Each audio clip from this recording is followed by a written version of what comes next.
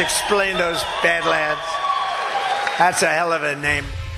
Are you ready for the golden age? With recent headlines buzzing about Fort Knox, it's time to shine a light on gold. We've seen questions like, is there really gold in Fort Knox? And is the government secretly moving it? But the real question is, are we going back to the gold standard? In a world where economic stability is uncertain, gold remains a timeless asset. Fort Knox, the fortress of America's gold reserves, is under scrutiny, and this might be the moment gold proves its worth once again. Don't miss out on helping to secure our future. Gold isn't just an investment. It can help safeguard against inflation, currency devaluation, and economic turmoil. Whether it's for your retirement, a family heirloom, or just to have the peace of mind, this is the perfect time to buy gold. Visit badlandsgold.com to learn how you can add gold to your portfolio. That's badlandsgold.com.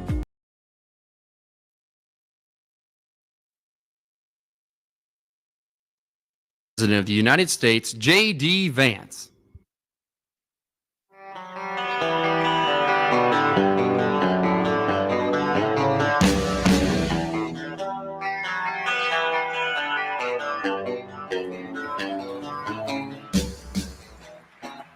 Hello. Good to see everybody. How are we doing? Good. Well, it's an amazing privilege to be here in Jaipur. I'm thrilled to address the Ananta Center's India-US Forum, and I'm thrilled to have you all here with me. Thanks to all of you, the business leaders, decision makers, and of course the students for being here. And thanks to our great team at the U.S. Embassy for everything that you guys do for our country. In the United States, we're proud of the deep connection between our nations, between India and the United States. Prime Minister Modi, as most of you probably know, was one of the first visitors welcomed into the Oval Office during President Trump's second term. And like President Trump, the Prime Minister inspires remarkable loyalty because of the strength of his belief in his people and in his country. Now, we're so grateful for Prime Minister Modi's hospitality as well as the reception that he and everyone else in this country have given us on this first trip for me to India. This is my first time visiting the birthplace of my wife's parents, and she's, of course, in the front row there. There you are, Usha.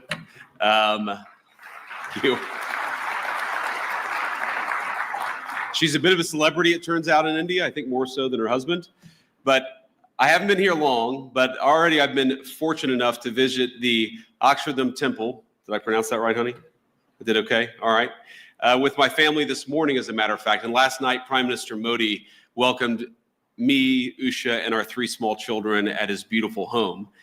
I've been amazed by the ancient beauty of the architecture of India, by the richness of India's history and traditions, but also by India's laser-like focus on the future. And those things, I think this appreciation for history and tradition and this focus on the future is very much something that I think animates this country in 2025. Now, in other countries I visited, it sometimes feels like there's a flatness, a saneness, a desire to just be like everyone else in the world. But it's different here. There's a vitality to India, a sense of infinite possibility, of new homes to be built, new skylines to be raised, and lives to be enriched. And there's a pride in being Indian, a feeling of excitement about the days that lie ahead. Now, it's a striking contrast with too many in the West, where some in our leadership class seem stricken by self-doubt and even fear of the future. To them, humanity is always one bad decision away from catastrophe. The world will soon end, they tell us, because we're burning too much fuel or making too many things or having too many children. And so, rather than invest in the future, they too often retreat from it. Some of them pass laws that force their nations to use less power. They cancel nuclear and other energy generation facilities, even as their choices, the choices of these leaders, lead to more dependence on foreign adversaries. Meanwhile, their message to their friends, to countries like India, is to tell them that they're not allowed to grow. Well, President Trump rejects these failed ideas.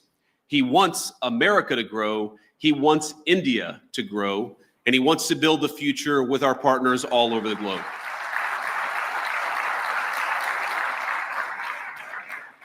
And when I look at this audience, or when I visit this incredible country over these last couple of days, I see a people that will not be held back.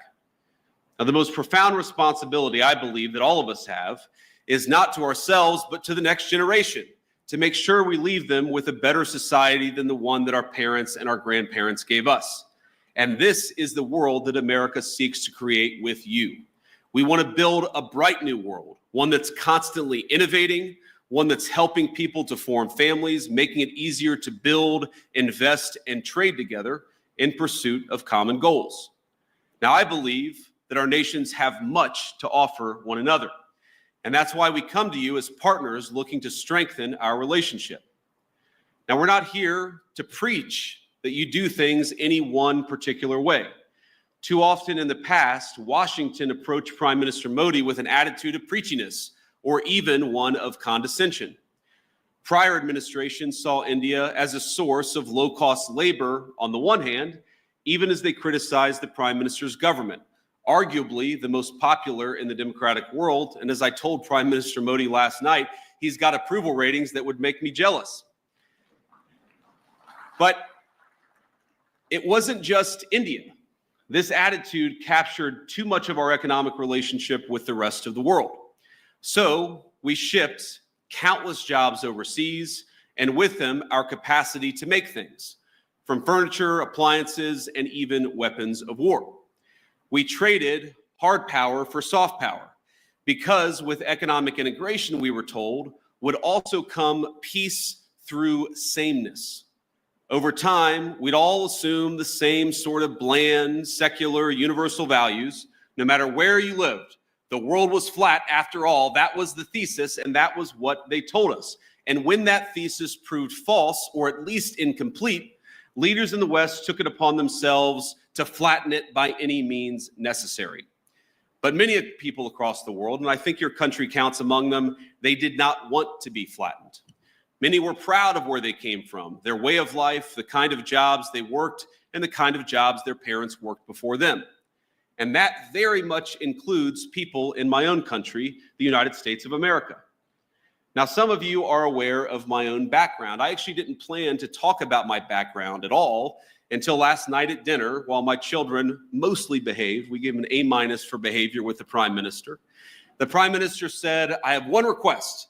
I want you to talk a little bit about your background. And so I wanted to do that. For those of you who don't know anything about me, I wanted to talk about it. I come from, and I'm biased, the greatest state in the Union, the state of Ohio, a longtime manufacturing powerhouse in the United States of America. My home specifically is a place called Middletown.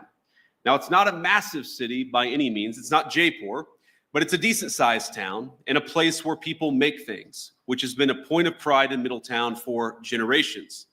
It's filled with families like my own, some of whom called us hillbillies, Americans who came down from the surrounding hills and mountains of West Virginia, Tennessee, and Kentucky to cities like Middletown in pursuit of the manufacturing jobs that were creating widespread prosperity for families all across America. They came to Middletown in search of what we call back home the American dream. In Middletown, my parents raised me. My grandparents raised me. They taught us to work hard. They taught me to study hard. And they taught me to love God and my country and always be good to your own. My granddad, who I called Papaw growing up, he typified that. Late into life, he worked as a steelmaker at the local mill. And I know India has a lot of those. Papaw's job gave him a good wage, stable hours, and a generous pension. All that allowed him to support not just him and my grandmother, but his own daughter and grandkids with him. Now, by the time I came around, money was awfully tight, but he worked hard to make a good living for all of us. Now, I know Papaw and Mamaw were grateful for the way of life their country made possible. Their generation bore witness to the formation of America's great middle class. And by creating an economy centered around production, around workers who build things, and around the value of their labor, our nation's leaders then transformed their country and made thousands of little Middletowns possible. The government supported its labor force. We created incentives for productive industries to take root and struck good deals with international partners to sell the goods made in the United States of America. But as America settled into world historic prosperity it generated, our leaders began to take that very prosperity and what created it for granted. They forgot the importance of building, of supporting productive industry, of striking fair deals, and of supporting our workers and their families. And as time went on, we saw the consequences. In my hometown, factories left, jobs evaporated, America's middle towns ceased to be the lifeblood of our nation's economy. And the United States, as it became transformed, those very people, the working class, the background of the United States of America, were dismissed as backwards for holding on to the values their people had held dear for generations. Now, Middletown's story is my story, but it's hardly unusual in the United States of America. There are tens of millions of Americans who, over the last 20 or so years, have woken up to what's happening in our nation. But I believe they woke up well before it's too late. Now, like you, we want to appreciate our history, our culture, our religion. We want to do commerce and strike good deals with our friends. We want to found our vision of the future upon the proud recognition of our heritage rather than self-loathing and fear. I work for a president who has long understood all of this, whether through fighting those who seek to erase American history or in support of fair trade deals abroad. He has been consistent on these issues for decades. And as a result, under the Trump administration, America now has a government that has learned from the mistakes of the past. It's why President Trump cares so deeply about protecting the manufacturing economy that is the lifeblood of American prosperity and making sure America's workers have opportunities for good jobs. As we saw earlier this month, he will go to extraordinary lengths to protect and expand those opportunities for all Americans.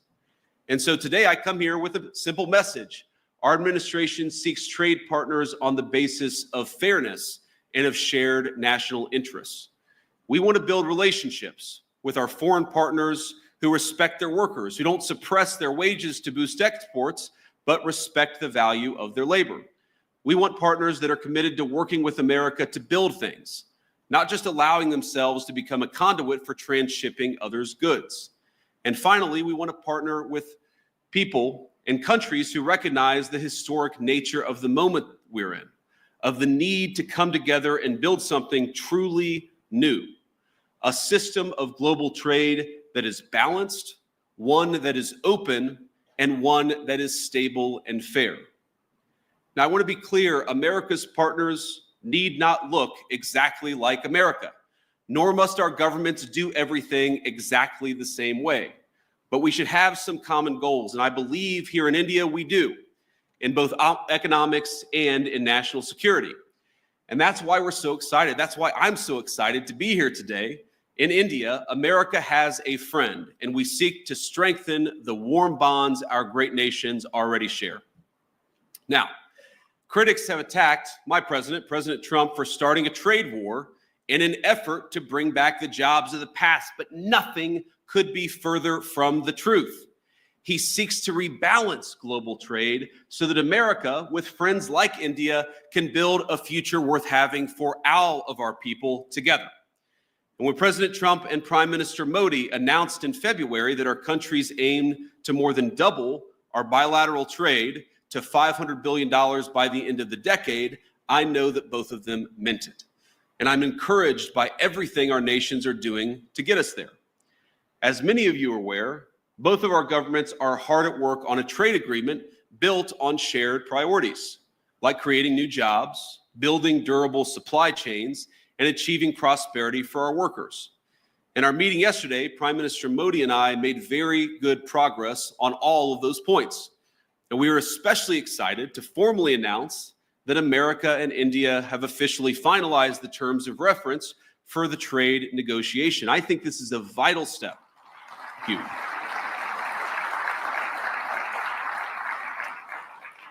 And I believe this is a vital step toward realizing President Trump's and Prime Minister Modi's vision, because it sets a roadmap toward a final deal between our nations.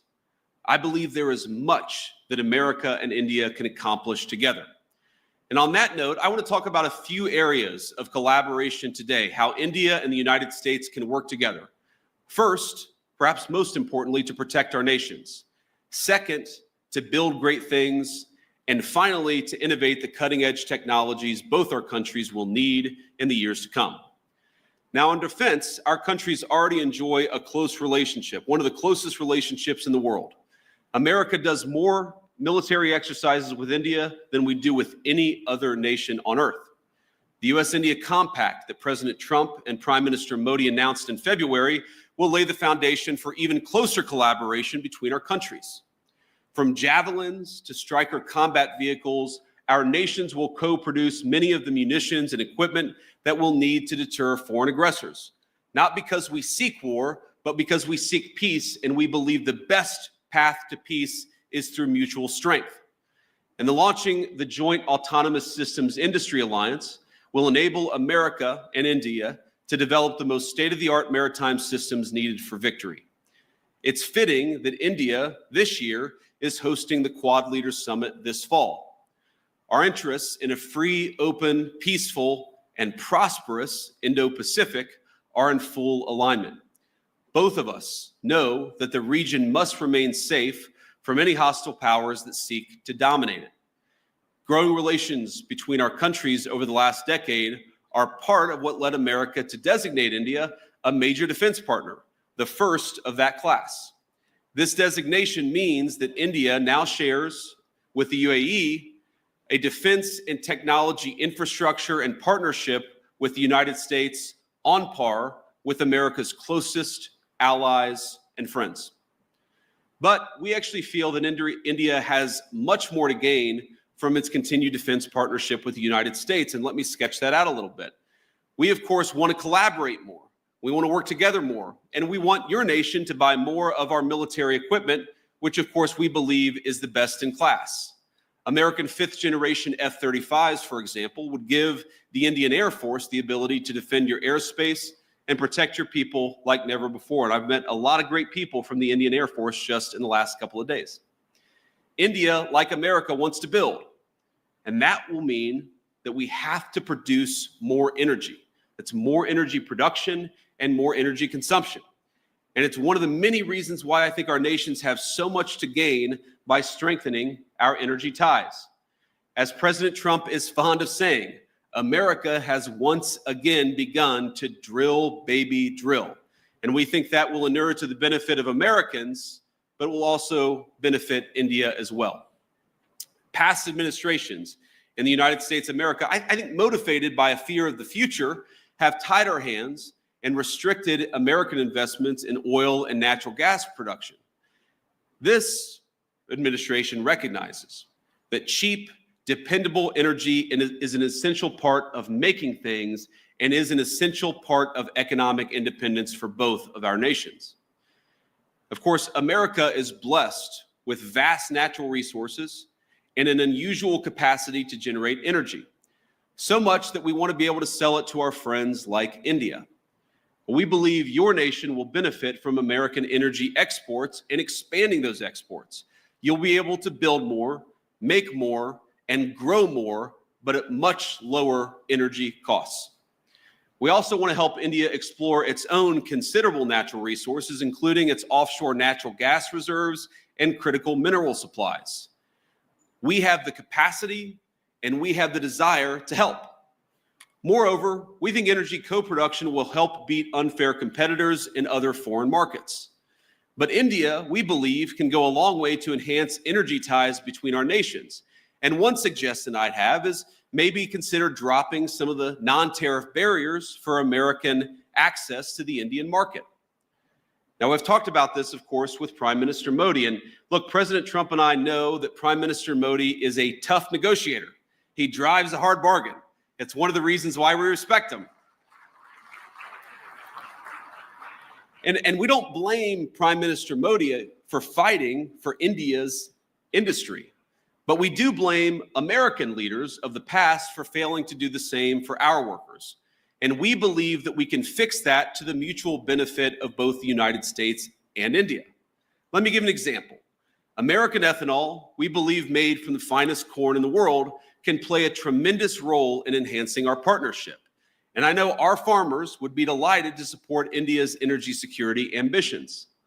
We welcome the Modi government's budget announcement to amend India's civil nuclear liability laws, which currently prevent U.S. producers from exporting small modular reactors and building larger U.S.-designed reactors in India. There's much that we can create, much that we can do together. We believe that American energy can help realize India's nuclear power production goals, and this is very important, as well as its AI ambitions. Because as the United States knows well, and I know that India knows well, there is no AI future without energy security and energy dominance. And that brings me to my final point of collaboration. I believe that the technological collaboration between our countries is going to extend well beyond defense and energy. The U.S.-India Trust Initiative that President Trump and Prime Minister Modi have launched will be a cornerstone of the partnership in the future. It'll build on billions of dollars of planned investments that American companies have already announced across India. In the years to come, we're going to see data centers, pharmaceuticals, undersea cables, and countless other critical goods being developed and being built because of the American and Indian economic partnership. And I'll say it again, I think that our nations have so much to gain by investing in one another. America investing in India, and of course, India investing in the United States of America. And I know that Americans, our people, are excited about that prospect, and that President Trump and I are looking forward to stronger ties. Americans want further access to Indian markets. This is a great place to do business, and we want to give our people more access to this country. And Indians, we believe, will thrive from greater commerce in the United States. This is very much a win-win partnership. It certainly will be far into the future. And as I know this audience knows better than most, neither Americans nor Indians are alone in looking to scale up their manufacturing capacity. The competition extends well beyond cheap consumer goods and into munitions, energy, infrastructure, and all sorts of other cutting-edge technologies. I believe that if our nations fail to keep pace, the consequences for the Indo-Pacific, but really the consequences for the entire world will be quite dire. And this, again, is where India and the United States have so much to offer one another. We've got great hardware, the leading artificial intelligence hardware in the world. You have one of the most exciting startup technology infrastructures anywhere in the world. There's a lot to be gained by working together. And this is why President Trump and I both welcome India's leadership in a number of diplomatic organizations, but of course in the Quad. We believe a stronger India means greater economic prosperity, but also greater stability across the Indo-Pacific, which is of course a shared goal for all of us in this room, and is a shared goal for both of our countries. I want to close with one last story, or maybe a couple of stories. So, you know, my son Ewan is 7 years old. He's our firstborn son. And yesterday, after we had dinner at the Prime Minister's house, the food was so good, and the Prime Minister was so kind to our three children that Ewan came up to me afterwards and he said, "Dad, you know, I think maybe I could live in India." But I think after about 90 minutes in the Jaipur Sun today at the Great Palace, he suggested that maybe we should move to England. So you take the good with the bad here. But I want to talk about Prime Minister Modi because I think he's a special person. I first met Prime Minister Modi at the AI Action Summit in February, and we had a lot of important discussions on AI and other policies to prepare for. The Prime Minister also managed to figure out that my son Vivek was actually turning 5 years old on the trip. This was in Paris just a couple of months ago.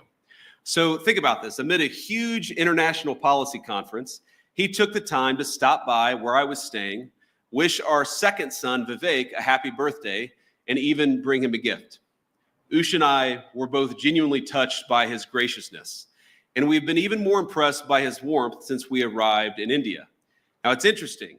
Some of you may know that when you're a politician, your kids spend almost as much time in the limelight as you do, and the great things about kids is they are brutally honest. They're brutally honest with everybody, whether you want them to be or not. And our 7-year-old, our 5-year-old, and then our 3-year-old baby girl, Mirabelle, it's interesting. They've only really attached themselves to, they've only really liked, I should say, they've only really built a rapport with two world leaders. The first, of course, is President Trump. He just has a certain energy about him. But Prime Minister Modi, it's the exact same thing. Our kids just like him. And I think that because kids are such good, strong of characters, I just like Prime Minister Modi too. And I think it's a great foundation for the future of our relationship.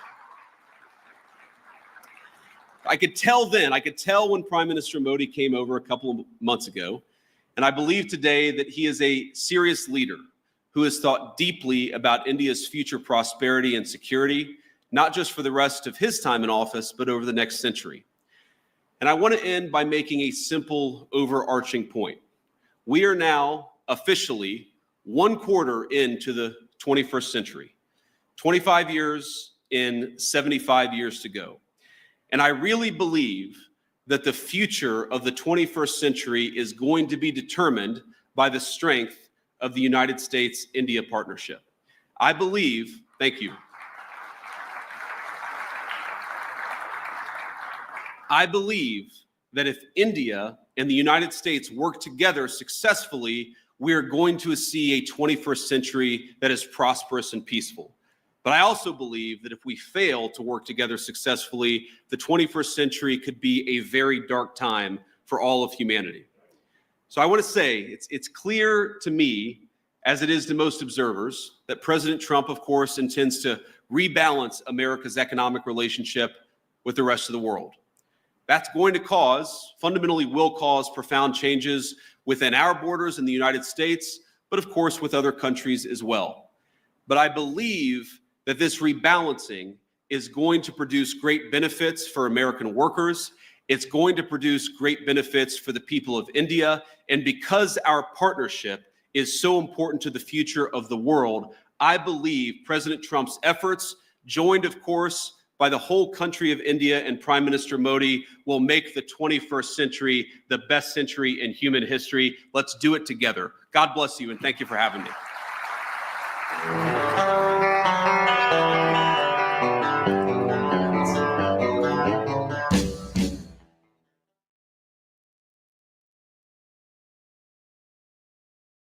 I'm Robert F. Kennedy Jr., your Secretary for Health and Human Services, and today was a huge day for our department. We swore in my partner, my friend, my brother, Ahmed Oz, as the head of CMS, which is the bulk of all of the expenditures for healthcare in our country. We spend more today on healthcare than any other country in the world. We have the worst health outcomes. Our longevity is decreasing dramatically. Our chronic disease is rising, and we're not getting our bang for the buck. And the Met's job as head of CMS is to change all that. Mr. President, thank you very much. God bless you for leading our nation. We're about to embark on a major modernization, a upgrade of the U.S. healthcare system. Certainly that one's parts of it that are paid for by the U.S. government. We're going to be able to modernize healthcare by making sure doctors and patients have all the information they need at their fingertips. We're going to be able to do this expeditiously using all the technology that's out there. We're also going to get serious about fraud. We're going to crush fraud, waste, and abuse. And by making it more efficient and by cutting out the fraud, we'll be able to deliver exactly what America wants. We need to get healthier. We have to get folks to realize that the main way that we'll get our healthcare system working better is to be healthier. Because what's the best way to use less drugs? Not need them. And so if you can actually take the steps literally in your life by walking, eat the right foods, do the things we talk about in the MAHA movement, then we will make America healthy again. Produced by the U.S. Department of Health and Human Services. Hello, I'm U.S. Transportation Secretary Sean Duffy, and I'm proud to join you in recognizing National Work Zone Awareness Week. This year's theme, Respect the Zone So We All Get Home, is a powerful reminder of what's at stake when we drive through work zones across the country. Roadway safety always hits close to home to me because my wife, Rachel, she's the mother of our 9 children, she survived a deadly head-on car crash that changed her life forever. I'm eternally grateful that she survived the crash because my life would be radically different without her. Now, we lose approximately 40,000 people on US roads every year. And by the way, that is way too many. We have to get that number down. But that's why National Work Zone Awareness Week is so important. It's an easy opportunity for us to highlight how every driver can help keep work zones and the people who work in those zones safe. Safety is my top priority. As the Secretary of Transportation, I want to work with you to end the loss of life due to no doubt preventable accidents. We're already trending in the right direction. From 2021 to 2023 alone, work zone fatalities, they've decreased by nearly 7%. The U.S. Department of Transportation, we're going to continue to raise awareness about work zone safety, not just during National Work Zone Awareness Week, but we want to do it throughout the year.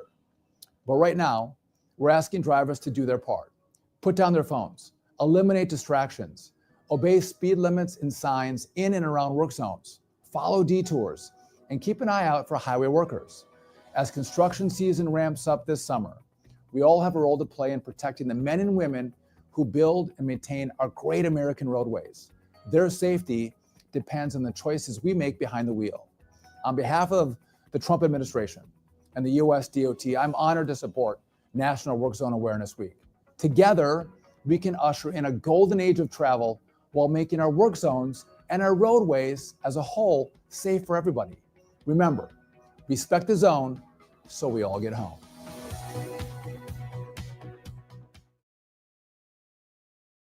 Welcome to the Week at State. We began the week at the White House, where Secretary Rubio joined President Trump in welcoming President Bukele of El Salvador. El Salvador is an important friend and partner in our fight against illegal immigration.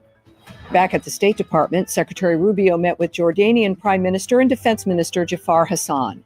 They discussed the critical role Jordan has in advancing the region's security, stability, and prosperity. The Secretary also discussed a free and open Indo-Pacific, trade relationships, and freedom of migration in the South China Sea with Indonesian Foreign Minister Sugiono. In our continued effort to ensure every dollar is spent wisely, the State Department canceled another 139 grants, stopping $214 million worth of misguided programs that taxpayers should not be funding, like building the migrant domestic worker-led movement in Lebanon, or Get the Trolls Out in the United Kingdom. Overseas, the Secretary and Ambassador Stephen Witkoff traveled to Paris for talks with French and UK counterparts to advance President Trump's goal to end the Russia-Ukraine conflict and stop the bloodshed. At the State Department, our diplomats are actively supporting the Secretary and other leadership to advance shared interests at home and abroad. Finally, this week, I'd like to wish a happy Easter and joyous Passover to all those celebrating in America and around the world. We'll see you next week. You remember the bunny with Joe Biden? Remember? You remember when the bunny took Joe Biden out? He's not taking Trump out. Anyway. You remember the bunny with Joe Experience Biden? the miracle of a God-given first responder for your health and an ally in your body that fights everything from minor ailments to major health threats. That ally is your immune system. At Pet Club 24/7, we harness the ancient wisdom of nature with our exclusive potent strain of medicinal mushroom, revered for thousands of years for their immune-supporting properties that are extremely safe with no addictions or overdoses, no side effects, and no interactions with medications. Transform how you manage your health with our all-natural products that help Pet Club change the world one pet and one person at a time. Elevate your pet's health game and yours with our natural, time-tested solution, and explore how we are redefining wellness for both pets and people. Transform how you manage health with our all-natural products and help Pet Club change the world one pet and one person at a time. Elevate your pet's health game and yours with our all-natural, time-tested solution, and explore how we are redefining wellness for both pets and people. Visit badlandsmedia.tv/petclub now. That's badlandsmedia.tv/petclub, treating pets and their parents better. I could get used to that. It's good. Welcome back to day 2 of the Carnegie International Nuclear Policy Conference. Hope you had a good day yesterday, just to take it all in and hear the good panels, and probably just as, if not more importantly, have opportunity to visit with each other and rebuild the connections that really are so important to us as a community. You'll have noticed that we have a lot more nuclear energy content on the agenda this year, which is very much by design.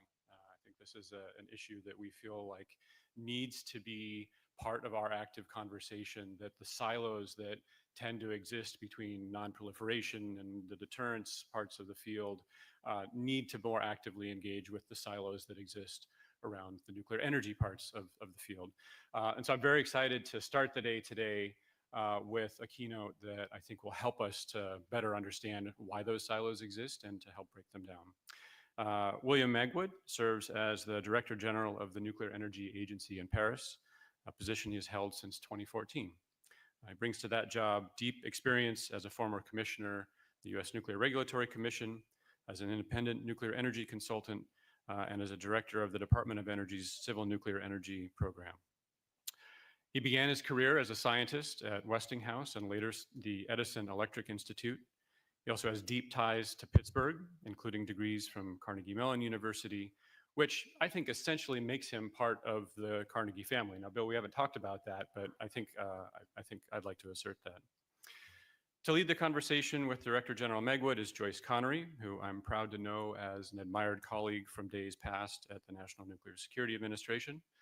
Joyce recently left government after nearly a decade with the Defense Nuclear Facilities Safety Board, 6 years of which she served as chair. Before becoming an expert in nuclear safety issues, Joyce had also worked in numerous senior positions at NNSA, on the National Security Council staff, covering nuclear energy policy, nuclear security, and a range of other issues. It's great to have both Bill and Joyce with us today. Please welcome them to the stage.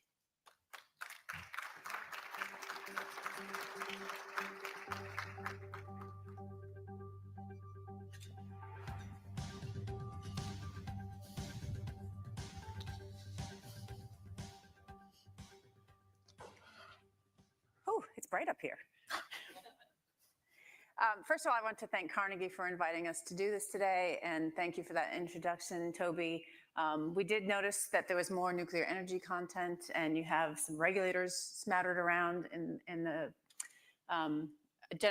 itineraries, which I think is good, because I think you're right. We need to get rid of some of the silos between nonproliferation, nuclear safety, nuclear energy, and kind of get everybody working together. And I'm excited to talk to you, Bill, and have a conversation with you about your storied career and the future of nuclear energy internationally. I know you had to leave a little early yesterday, so you missed the last panel, which, for those of you who are here, was a discussion of nuclear proliferation, the risks in an era of uncertainty. And toward the end of that discussion, I think some of the panelists were noting the fact that the nuclear energy could be used as a carrot or an enticement to the international community to engage with them in a way that would perhaps dissuade them from going down the nuclear weapons path. So I thought that was a good starting point and a good segue. So what I wanted to start with you to discuss this morning is the ambitious, perhaps unachievable commitment that dozens of countries made to pledge to triple nuclear energy capacity by 2050. That is, again, ambitious, potentially unachievable. But I want to ask you what you think that, say, 3 things would need to go right in order to achieve that. Thanks, Joyce. And first, let me echo your thanks to Carnegie for hosting this discussion. It was very interesting to hear the conversations yesterday morning. You know, I don't usually think much about the nuclear weapons side of things, but to be honest, they're starting to cross over more than they used to. I'll share with you that in our venue, there's been discussions by regulators about whether, haven't decided in all cases to do this, but whether to start to think about nuclear attacks as part of their commercial emergency preparedness frameworks. And there are some countries that are doing that now, depending on their geographic location, but it's becoming a more general conversation. So it's kind of sad to see that that's the tenor of the conversation these days. 3 things to talk about. You know, the truth is with nuclear, everything has to go right. It isn't going to be any 3 things, but over the last few years, the NEA has been holding special ministerial discussions. And I say special because there's lots of ministerials that go on in different venues. But be perfectly honest with you, most of them don't really do very much. They lead to really nice photographs and people issue really nice statements, but nothing ever happens. So what we're trying to do is pull together countries that are serious about moving forward with building new nuclear power plants, and where it makes sense to do things together to get through some of the barriers. And so that's what we've been doing. And we have this process called Roadmaps to New Nuclear. And in those contexts, you know, the ministers have identified 3 high priorities for us to think about. And this came, we had a ministerial a couple years ago that was co-chaired by France. Last year was co-chaired by Sweden. This year co-chaired by Korea. I think Mr. Wang, maybe he's gone now, but he's very involved in this. So I want to thank him for his participation in that. And the three areas that the countries have focused on will not surprise you. One is financing. Everybody worries about financing, but it's a very nuanced issue because different countries have different focuses when it comes to financing. For a lot of countries, obviously, nuclear projects are very large scale. It requires a lot of resources. And particularly if you're in the global south, those resources don't exist. So how do you get nuclear projects going? So that's a major issue. One of the reasons we're engaging so deeply with the World Bank. I'm going to be at the World Bank again on Monday to talk to the staff about their participation, hopeful participation in nuclear projects. But there's also other aspects of financing. And this is something, if you're in a country like the US, you have to think about. And that is, how do you deal with all the uncertainties? How do you deal with the first of a kind, particularly uncertainties, to make sure that a nuclear project isn't a bet the company proposition? And that used to be theoretical. Now all the people on the US side know it's no longer theoretical. We actually saw it happen. One company won, one company lost. Not a very pretty picture. Not very many CEOs want to sign up to do that again. So there's that aspect. But there's also a geopolitical aspect, which I think echoes with this crowd. And that is that if you go to Southeast Asia and Africa, you will see that there are a lot of countries that would like to build nuclear.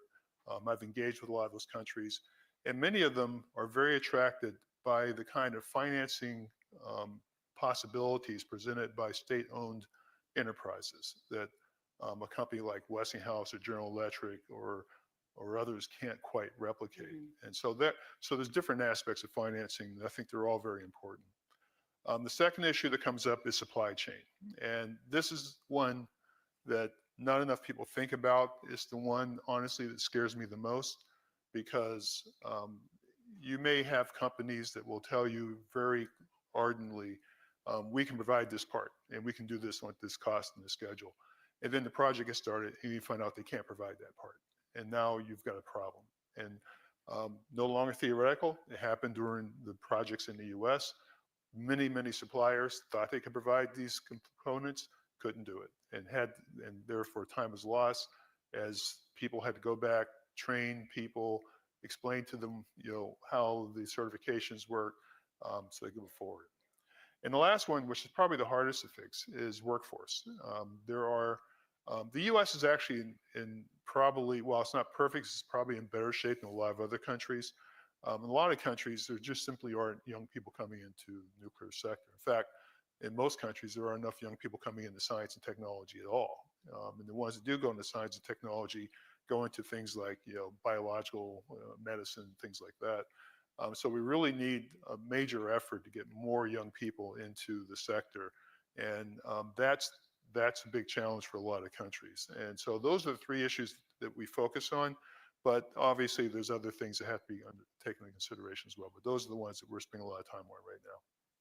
So I want to start with the last thing first, which is workforce, right? If you looked at the report that came out from DOE in 2023 about what it would take for commercial liftoff in the United States, it said to reach our 200 gigawatt goal by 2050, we would have to have 375,000 people in the workforce. That's technical and not technical.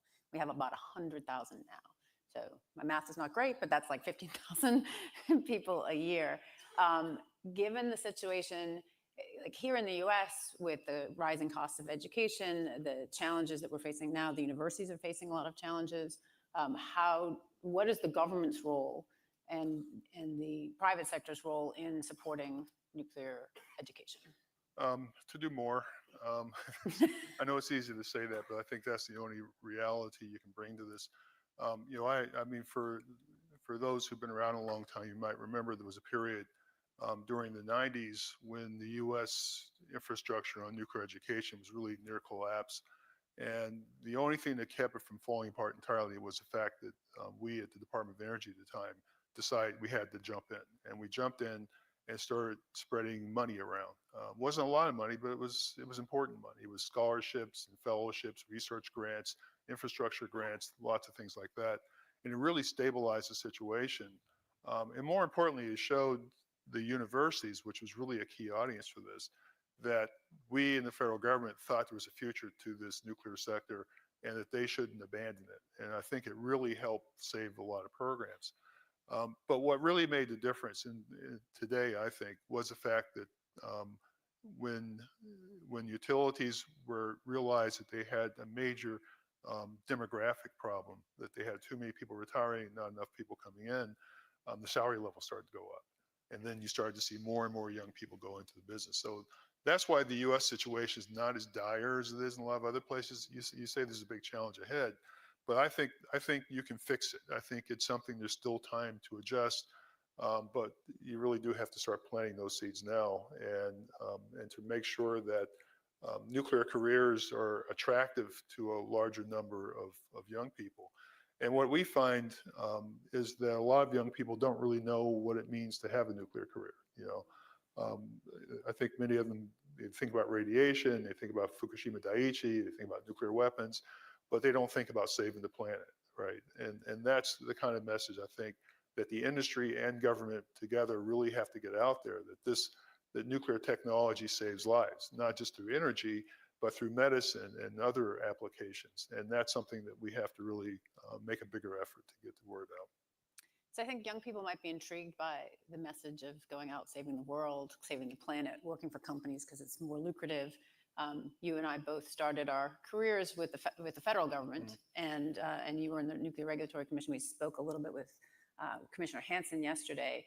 Getting people to go into the regulatory sector when it's more financially attractive to go into the private sector and keeping them there is a challenge for the United States. I can imagine in developing countries, it's even more of a challenge. So what do you do about the regulatory infrastructure that's supposed to underpin the nuclear energy growth? Yeah, it's a big challenge. I mean, Commissioner Hansen highlighted this yesterday.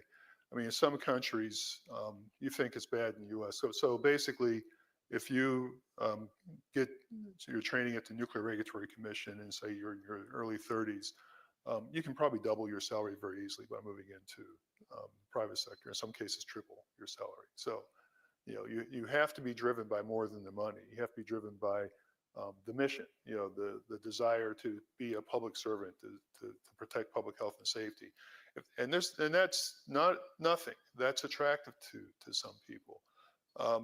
But in other countries, and I won't name countries, but there's some countries where the differential between being a nuclear regulator and working in industry is a factor of 7. And if you're talking about those kinds of numbers, the mission isn't enough. You need to have more than that. So we've really been talking to a lot of governments about looking very seriously at increasing the salary levels to try to close that gap a little bit. You'll never close it entirely, but you have to make it reasonable, so that people can make those decisions. So this is going to be an ongoing challenge. It's going to get worse. It's not going to get better anytime soon. It's going to get worse because regulators also need to try to attract people with expertise in areas like artificial intelligence. And as you know, those are very, very high-paying jobs in industry. So how does nuclear regulatory have that kind of expertise in-house? It's a big challenge. But we're going to have to face it, because if we don't, regulators won't be ready. And if regulators aren't ready, then all this wonderful progress we've been talking about could come to a grinding halt. Do you worry about corruption at all? Corruption where?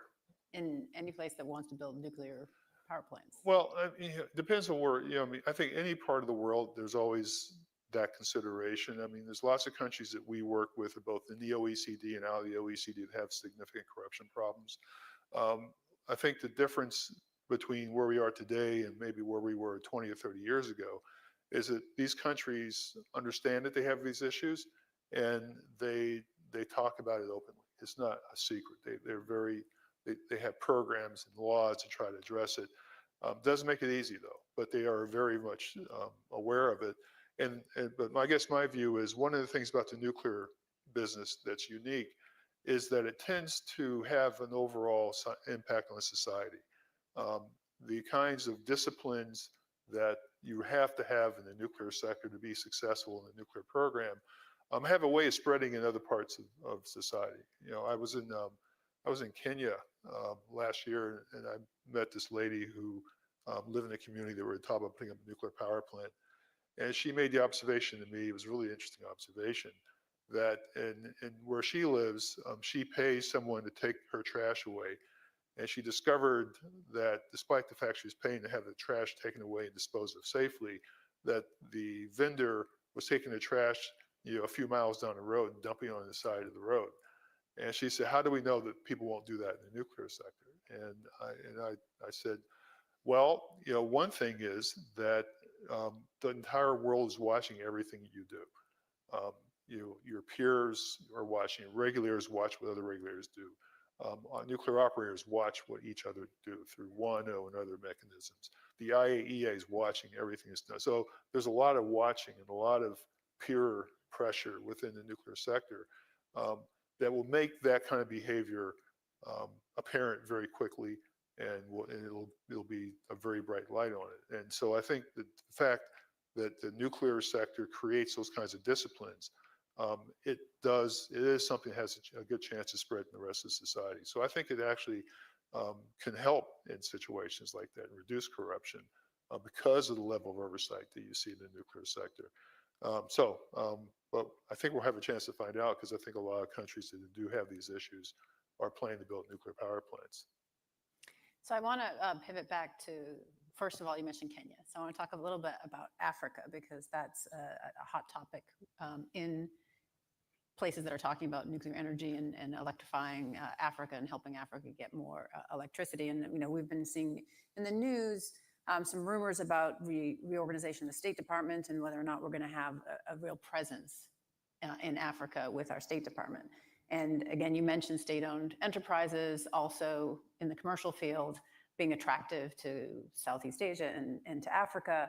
And they have a big presence. Our companies are fairly small. They don't have a presence in all of these countries, so we rely on our embassies. So I feel like that's a little bit of a challenge, but I do want to just give folks some numbers about Africa. Right now, there are 6 million people and 10 million small businesses with no reliable access to electricity in Africa. So this is a huge issue, not just for the continent, but also there are knock-on effects in terms of global security issues. So I just wanted you to touch upon, since you've been spending a lot of time there, what do you think about that? Yeah, it's been a real education. I mean, the NEA historically has not been involved in the Global South. It's not really our venue. We leave that to Raphael's people for the most part.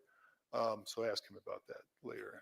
But what we find is that for countries that are really getting serious about building nuclear, they've reached out to us a lot, because they're getting past just talking about getting the basics. They want to say, okay, we're really serious about this. How do we solve this problem? How do we solve that problem? And that's where we really have been interacting with a lot of countries in the Global South, like Philippines. I was just in Philippines and had very comprehensive conversations, both public and private sector. The number, maybe you meant this number, but the number that sticks in my head is 600 million. So there's 600 million people in Africa without access to electricity, which is kind of mind-boggling, when you think about it. And to make it worse, people probably don't think about this, but to make it worse, about 1/4 of all humanity by 2050 will be African. So you project those trend lines out, and you see a global sociological catastrophe on the horizon. So we obviously have to do something. And I have not had this conversation with the administration yet, although I was at State Department last week, and they're talking a lot about Africa and over there. And I'm looking forward to having this conversation with senior leadership, because I've seen speeches from Secretary Wright where he highlights energy access as being a major priority around the world. And it's not just a matter of charity, and I think some people try to put in that context. It is really very hard, clear, mutually beneficial reasons for the U.S. and other advanced countries to be involved. Number one, if they don't, then their global competitors will. And I think, as someone mentioned yesterday, that it's a 100-year relationship when you have a nuclear program with. Hug. I think she said it was a 100-year hug. Well, I don't use that analogy, but and so that's a very important geopolitical aspect of it. But also, if you have small modular reactor vendors in the U.S. and other countries, you need to have the biggest market you can get. You really do, because if you don't have a large market, the costs aren't going to come down very quickly. And if the costs don't come down, these technologies simply may not be that competitive. So we really have to have a big market. We have to sell them to a lot of people. And a big part of the future market very likely is going to be in the global south. And we're not going to be able to do that if we don't understand those markets, understand those needs. And so that's going to be really important. So that's kind of what we're saying and what we're doing. And I fully expect that U.S. government will be very sensitive to that as well. So I have some questions from the audience. From Mark Shanfin, he wants to know: do you see any advanced nuclear reactors as potentially increasing proliferation risks due to the difficulty for the International Atomic Energy Agency to have effective safeguards? A couple of answers to that. I mean, I think that if you're determined to proliferate, it doesn't really matter what technologies you're talking about. You'll find a way to do it. So I think a lot depends on which countries you're talking about. But I also think that some of the new technologies, I won't say they increase the proliferation risk. I think they change it in some ways. Molten salt reactors is probably the one that comes to mind most immediately, because that's an entirely different type of fuel cycle. So the kinds of approaches that are taken to inspection today for light water technologies really may not apply entirely to molten salt. So I'm sure that the IAEA and others are looking at that, trying to figure out what does that future look like? How do we monitor these things? When I was at NRC, the question was brought to the fore about new technologies, and is there a way to require the producers of new technologies to tell us, so what are the signs of proliferation? How do we know if someone's misbehaving with this particular technology? What are the effluents? What did the buildings look like? And so, I mean, I think there's always a way to deal with this. We just have to catch up with the technologies. And part of the challenge that everybody has is that there's so many technologies running around that it's hard to know how to focus your attention. So that's one of the reasons we produce the SMR dashboard, which a lot of people have had access to. By the way, the new version is coming out in a month or so, so keep your eyes open for that. And what I see is that there's 90-something technologies floating around out there. Our analysis shows that maybe like 2/3 of those are real technologies to one degree or another. But the truth is that a much, much smaller percentage of those will be viable commercial technologies by the end of the decade. If it's more than 10, be kind of amazed. But it won't be a whole lot more than that. It'll probably be less than that. So ultimately, we'll start to see where the focus needs to be, and we'll be able to then begin to think about what are the new approaches to assuring safeguards in the future. And I think it'll be easier than people think it is right now, because there won't be as many technologies to deal with.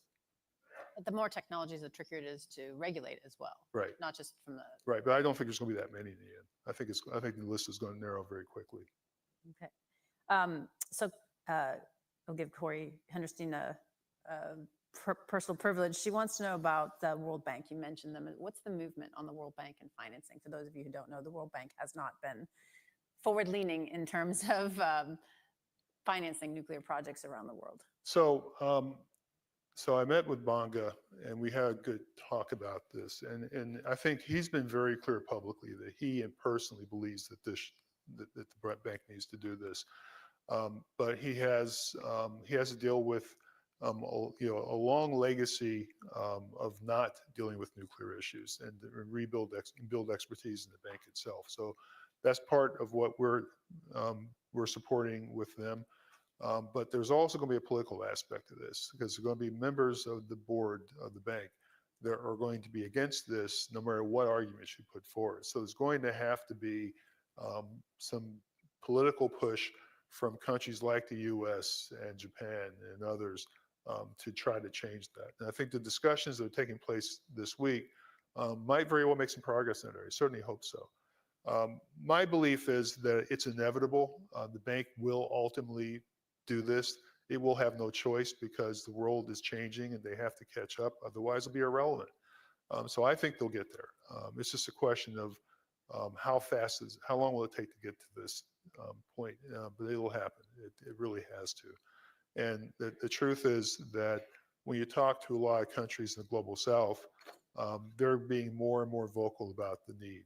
And I just don't see how the bank can ignore that. So I've heard you speak about not just the issues of climate change, but of energy security with countries looking toward nuclear.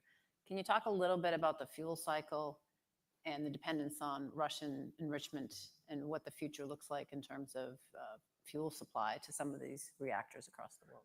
Well, that's a big issue, obviously. I mean, I think that what the reality of right now, and you know, I don't make predictions about the future because the future keeps changing. But right now, we're living in a bifurcated nuclear fuel market. And none of the analysis that people talk about around the world really deal with that. So that's one of the things we're doing now. We're now looking at, okay, the reality is this market's bifurcated. There's some players that people will not buy from. There's other players that people will buy from, and there's some people in the middle who try to buy from everybody. But that makes the market very complicated to understand and to see where the needs are. But two things.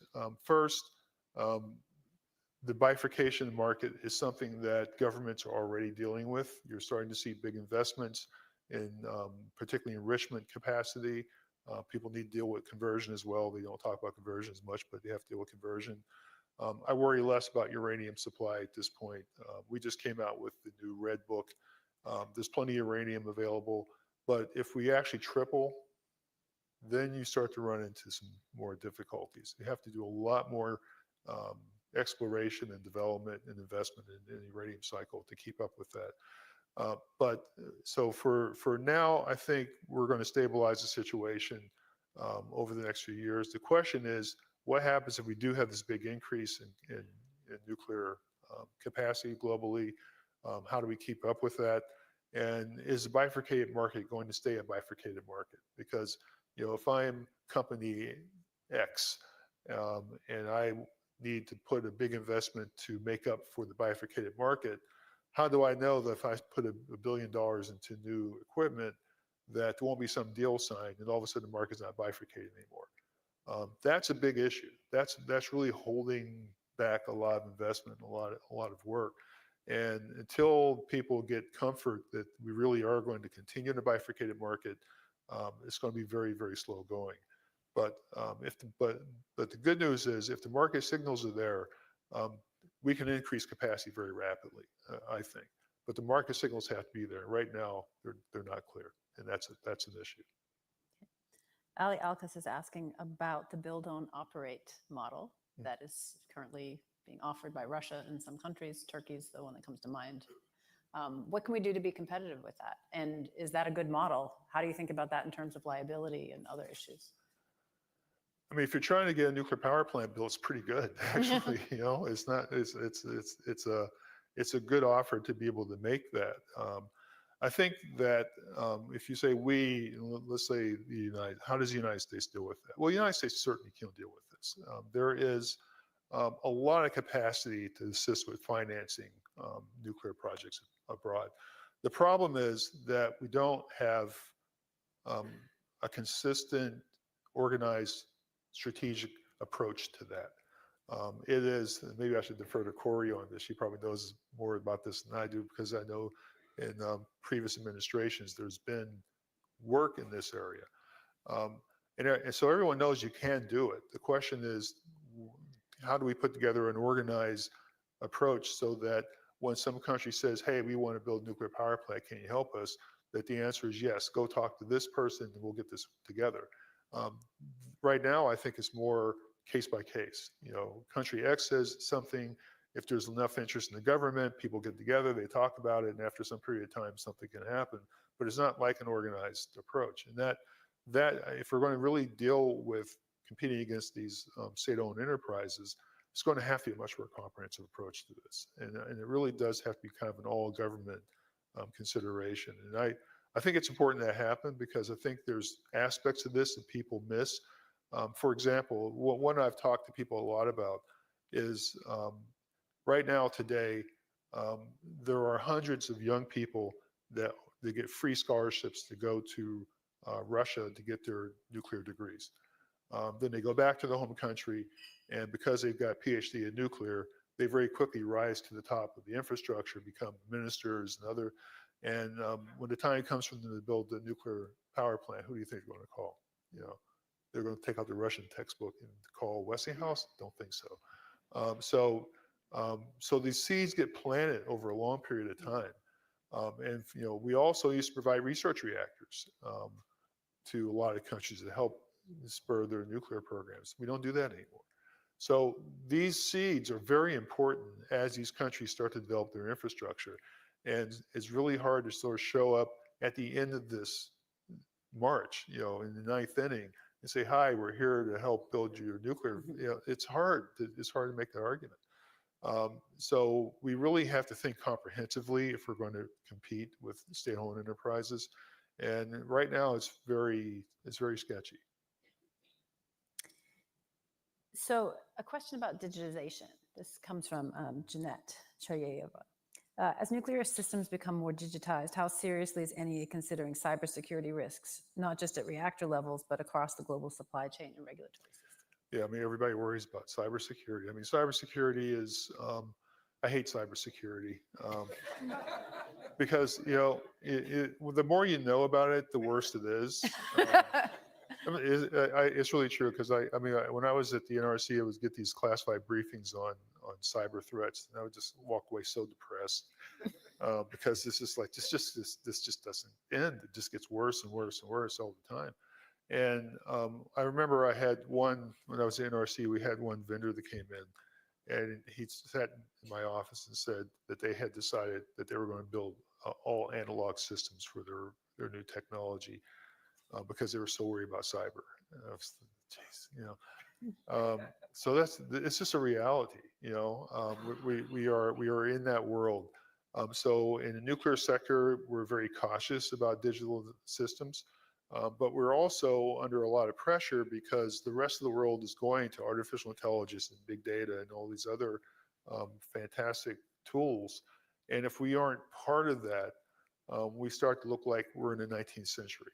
Right, and it makes it even harder to attract young people into the sector. And then we lose efficiencies and potential increases in safety if we just bypass these. So the answer is we have to find a way to do both. We have to find a way to adopt these technologies in a safe and practical way. And so we are doing things at the NEA to help with this. We have a new project that we're calling RegLab. And basically we're starting to sandbox different technologies. So you look at artificial intelligence, and so countries will look at say, okay, if you want to use artificial intelligence in an application, how would it work? What can go wrong? How do we let's test the idea. Moved in with grandparents to afford private school. Another is homeschooling at the loss of $25,000 a year in special services the school provided their daughter with Down syndrome. Most have no alternatives. Petitioners deserve complete preliminary relief. In a system where thousands of students are daily opted in and out of the class for multiple reasons, there's no basis for denying opt-outs for religious reasons. The board does not dispute that under its theory, it could compel instruction using pornography, and parents would have no rights. The First Amendment demands more. Parents, not school boards, should have the final say on such religious matters. I welcome the court's questions. Could you spend a minute or two to explain why the record shows that the children are more than merely exposed to these sorts of things in the storybooks? Yes, Your Honor. I would start with the books themselves. The books themselves teach, for example, that No, children. I mean, what I'm talking about is not necessarily what the books say, but rather is that are the books just there and no more, or are they actually being taught out of the books? No, we know that the teachers are required to use the books. When the books were first introduced in August of 2022, the board suggested they be used 5 times before the end of the year. That's in the that's at 273A in the CERT appendix. One of the schools, the Sherwood School in June, for Pride Month said that they were going to read 1 book each day to celebrate Pride Month. The board's own testimony through Superintendent Hazel said that the books must be used as part of the instruction, and that at 642 in the appendix, that discussion will ensue. That was the entire point of withdrawing the opt-outs and removing, even notifying parents. They're not even allowed to know. The board said in that statement, it was so that every student would be taught from the inclusivity storybooks. And also the district court transcript at 63 has counsel's admission that some of the books have to be used and it can be more. The school board alleges that the opt-out system became unworkable. Is that a factor we should take into account in deciding whether it could be required? Certainly, there could be situations where it could be unworkable. The board never raised that until after this litigation commenced. When they announced the withdrawal, they said it was because every student needed to read the inclusivity books. When they produced documents in response to an open records request, there was no mention of it not being workable. When parents met with the superintendents, this is in the Hisham Garti declaration at JA 44. The reason given there was inclusivity. There was no mention of administrability until alleges that the opt-out system became unworkable. Is that a factor we should take into account in deciding whether it could be required? Certainly, there could be situations where it could be unworkable. The board never raised that until after this litigation commenced. When they announced the withdrawal, they said it was because every student needed to read the inclusivity books. When they produced documents in response to an open records request, there was no mention of it not being workable. When parents met with the superintendents, this is in the Hisham Garti declaration at JA 44. The reason given there was inclusivity. There was no mention of administrability until the litigation's been filed. And even then, all the board was able to come up with was an argument that in one instance, in one school, there were dozens of students who opted out, where if the average school size in Montgomery County is 700 students across at least a dozen classrooms, you're talking maybe 1 student per classroom. That hardly compares with the 1 in 8 students who are opted out for individual education programs. 15% of students in Montgomery County who are taking English for speakers of a second language. The board's own opt-outs that are required from the same instruction required by state law to be opted out when the same books are read in health class. Counsel, that wasn't the basis of the circuit, of the district court or the circuit court's denial of preliminary injunction. They never reached the issue of whether or not there was disruption or what the motive was for taking away the opt-out. What they decided was that there wasn't coercion here, that there was mere exposure. I understood from the record that all that was required is that the books be put on the bookshelf. If that's all that's required, is that coercion? Well, that's not what's required here. We know it's Please answer my question. If all that's required is exposure, our clients are not contesting are not saying that would be a burden. All right, then let's go to the second step. Let's say there's compulsion to read the book out loud. Is merely being exposed to the reading of the book out loud coercion? Well, even the board admits that the exposure could be a burden. And for example, they say at 25 note 7 of their brief that if they were exposed to pictures of Muhammad, that would be a burden that they would allow an opt-out for. And certainly whether there's a burden. Let's go back. Is it generally that the mere exposure, haven't we made very clear that the mere exposure to things that you object to is not coercion? It would really depend on the individual religious beliefs. Here, for example, our Catholic clients. So what you're saying is that the exposure of children to the fact that two people are getting married is coercion? That two people of the same sex are getting married is coercion? So our clients have not raised that objection. I suppose someone could raise that, but let's talk about what in the portrayals, so that the mere reading or looking at the pictures, like looking at an image of Muhammad, would be coercion. Because I'm looking at the books, I've looked through all of them. They have two men, little Bobby's wedding, where they're getting married. One is black and one is white in this rendition of the book. I had one with mice. The two male mice looked identical to me. Is looking at two men getting married, is that the religious objection?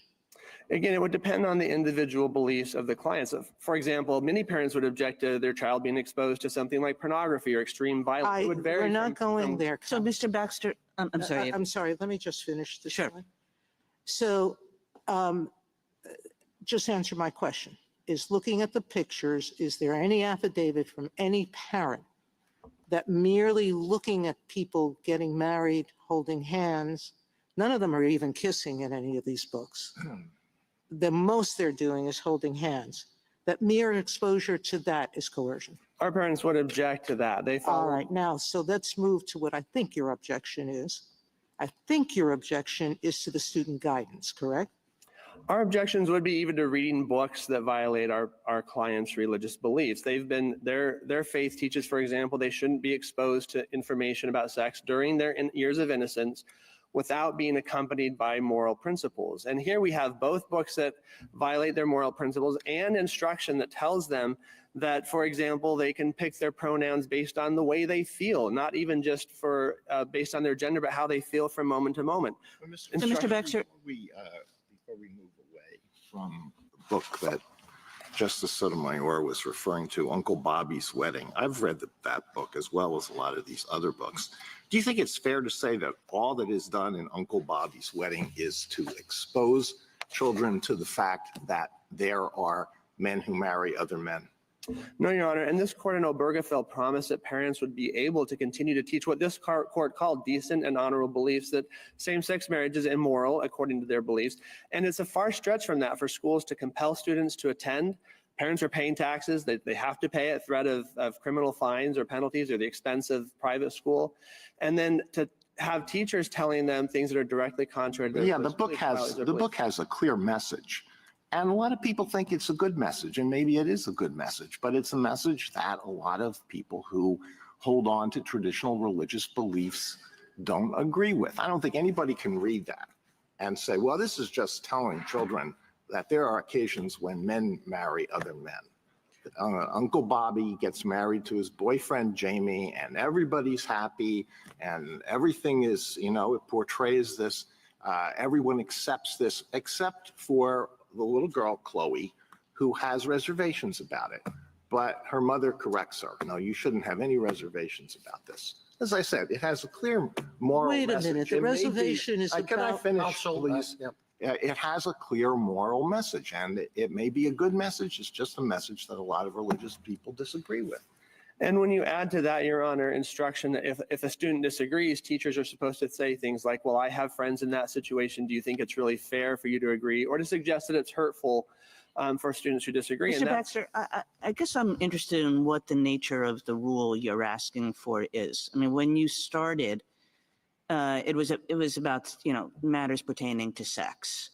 But as you've answered some of these questions, you've basically said, well, my clients have religious principles that conflict with what is being taught.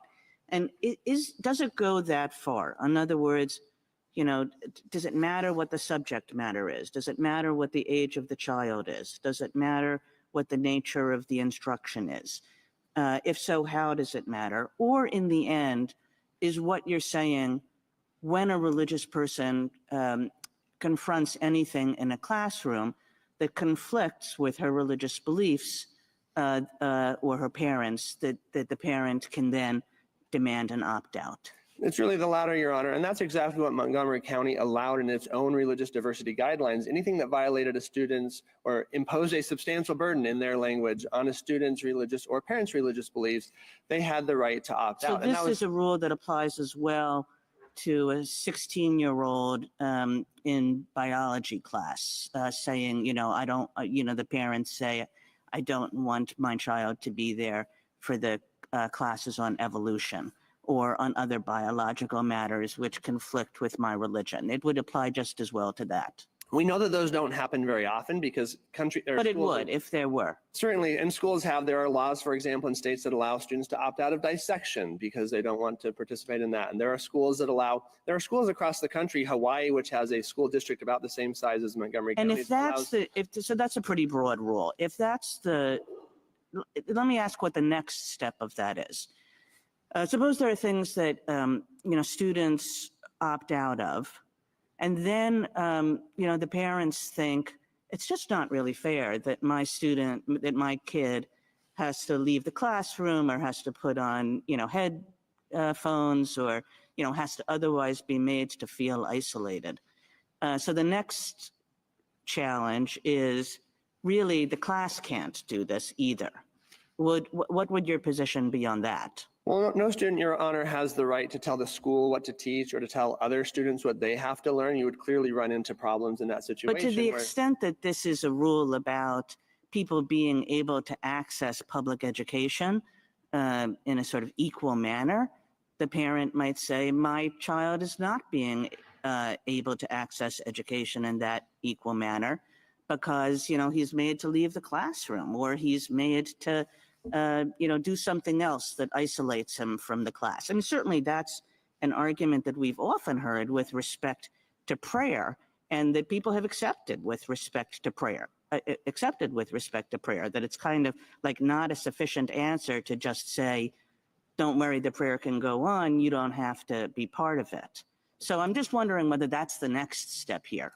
No, Your Honor, I don't think so because, of course, under the Establishment Clause, there are different rules, but under the Free Exercise Clause, we think that on strict scrutiny, those parents would always lose if they're trying to direct the school what to teach or tell other students what they must teach. Okay, but you are suggesting, so that's a straightforward answer. I appreciate that. But just to go back, and this was also a straightforward answer, which I appreciate, but in terms of opt-out, you're basically saying, opt out for anything. It's really the parents that get to decide, assuming that their beliefs are sincere, right? It's really the parent that gets to decide. Doesn't matter the kid's age, doesn't matter sex, not sex.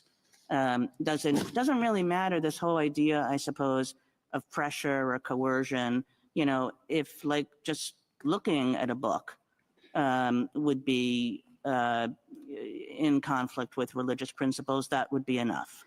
Well, and I would just to be clear, under Yoder, the court left open what would happen if there were kids who objected. But we know that these things, schools around the country already have these very broad opt-out policies across the curriculum. In Hawaii for anything controversial, in Arizona for anything that parents deem harmful.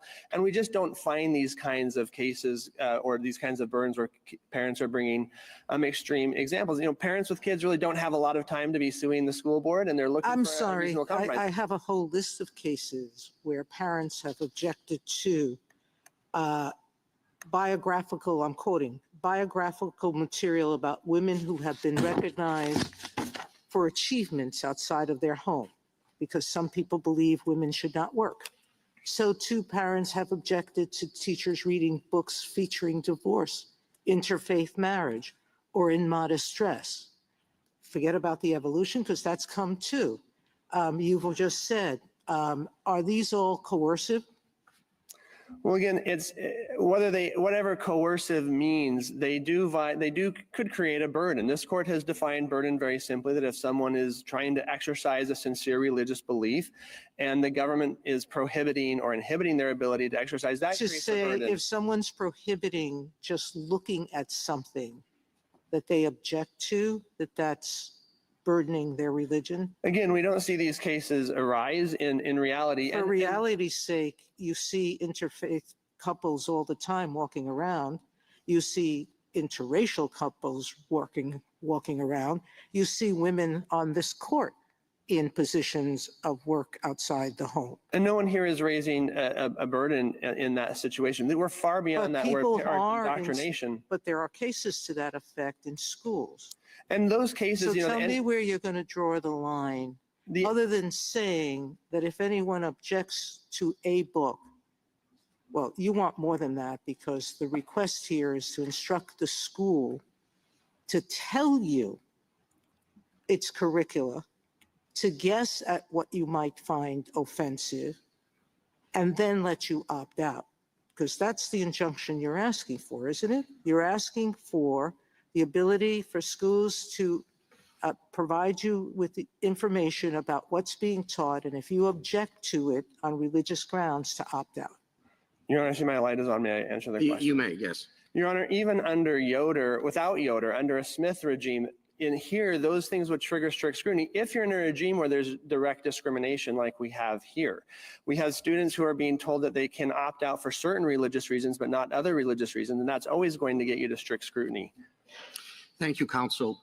As far as simply looking at something, looking at the image of Muhammad is a serious matter for someone who follows that faith, right? That's correct, Your Honor. And Barnett already helps provide some guidance on this, that forcing people to do things that directly violate their faith violates the Free Exercise Clause. I don't know how often it comes up in the schools, but our religion clause jurisprudence does have the element of sincerity. That's correct. There has to be a religious belief. It can't be just something that you disagree with for political or philosophical reasons. It must be sincere. There's also a substantiality requirement that depends on the objective pressure that the government's putting on you. All of those things provide a significant screen. And just we know from history, from common sense and looking at what's happening in schools that have these broad opt-out policies, like Montgomery County itself had prior to this lawsuit. Anything that violated your beliefs, you could opt out. And we didn't see these kinds of, and when they have come up, courts have dealt with them in reasonable ways. Thank you, counsel. Justice Thomas. I think you mentioned Yoder a couple of times. Would you spend a minute on how Yoder would role it would play in our analysis, or should play? Thank you, Your Honor. Yoder looked to, in significant part, at the unique coercive environment of the public schools. It referred to the hydraulic insistence on conformity that you find in schools and removing children from their parents for 8 hours a day. Here we have a situation that's even more egregious than in Yoder, where you have children of an extremely young age being indoctrinated in a topic that's known to be sensitive. Every school in the country allows opt-outs since sex ed has been introduced. Unique because of its capacity to evoke curiosity in children, and a curriculum that's designed to disrupt students' either or thinking on sexuality and gender identity. In Yoder, you had incidental encounters with values that were contrary to those of the Amish. And so in many ways, this case is easier than Yoder. Whose interests are we concerned with here? Is it the interests of the children, or is it the interests of the parents? Thank you, Your Honor. We have named children, but for the preliminary injunction, which again was filed 2 years ago, we have raised the rights of the parents. Justice Alito? You've made a very broad argument here at times, and it might be good, it might not be good, but let's focus on what's actually at issue in this particular case. What are the ages of the children who are involved here? These books were approved for pre-K, which in Montgomery County can start as early as 3 if they're going to turn 4 that fall. And it goes up to what? The books that we've all talked about go through grade 6. All right, so you're talking about children maybe in the age of 5 to 11 or 4 to 11. Now, would you agree that at a certain age, students are capable of understanding this point, which probably is not a point that can be understood by a 4 or 5-year-old. And that is that my teacher, who was generally telling me that certain things are right and that certain things are wrong, isn't necessarily going to be correct on everything. It is possible for me to disagree with him or her on certain subjects. Would you agree that there comes a point when a student is able to make that distinction? That's right. And many of our clients' objections would be diminished as their children got older. But here we're in a situation where Montgomery County's own principals objected that these books were inappropriate for the age, that they were dismissive of religion and shaming toward children who disagree. The board itself withdrew 2 of the books for what it said were content concerns because it finally agreed that what parents and its own principals were saying was accurate. Yeah, and one final factor that may distinguish this particular case from some of the others that you have been asked to express a view about, and you did touch on this, is the fact that it concerns sex and gender, and that the Maryland legislature itself has recognized these subjects raise special concerns and has provided for an opt-out from the health classes where these matters are discussed. That's right. And currently in Montgomery County, you can opt out from the very same instruction during health class, but then you're required to stay during story time. Thank you. Justice Sotomayor? Counsel, a couple of questions to clarify things. Uncle Bob's Wedding, the child character, wasn't objecting to same-sex marriage. She was objecting to the fact that marriage would take her uncle away from spending more time with her, correct? Again, it would be, courts would be engaged in religious discrimination. I'm asking you to answer my question. It wasn't that she was objecting to gay marriage, qua gay marriage, period. She was objecting to having her uncle's time taken by someone else. I'm not sure that's correct, Your Honor. I think for a child of that age, it's hard to express what their actual concerns are. Well, when the character says he'll have less time for me, it seems self-evident, isn't it? Your Honor, again, Montgomery County's own principles. All right, now let's go back to this question of age, okay? And what teachers are saying or not saying. Do you want a special rule for children between kindergarten and 6th grade? Well, if the court wanted to go there, that certainly would make common sense. Parents everywhere know that children are especially vulnerable. Where in and our exposed. case law would you see that as just mere age is coercion? Exposure is mere coercion of a certain age. Well, this court has frequently recognized that, for example, children lack the maturity to make decisions, to discern sometimes between truth and error, to weigh what their parents are saying versus what their teachers are saying. So if some of this objection, you said you don't have an objection to showing an interracial marriage. You don't have an objection, qua objection, to merely gay couples shown to marrying, as long as you don't have approval of that? Is that what you would object to? Well, Your Honor, again, it would depend on the individual's beliefs. And this court has already held, for example, in Bob So Jones, if none of all of burden. the parents, many of the affidavits that the parents put here said they don't mind teaching respect and kindness towards people who are different. The objections appear to be with some of the teacher instructions, the ones having to do with altering the mindset of children, or the ones talking about gender being a guess at birth. Those were the things that I saw the parents objecting to. The parents object to the books and to the instructions. There's no question that together, and even separately, the books go to indoctrination we can more look than to exposure. the record for that, correct? I'm sorry? We can look to the record. That's correct. Thank you. Justice Kagan? I want to take you back to some of the questions that Justice Alito was asking, because I too was struck by these are, young kids, picture books, and on matters concerning sexuality. I suspect there are a lot of non-religious parents who weren't all that thrilled about this, and then you add in religion, and that's even more serious. But I guess I'm searching for what in your legal arguments would allow us to draw lines in this area, and I'm kind of not finding it from what you were saying to me in our earlier, or what you said to Justice Alito, because when Justice Alito said, "How about that 17-year-old?" you said, "Well, many parents' objections would decrease," but that still indicates that if a parent said, "No, even with respect to that 17-year-old, I still care about this. I want an opt-out." You're not giving anything that would allow lines to be drawn. And I'm just curious if you think lines can be drawn and where they would be drawn, and on the basis of what First Amendment doctrine they would be drawn. We think there are lines that can be drawn. They're the same lines that this court has drawn in every other free exercise case. And the burden a plaintiff has to show that its beliefs are religious, that they are sincere. There has to be a substantial infringement or burden or pressure. And then on the strict scrutiny side, there are also. But I'm hearing you saying that the burden that you're saying, and of course we're just assuming that all these people have sincere religious beliefs. Let's just assume that. But what I'm hearing you saying is the burden is basically up to the parent to decide, this conflicts with my religious beliefs, I want an opt-out. Is that correct? Yes, and on the Sherbert side, under strict scrutiny, they would have to first show that there is a law that's not neutral or generally applicable, so there's a limit there.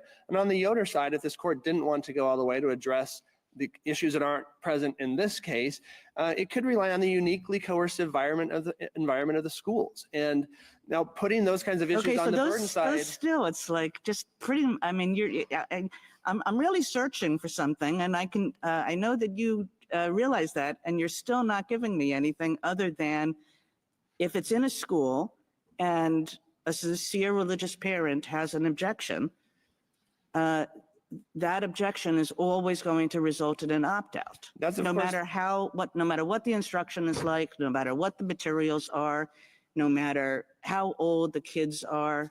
And that's the rule that schools everywhere in the country are working under right now by their own choice. That was Montgomery County's own rule before this lawsuit came in. And there were never these kinds of problems until it really introduced a curriculum that was clearly indoctrinating students in things that the principal said was introducing things as fact that aren't fact. But once we articulate a rule like that, you're going to have a lot of parents, it seems to me. I don't think you can say just because it hasn't happened. Once we say something like what you are asking us to say, it will be like, opt-outs for everyone.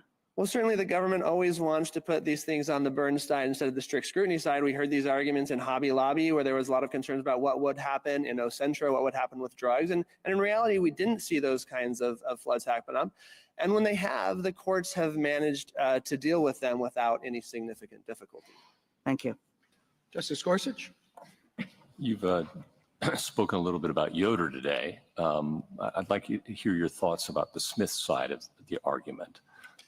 And the Fourth Circuit suggestion, I think it's a fair reading of the footnote, but maybe not. I'd like both sides to think about this, whether if you fail Smith's neutral and generally applicable rule, whether a plaintiff still has to show a substantial burden or whether you go straight to strict scrutiny. I think you would just have to go, I think at that point, if you've shown lack of neutrality and general applicability, you would still have to have an injury, maybe something. For constitutional Article 3 purposes. Exactly. But do you have to show a substantial burden, or is that law that is not neutral, that discriminates against religion, does that go straight to strict? I think the standing injury would be sufficient. And here's an example why. If you look at the board's, for example, revised diversity guidelines, they try to draw a line between curricular activities and extracurricular activities. Yet they also say, and this is at 674 of the appendix, that you can opt out of choir or band if you object to the religious songs. Is that curricular or extracurricular? They also say on the extracurricular side, you can opt out from things like Valentine's Day if you don't like the religious overtones of that holiday. But when Sherwood Elementary School announced that it was going to read one book of the inclusivity books every day in June for the month of June to celebrate Pride Month, you couldn't opt out. So there's this discrimination where you get some religious reasons get opted out, some don't. There's these labels about curricular, extracurricular, English and language arts versus health. But in the end, it's the same thing. And some students are getting opt-outs and some aren't. That discrimination alone is a burden that gets us to strict scrutiny. Justice Kavanaugh? A few questions. What's your understanding of how the surrounding counties are dealing with this? Frederick County, Howard County, Prince George's County, Anne Arundel County, and the like. Yeah, Carroll County, for example, has taken the position that it will teach inclusivity without indoctrinating students. And so it's not introducing this ideology, extreme ideology about gender, whether your body says anything about your gender, whether doctors guessed at your sex, whether your pronouns change day to day based on the weather or not, whether you should petition for, unisex bathrooms. It's teaching inclusivity without that indoctrination. And our clients agree. Every student deserves to be respected and loved, and nobody disagrees with that. But you don't do that by forcing others. In fact, religion is another one of the categories in the equity regulation that is required to be respected. The principals, when they first responded to this curriculum, their concern was for the religious students, that they were going to be dismissed and shamed for their beliefs. And I think you just said this, but you're not seeking to prohibit instruction in the classroom. You're just seeking not to be forced to participate in that instruction. That's correct.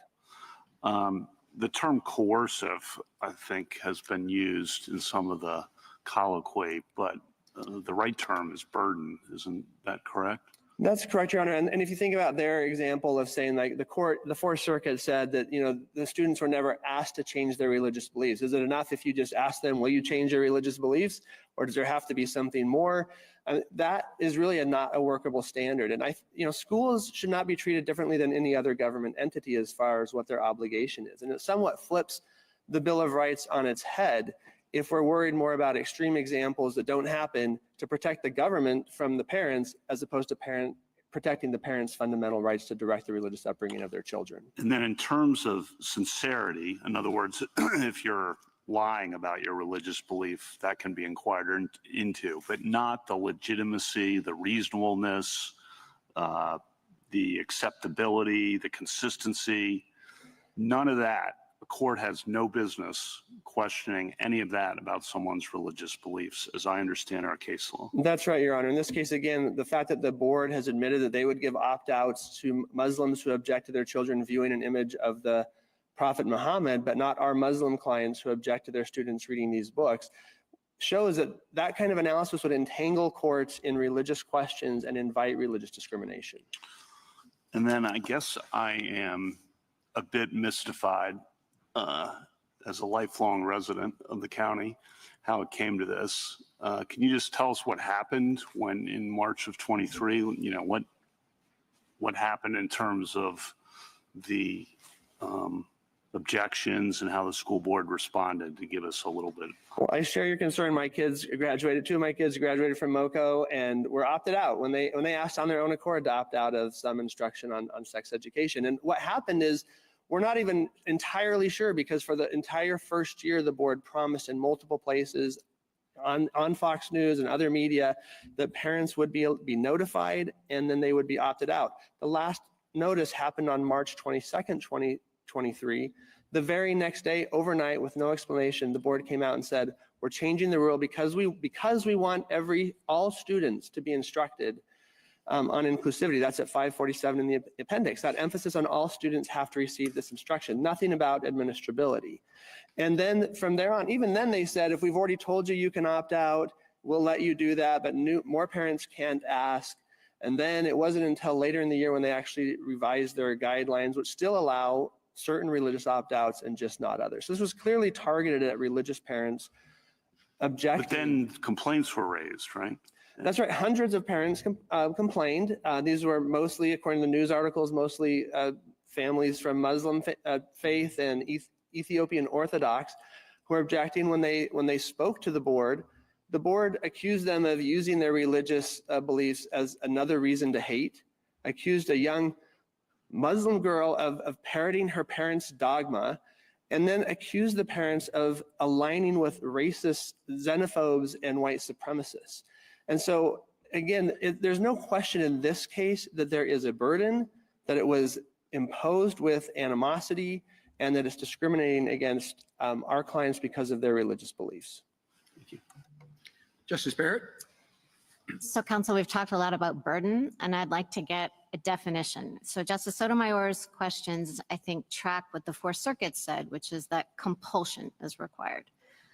That's not your position, that compulsion is too far, right? So can you precisely define for me what it means to have a burden?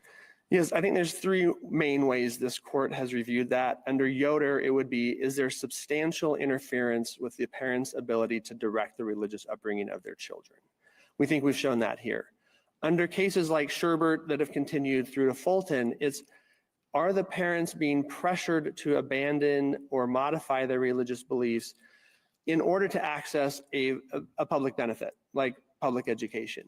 And then I think we also have what I think Justice Gorsuch may have been suggesting, just if there's straight up discrimination where some religious students are opted out and others aren't, then that itself would also be a burden. And I think we satisfy any one of those tests. Okay, I have questions for you about those tests, but I'm going to bracket them to just follow up on the burden question. Substantial interference from Yoder. So would you say you could root it in that because it's rooted in the case? Is it somehow rooted in the definition of prohibit in the First Amendment? Because it seems to me that, the questions that you're getting are about line drawing. I mean, Justice Kagan was making this point.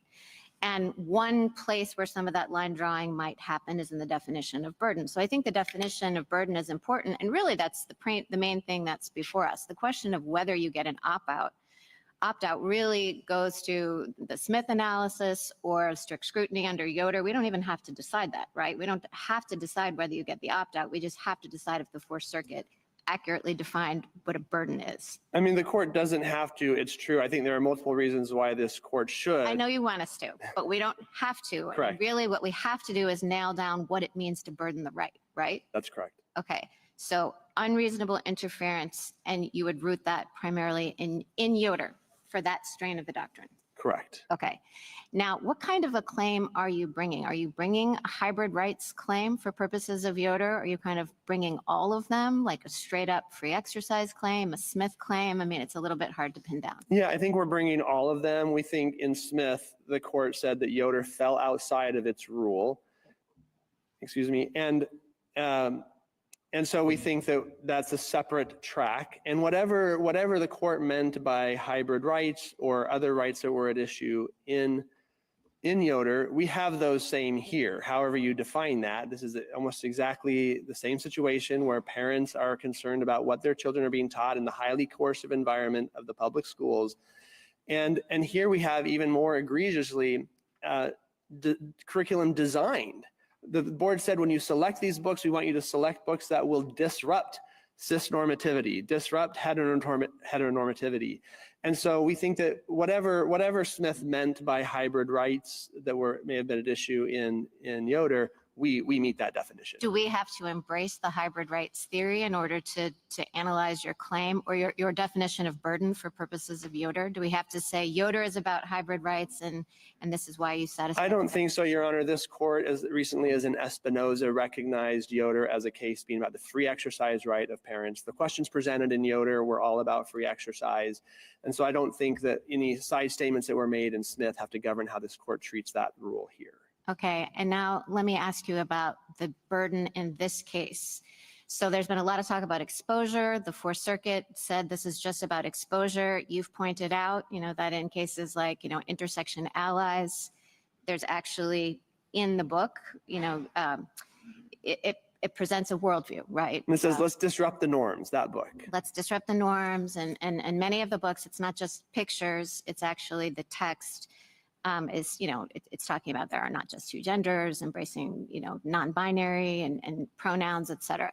So that's exposure, though, to those ideas. It's not just exposure to the pictures of, the two men getting married. It's exposure to the ideas. That's correct. But to clarify, what are your clients objecting to? Are they objecting only to exposure, or are they objecting to what they're calling indoctrination? If by exposure you mean having the books read to them, they do object to that. They're not objecting to the books being on the shelf or available in the library without a teacher requiring them to read it or reading it to them. So you would not be making the same claim based on your client's religious beliefs if they were just on the shelves or just in the library? Correct. Could another parent bring that claim? I suppose they could, but then you would, again, we don't see these kinds of claims happening, but they would almost certainly lose because strict scrutiny would easily be satisfied if every student were allowed to say, I want this book or not that book. No student has the right to tell the school which books to choose or what curriculum to teach or what other students will have to learn. And so we think those would easily fail under strict scrutiny. Okay, so it's not about exposure. It's not about books on the shelf. It's not about books in the library. It's about actually reading the books with the text that communicates the ideas that are contrary to your client's sincerely held religious beliefs. Right. Their beliefs, they follow, for example, the papal exhortation under Familiar Consortio that they shouldn't expose their children during their during their innocent years to instruction on sex that's disconnected or disassociated from moral principles. And so that's what they're, and you know, the Mahmoud family, they also have an objection to any kind of discussion for young children outside of their family circle, as do many families, as the court's noted. Okay, and so I want to talk about the public benefit analysis. So the government frames this in terms of public education as a public benefit. And your friends on the other side do too. And I'm just trying to figure out if that's the right way to think about this, because in Maryland, you're compelled to send your children to public schools, and it's a misdemeanor if you don't, and you're fined if you don't. And it's true that the statute gives you an exemption to that compulsion if you choose homeschooling or private school. And, you know, what is it, like thorough and comparable instruction. But this isn't like a public benefit like we apply for, you know, rubber tires for our playground, or, you know, we apply for a license to engage in some kind of activity. There's actually a compulsion here. So is public benefit the right way to think about this? Well, I think if the court does think about it in that context, it's a much more valuable benefit than just getting access to rubber tires or some of the other things this court has found burdened religion. And so, but also I think the coercive element is adequate for this court to reach a conclusion in favor of my client. Well, which way do you think it fits better? I mean, you're compelled to send your child to public school and pay a fine unless you take advantage of an exemption. So it's just hard for me to see how it's a public benefit in the same way that some of our cases have talked about public benefits. So which model? I mean, I understand you don't want to disclaim public benefit, but which way do you think it fits? Well, I think certainly the Barnett example is a very good example of where you're actually compelling children to do things that are against their beliefs. And I think that would be that's a very fitting model for this case. Okay, thank you. Justice Jackson? So I guess your colloquy with Justice Barrett makes me wonder whether this case is really the right vehicle to evaluate any of these issues. I mean, how can we say that you meet any definition of the burdens? Justice Barrett went over several different versions of them, when we don't even know how these books are actually being used in the classroom. I mean, this was what I understood the Fourth Circuit's primary holding to be, that the record is threadbare. It contains no information about how any teacher or school employee has actually used any of the books or what any child has been taught in conjunction with their use. And it seems that aspects of your argument are turning on whether the books are just on the shelves or whether students are being taught. And so why wouldn't we wait until we have a record regarding those things before we make any legal pronouncements about what's happening in this case? Well, two responses, Your Honor. First, this is a preliminary injunction, but if you think about the case, for example, Brown versus, Hot, Sexy, and Safe, is that, and I don't even want to describe what happened in that case, but should that kind of graphic sex simulation with a student and a teacher have to happen before you bring a claim? But I need you to focus on my question. This is a preliminary injunction. I appreciate that. When you seek a preliminary injunction, you actually have to have a factual record that is the basis for the court to make a determination in your favor that some conduct that you're complaining about needs to be enjoined. And what's confusing to me and hard, really hard in this situation is that we have a lot of sincerely held beliefs and concerns and children and principles, and I see all of those things. And so really want to be careful about making the pronouncement that relates to this. I don't understand how we can do it on this record because we can't know. We don't at this moment, based on the record you've provided, know that these books aren't just sitting on the shelves. And you've said that if that's the case, that's not going to be enough.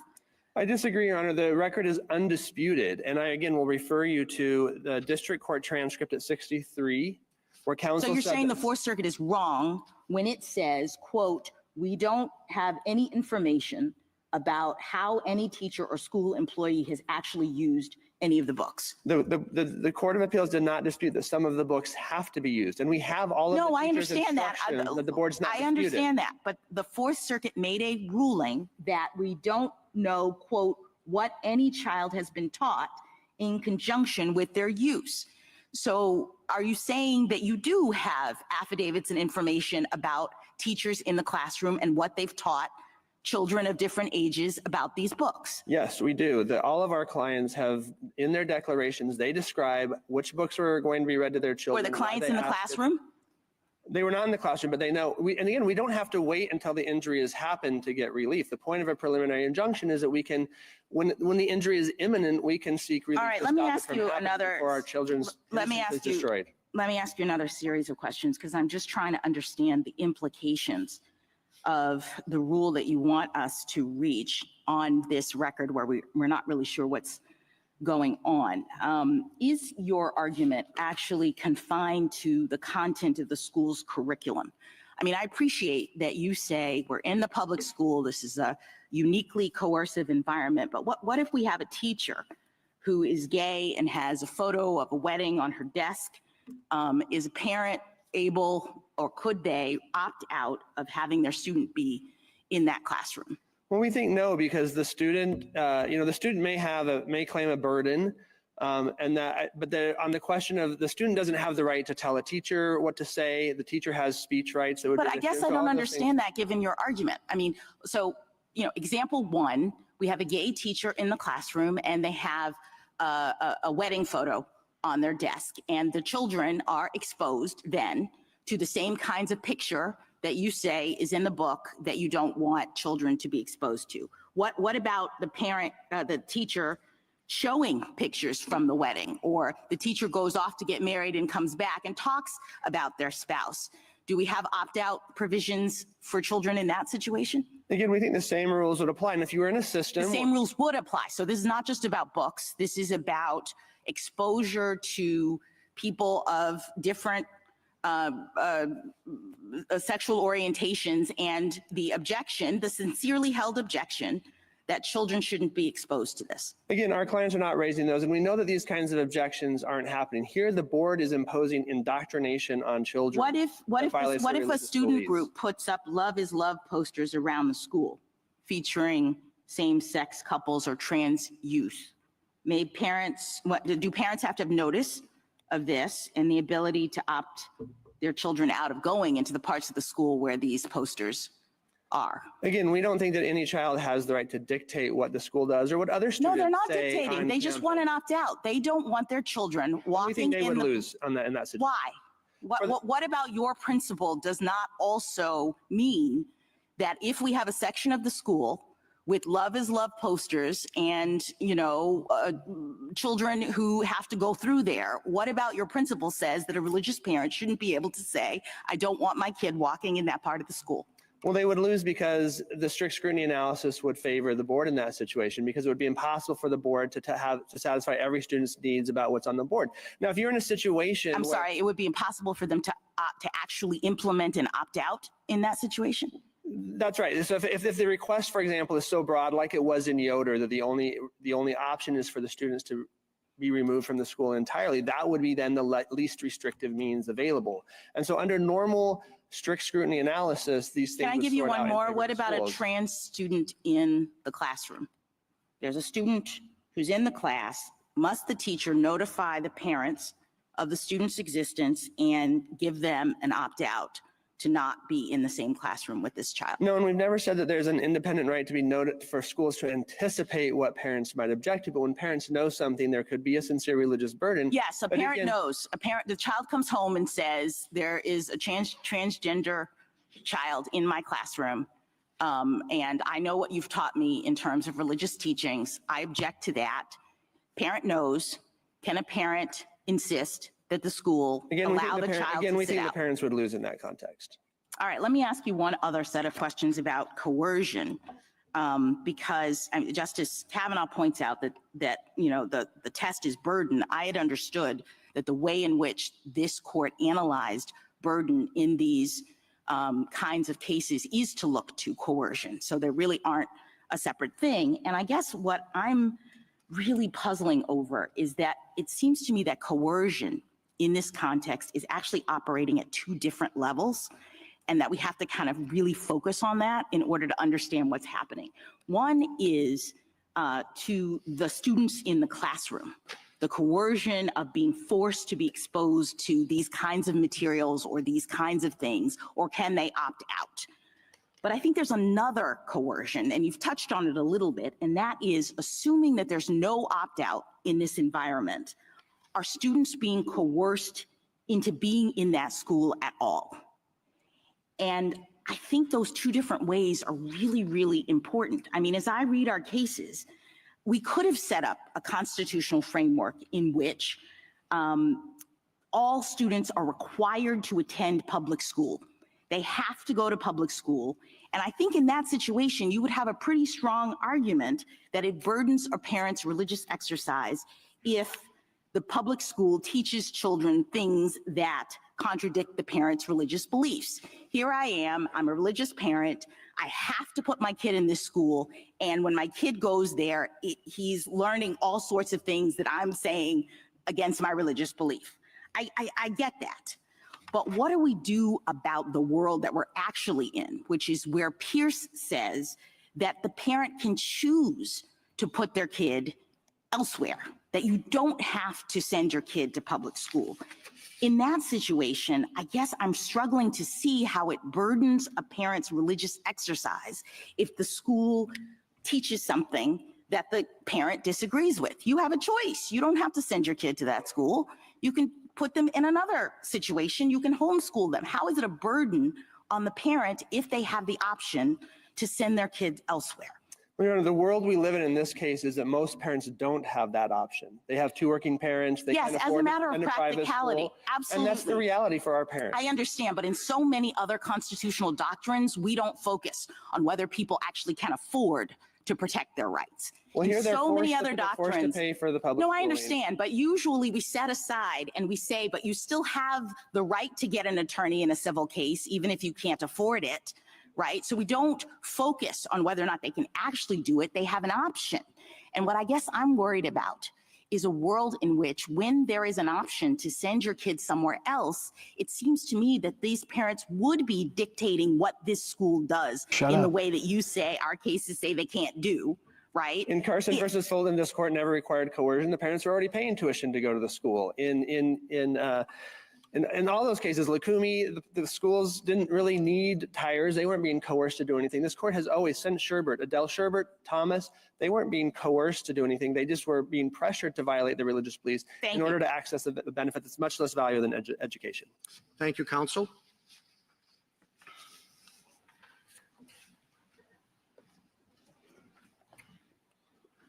Ms. Harris?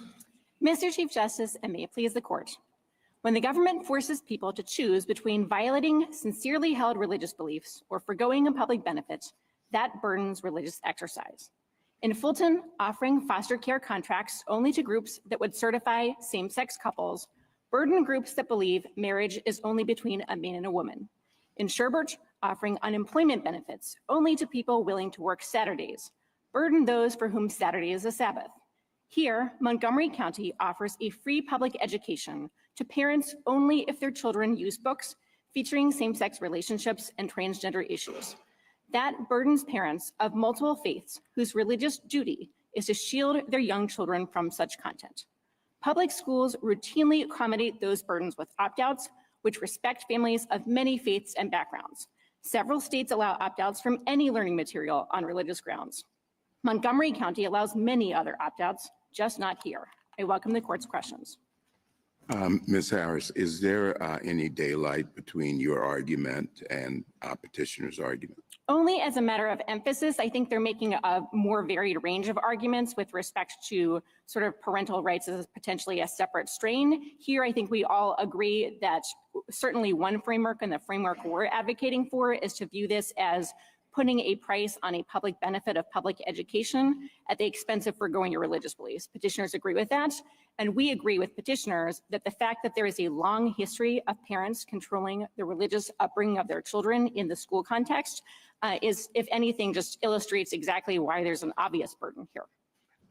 What role does Yoder play in your analysis? Yoder is a textbook example of parents being forced to choose between paying a price, which is having to face severe sanctions, potential sanctions for not sending their children to school, or being able to exercise their faith by preserving their children, their teenagers, from being exposed to worldly influences And again, that was contrary to the Amish faith, which prescribed that at ages 14 and older, that's the critical time for children to be closer to home and not be exposed to the worldly influences of high school. So I think we're on all fours with Yoder. If the idea that we're just talking about mere exposure here, that is not something that would be cognizable, just sort of runs flat in the face of that decision. Your approach focuses on, as articulated, sincere religious beliefs. How do you measure whether a belief is sincere or not? Based on this court's cases, it's whether someone is expressing their understanding of what their religion entails. Thomas, I think, is this court's sort of canonical description of what it entails. You don't ask, does a majority of people of your faith agree with you? You're just saying, does someone, based on their understanding of what the religion is, believe this? And they're not making false representations. And I think that's how this court has consistently applied the sincerely held religious beliefs test. And there's no question in this case the petitioners would qualify. I don't think anyone has challenged the sincerity of their views. Is there an example in this particular case of a articulated religious belief being rejected as insincere? In this particular case, no. I don't think there is an example of that. Ms. Harris, you've heard the discussion so far. And it's focused in part on what qualifies as a substantial burden. At one end, you might imagine a book being in the library. At the extreme other end, you might imagine a teacher coercing a student to write a certain passage or do a certain thing that's contrary to their religious beliefs. Where in that spectrum do you fall?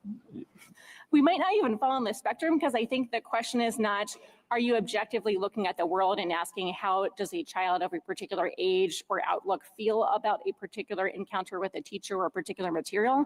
It is, in the first instance, do parents have a sincerely held religious belief that their faith obligates them to shield children from particular material? And I think that's important, because if you take the opposite approach and say, people should get in the business of thinking about our 4-year-olds more susceptible, our 16-year-olds sort of insulated, you start slicing and dicing among different faiths. You say that faiths that believe that 4-year-olds must be shielded might have a better right or better free exercise right than the Amish, who believe, for instance, that it's actually 14 that matters for their faith to shield people. And so I think that concern with religious discrimination is really, really important in terms of the first step of defining But what a burden is. if it's all about a sincerely religious parent wanting to shield her child, then to take what I think might be thought on some views as one end of the spectrum, a book in the library, right? And they say, well, my kid is not shielded from this book because, there's library free time and she could find this book on the library shelves. What would you do with that? Right. So what we do with this is twofold. One is, I think you have a threshold state action question with respect to whether it's the child finding it, whether it's the school making it available. Yeah, But the even school setting is that aside, making it available. The school is deciding how to spend their money and which books to buy and right. put So on the I'll spot you that, shelves. just setting that aside, I think those kinds of questions do cash out, as petitioners are saying, with respect to if you get past Smith, you end up in Smith's, assuming that you are in strict scrutiny world, depending on the nature of whether the library allows opt-outs or not. I think it does cash out in strict scrutiny, because we agree with So you petitioners. would get to strict scrutiny, that sort of counts just because you find some kind of conflict, a religious parent saying, no, my kid would not be shielded from something that is in conflict with my religion. And so the only way for a school to win that is in strict scrutiny land. Well, no, I think the school could win in a couple of ways. One is if they have a generally applicable policy, they don't allow opt-outs for anything. Obviously, they could be they could be in Smith world, but assuming we're in strict scrutiny world, this is how things work. I think the way that it works is, are you saying that schools have to operate as sort of policemen to make sure that there's no child at any point in the day who might run into a book or pages of a book that violate their parents' religious obligations? And I think then you're just in the same territory as United States versus Lee, or in Fulton, or in other cases that say at the point where you have a combination of you're essentially forcing the school or the institution to shoulder the burdens of reworking the institution and essentially giving that one person a right to restructure it for everyone else.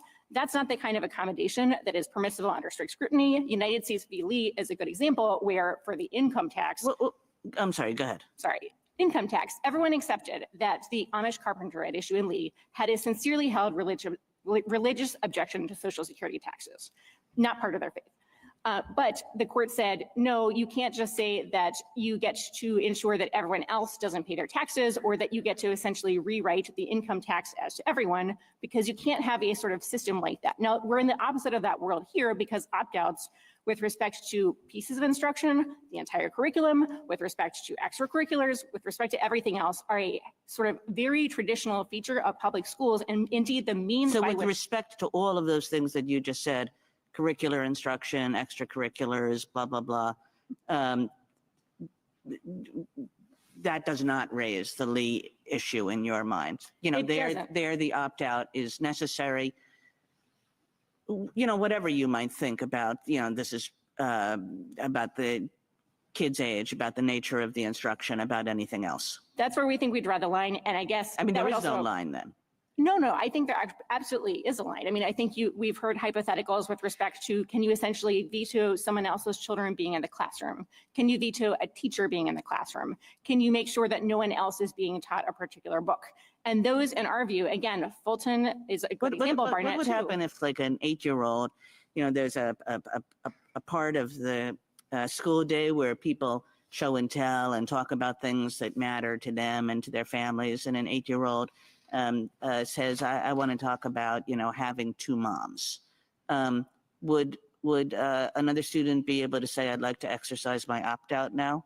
I don't think so, because in that particular context, what you're talking about is other students talking. Just as if there's a lunchtime conversation among students that raises various issues, schools and teachers and the board are not engaged in state action just by not policing everything that any student in the school says in any part of the day. It's just what the teacher says. It's what the teacher says. And again, I guess I would take it yet a further level. So there's teacher liability. And then for the board, of course, to be liable, you have Manel issues with respect to whether it's a policy. And just how this works out practically, teachers— And do you think it's okay? Mr. Baxter's answered one of my questions.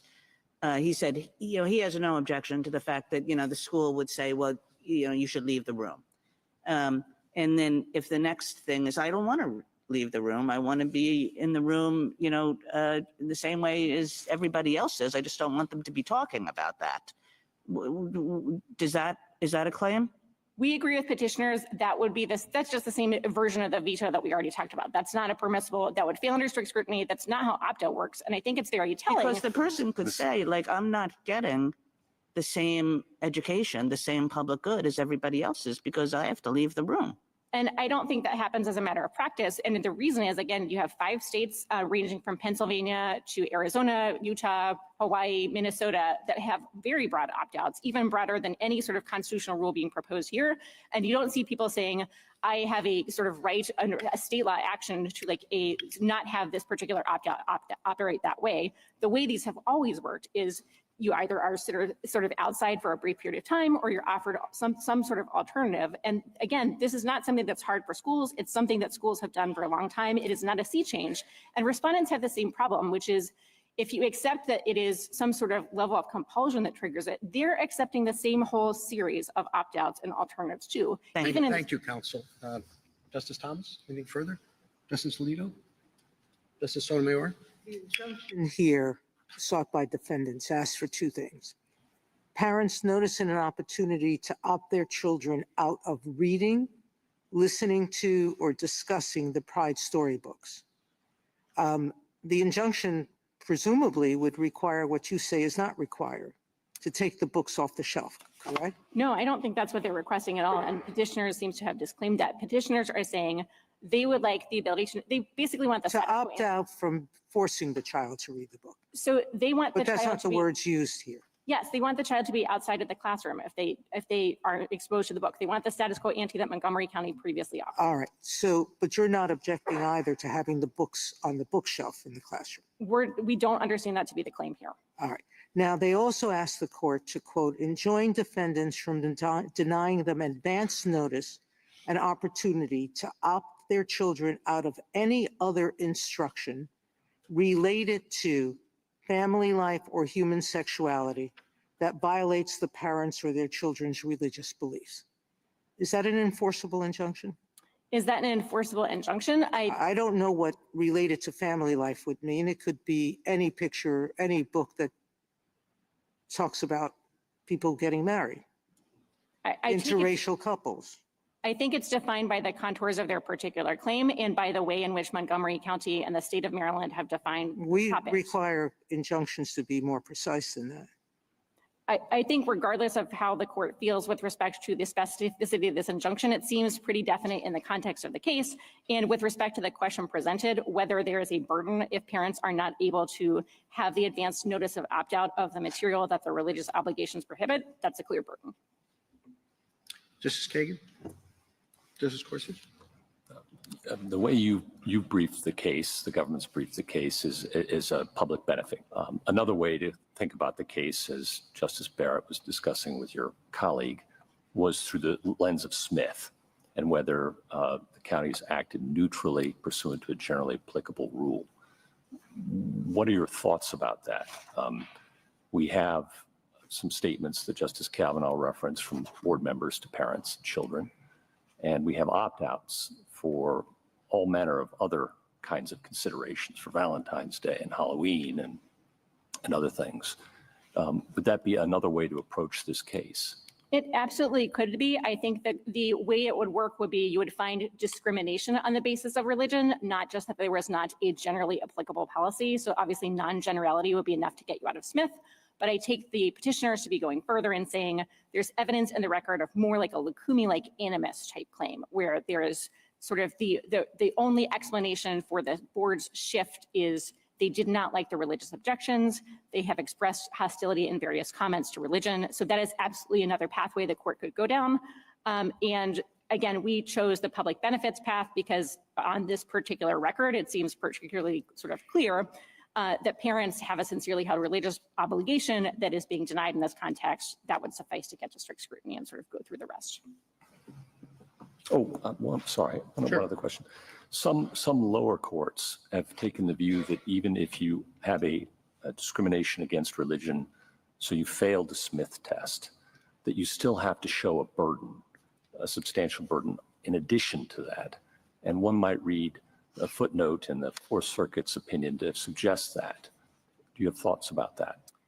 This court has held in cases, certainly most recently in the Trinity, Lutheran Trinity, that discrimination on the basis of religion, if you are treating people of faith worse or a particular religion worse or discriminating in the Lukumi sense, that triggers strict scrutiny.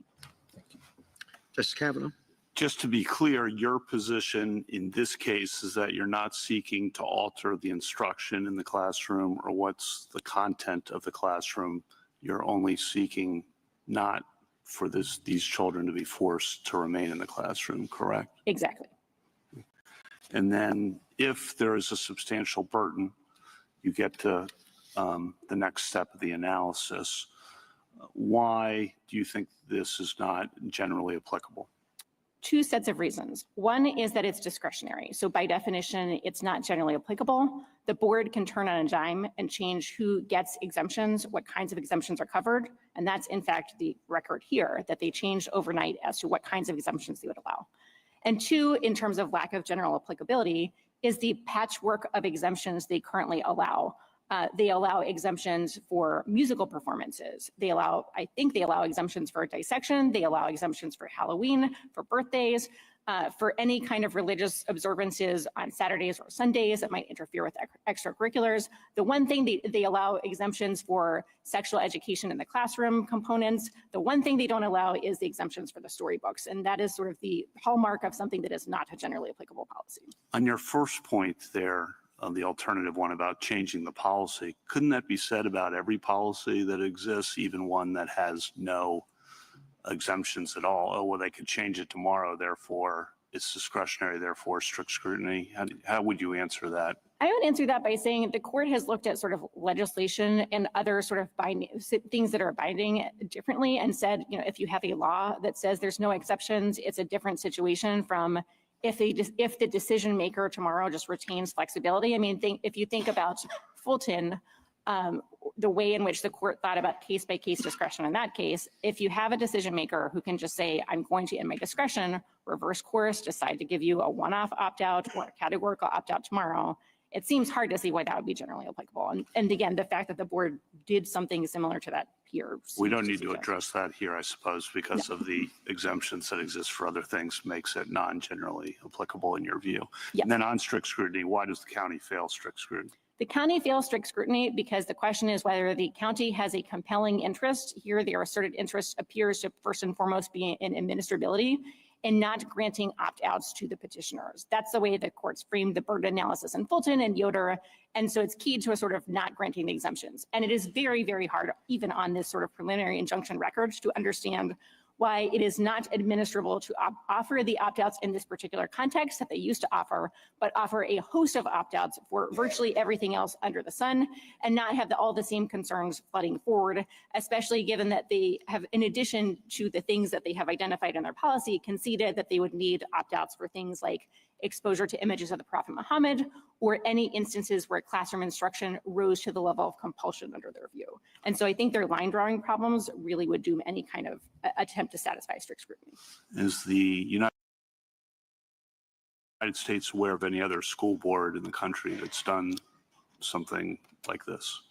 We aren't, I can't vouch for it not happening, but I think more relevantly, we're aware of many, many states and school districts that take the opposite tack and allow opt-outs far beyond any kind of constitutional rule that would be adopted in this case. Thank you. Justice Barrett? Ms. Harris, so there's a lot of concern about line drawing and what this would mean, and maybe some of that would be handled under strict scrutiny or under Smith. I mean, it's not saying that anybody wins or loses if we're just talking about initial steps, but to the point of line drawing, is there a way, let's imagine that the court decided that there was a burden here, that a free exercise right was triggered, that the government thinks we should be careful about to not implicate other things. I'm thinking about, what if a teacher was transgender and the student was very respectful to the teacher but didn't want to use the pronouns, and the parents didn't want the child to use the pronouns, let's say, call the teacher Mr., when she was transgender, when the teacher was transgender. Same for a student in the classroom. Those might present different issues that would be more difficult. So is there something that the government has in mind that would be some limiting principle? Yes, so just to take the limiting principle first and then your pronoun hypothetical second. With respect to the limiting principle on what a burden is, I think it's almost, this is the easy case because you have parents' religious obligations and the obligations encompass being exposed to material, and it's just an outright prohibition. But I think Professor Gorgas's article is actually a very good guide to different kinds of burdens that might arise in this context or others that wouldn't qualify. So take the hypothetical of parents want to opt out from school for a month to take their kids on a religious pilgrimage. If your faith is indifferent to doing so in September versus during like spring break or summer recess, you don't have a burden on your religious exercise because you have equally available alternative means of doing your religious exercise that don't require the opt-out and don't really put you to the choice that we're talking about.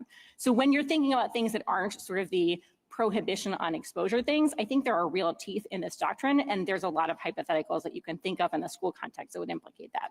With respect to your pronouns hypothetical, I actually think that's a case that raises even more concerns in the sense that you also have, and this is what the Court of Appeals cases bear out, potential compelled speech concerns with respect to you are requiring everyone else in the classroom, first of all, free exercise issues, but also compelled speech issues to refer to a particular person by pronouns. That's how the cases are kind of getting litigated out in the lower courts right now. Thank you.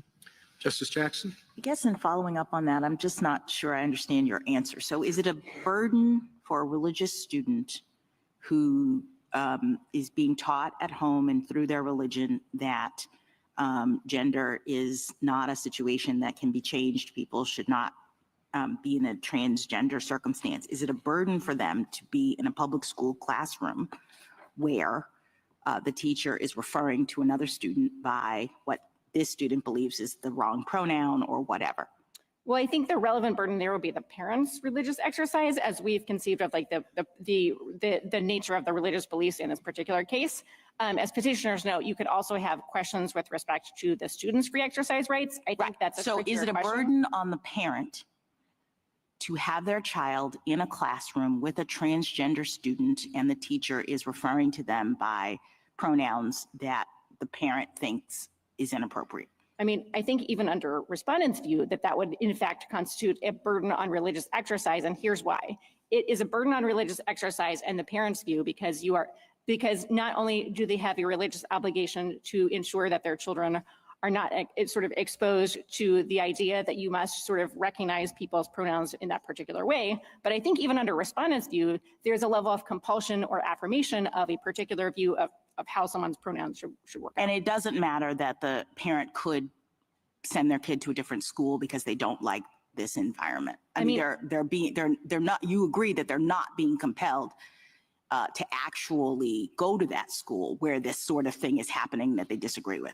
I think 2 points on that. One is that actually shows the burden because you're being forced to forgo the benefit of a public education. And well, we'll get to that. School. I'm just trying to understand. Yeah, I think I'm trying to. So you're saying even if the parent has a choice to put their kid in another environment that doesn't do the kind of thing that they object to, it's still a burden if they opt to put their child in this environment. Absolutely, unless you want to overturn Burnett, because right, Burnett too, I think, had that same choice. Let me ask you about, this is following up on that choice. So is it really confined to the public school context? So in that same scenario about foregoing a benefit, what if the government puts up ads on public transportation that informs the public that the clerk's office, the government's clerk's office performs and certifies gay marriages?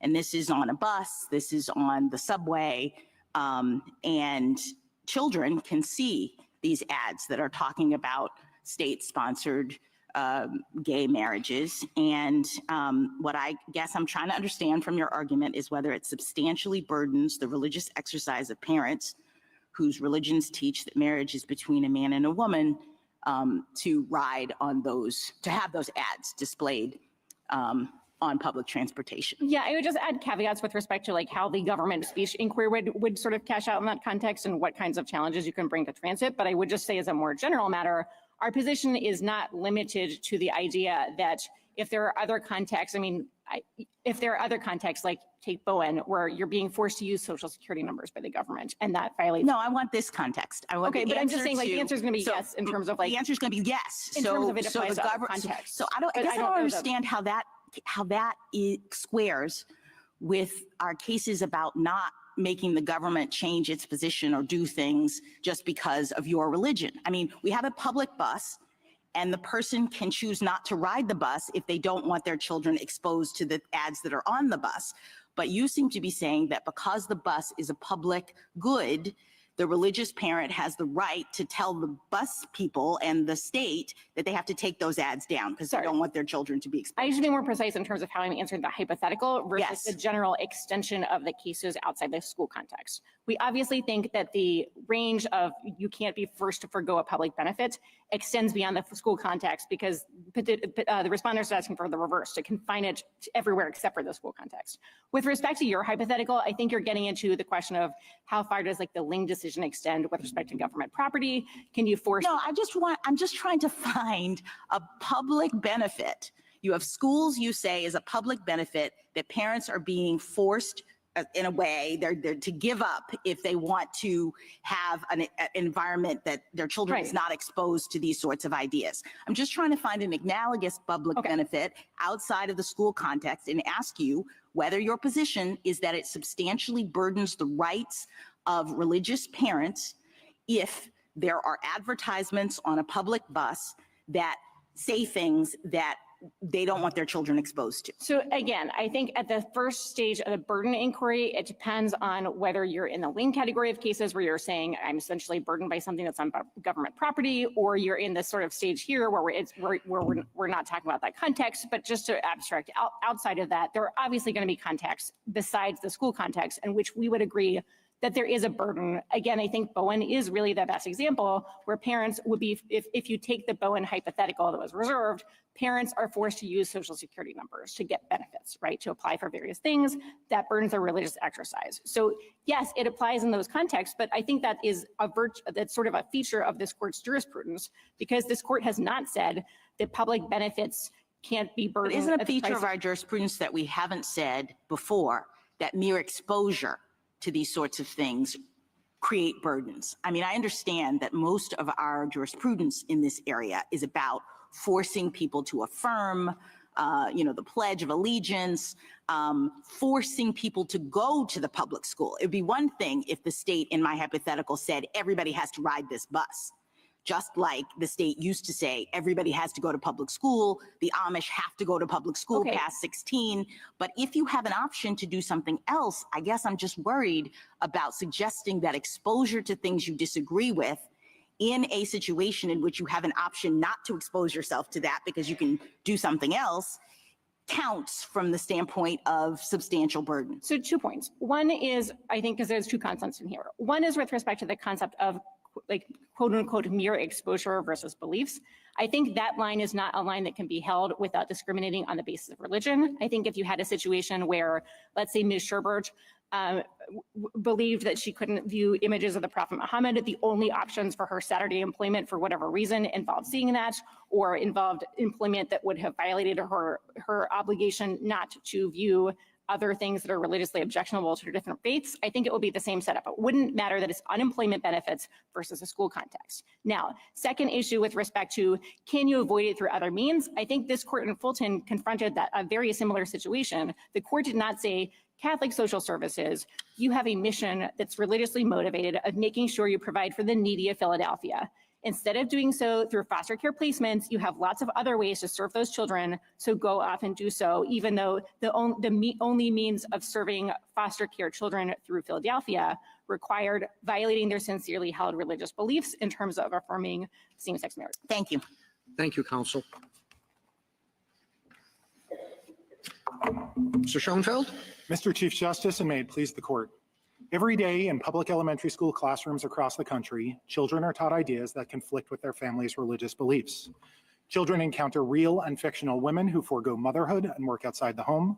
Children read books valorizing our nation's veterans who fought in violent wars. And children in Montgomery County read books introducing them to LGBT characters. Each of these things is deeply offensive to some people of faith, but learning about them is not a legally cognizable burden on free exercise. Adopting petitioners' view of the case would conscript courts into playing the role of school board, a task for which this court has recognized they are ill-suited. And a constitutional requirement to provide opt-outs from anything someone finds religiously offensive would mean public schools must find alternative classrooms, supervision for young students, and substitute lessons each time a potentially offensive topic arises. That is not what the Constitution requires, particularly given the special characteristics of the school environment. This court has made clear that exposure to offensive ideas does not burden free exercise. And it has held that the government is not required to do its daily work in ways that make it easier for parents to raise their children in the faith. Given the diversity of religious beliefs in America, petitioner's rule would require courts to adjudicate an infinite variety of curriculum challenges brought by parents with different religious beliefs.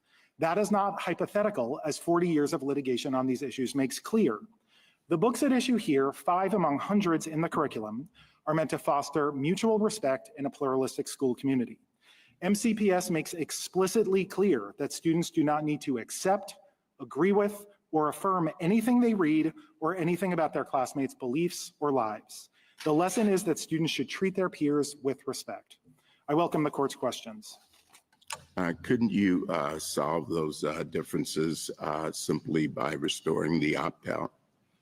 Your Honor, I think in this case, the record makes clear that the school district did try to honor the opt-out, and at some point it became infeasible. Certainly there are circumstances where the right decision a school board might make in view of the particular needs of a community is to offer the opt-out. It's a different question from whether it's constitutionally required. How would you distinguish your case, this case, from Yoder?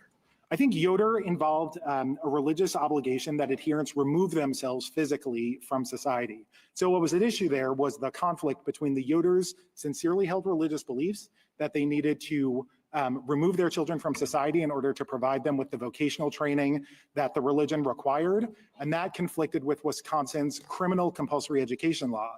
Yoder was a very clear application of Meyer and Pierce that simply went to the parents' right to determine where their children would be educated, and not anything about what would go on in the schools. And Yoder, in fact, makes clear that it wasn't opining on the question of whether parents have any prerogative to dictate the discrete aspects of the curriculum, a clarification both Meyer and Pierce before Yoder themselves made. So Yoder is a complete withdrawal of the students from school. And you say that's not as drastic as picking and choosing certain messages that the parents don't think their kids should hear? Precisely. And again, I think Yoder was a direct application of Meyer and Pierce. Meyer and Pierce said 50 years before that parents get to decide whether to enroll their children in public schools. And Yoder simply recognized the right of the old order Amish to withdraw their children from school at age 18. Meyer, Pierce, and Yoder are all very clear that they are not offering any opinion on what the rights of parents are once they enroll their children in public schools for precisely that reason. It becomes infinitely more complicated to honor parents' individual religious beliefs once they're in the public school environment. Well, why wouldn't a parent argue that the opt-out is a more specific version of Yoder, because you're simply opting them out of specific programs as opposed to the entire school program? It may be for one parent that is a more narrowly tailored approach, but the question presented here is whether it constitutes a burden to be exposed to this sort of instruction. And when parents have a right to invoke the free exercise clause to shield their children from all manner of offensive curriculum, I think it becomes infinitely more complicated. Counselor, you said that nothing in the policy requires students to affirm what's being taught or what's being presented in the books. Is that a realistic concept when you're talking about a 5-year-old? I mean, you want to say you don't have to follow the teacher's instructions, you don't have to agree with the teacher? I mean, that may be a more dangerous message than some of the other things. Well, there are express directives in the support materials that Montgomery County provided along exactly those lines. But Your Honor, I would point the court to Barnett, where the kids were young, they were 8 and 10, and the court made a distinction between being required to pledge allegiance and affirm a belief in a graven image in that case, and merely being required to remain passive during the pledge ceremony and being instructed on what the pledge was, what the flag was, and what it meant. Well, that's a particular ceremony, which I think I would sort of put aside when we're talking about the basic instruction here, you know, read this, or this is what it shows. On an issue that presents serious religious objections for the parent. So I mean, I understand the idea when you're talking about a sophomore, junior, whatever in high school, you know, where the point is you want to sort of push back on some of this, but I'm not sure that same qualifying factor applies when you're talking about 5-year-olds. Well, so if that's relevant to the question, Your Honor, then I think that the line that we advocate between exposure and coercion is the relevant one. And there may be circumstances where, given the age of the student or given the particular presentation of information in the classroom, a plaintiff may be able to make out a case that their child is being coerced. But the court, I think, has to accept what Montgomery County sort of represents as the basis for the presentation of this curriculum. And what's in the record are directives to say, for example, I understand that is what you believe, but not everyone believes it. In any community, we'll always find people with beliefs different from our own, and that's okay. We can still show them respect. That's exactly. Counsel, on that score, the exposure line versus coercion line that you've asked us to draw, how does that play out in the case of the Muhammad image for a Muslim student? I didn't see you answer that in your brief. So I think we do answer it in the brief, but to answer the question directly, assuming that the prohibition is on viewing a visual depiction of the Prophet Muhammad, in those circumstances, the school is coercing an individual to act contrary to a religious belief. Even though just being exposed to the image. The exposure there is coercion in your view. I think it's the difference between exposure to ideas and activity that coerces you to engage in conduct that is in violation of your belief. So when the idea is the image of the prophet. I think the image is the image. In other words, if there were a book. So it's an image that makes the difference rather than an idea. I think it's conduct that makes the difference. And I think this is an important distinction. So if there were a book that described someone drawing an image of the Prophet Muhammad, I don't think a parent would have the ability to object, even given the religious prohibition at issue, on simply being exposed to the idea that people might depict the image of the Prophet Muhammad. Being required to view the depiction of the Prophet Muhammad in contravention of a religious objection is being required to engage in conduct. Well, the child is sitting passively and the teacher's just reading a storybook. I think if the storybook features the depiction of the Prophet Muhammad, that is a compulsion to engage in conduct that violates your religious belief. Okay. Now, again, I think what's important here is that this goes simply to the question of whether the right is being burdened. No, I understand that. Okay. But it's very. Counsel, I do understand that. I have a slightly different question. And you say this is only about exposure, but we also have in the record some guidance materials for teachers, and one of which is if a student says that a boy can't be a girl because he was born a boy, teachers to respond that comment is hurtful and we shouldn't use negative words to talk about people's identities. Is that exposure, or is that something else for a 3 to 5 year old? So 2 points on that, Your Honor. The first is that the record is seriously underdeveloped on whether and how these support materials are used. These were recommended potential answers for questions that students might pose. There's nothing in the record about whether any teacher... Okay, let's say a teacher does as instructed, though, and uses that. Is that exposure or is that coercion in your world? I think that as Your Honor has recited it, it is exposure to particular ideas and teaching students to be civil in the classroom. There are certainly circumstances where use of that script in a particular context could give rise to a claim of coercion. If, for example, and again, I think the distinction between exposure and coercion is one that's quite familiar to the court. The court undertook precisely that analysis in Kennedy and in Town of Greece versus I'd like Ballard. to talk about Kennedy and maybe Masterpiece a little bit too, where, forget about Yoder and substantial burden, the court focused on, in particularly Masterpiece, the statements of those involved in the policy. And here we have some statements from board members suggesting that students were parroting their parents' dogma, suggesting that some parents might be promoting hate, and suggesting that it was unfortunate that they were taking a view endorsed by white supremacists and xenophobes. I didn't see you directly address those comments in your brief, and I just want to give you an opportunity to do so here and ask you, does that suggest a hostility toward religion akin to what we found in Masterpiece, and why wouldn't that be enough to trigger strict scrutiny on its own? In the first place, the question of whether there's a burden, I think, is a relevant starting point, and so I don't think we get to Smith or we found in Smith, and in Smith, if you're not neutral, if you're expressing discrimination towards religion, and Masterpiece, if you're expressing this kind of hostility toward religion, you go to strict scrutiny. And we don't need to get into all the rest of these coercion versus exposure and doctrine about what constitutes a substantial burden. Respectfully, I think those cases, there was a clear burden in each of those cases. So as the question comes before the court and how you define the burden, I think that still needs to be answered before you get into any of the anterior parts. So you take the view that even if you have a non-neutral policy, and even if it was motivated by hostility toward religion, and even though the parents claim a burden, you still have to somehow meet an additional objective substantial burden test? Correct. I think that there's a prerequisite. Okay, I got your answer. I appreciate that. Do you want to comment about those remarks and what they represent?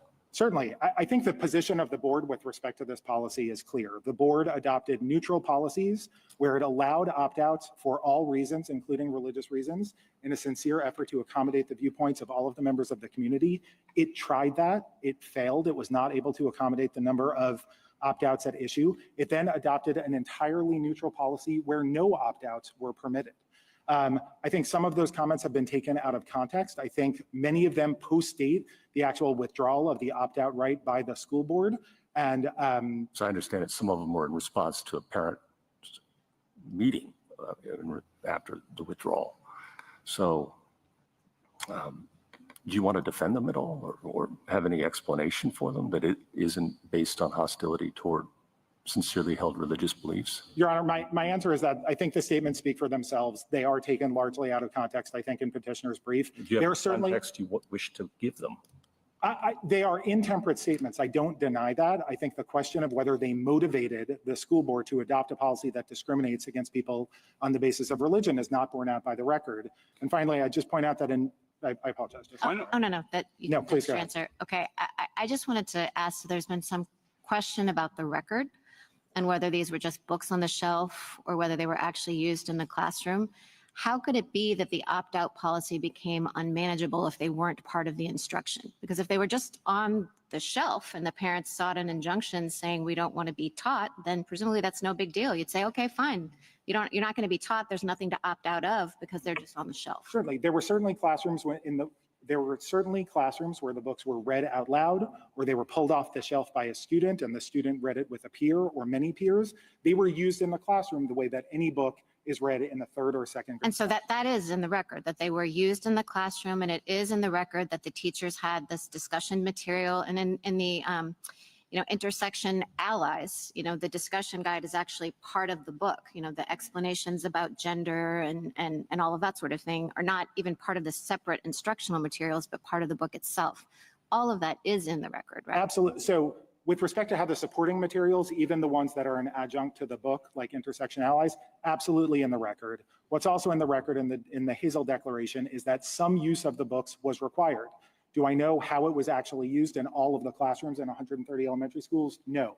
But the expectation is that they're going to be used just as any other curriculum material is used. So it seems to me then that really the lack of a record matters most if compulsion is the standard, right? Absolutely. Because if compulsion is the standard, then I can see why we would need more in the record about, if it really is required that the teacher would have to ask a student to renounce beliefs or to abandon beliefs in some way, then we would want to see record evidence. But if it's not compulsion, if it's interference, in the way that your friend on the other side has articulated it, then it seems to me we have that in the record because we have the books being read in the classroom. It's not mere exposure.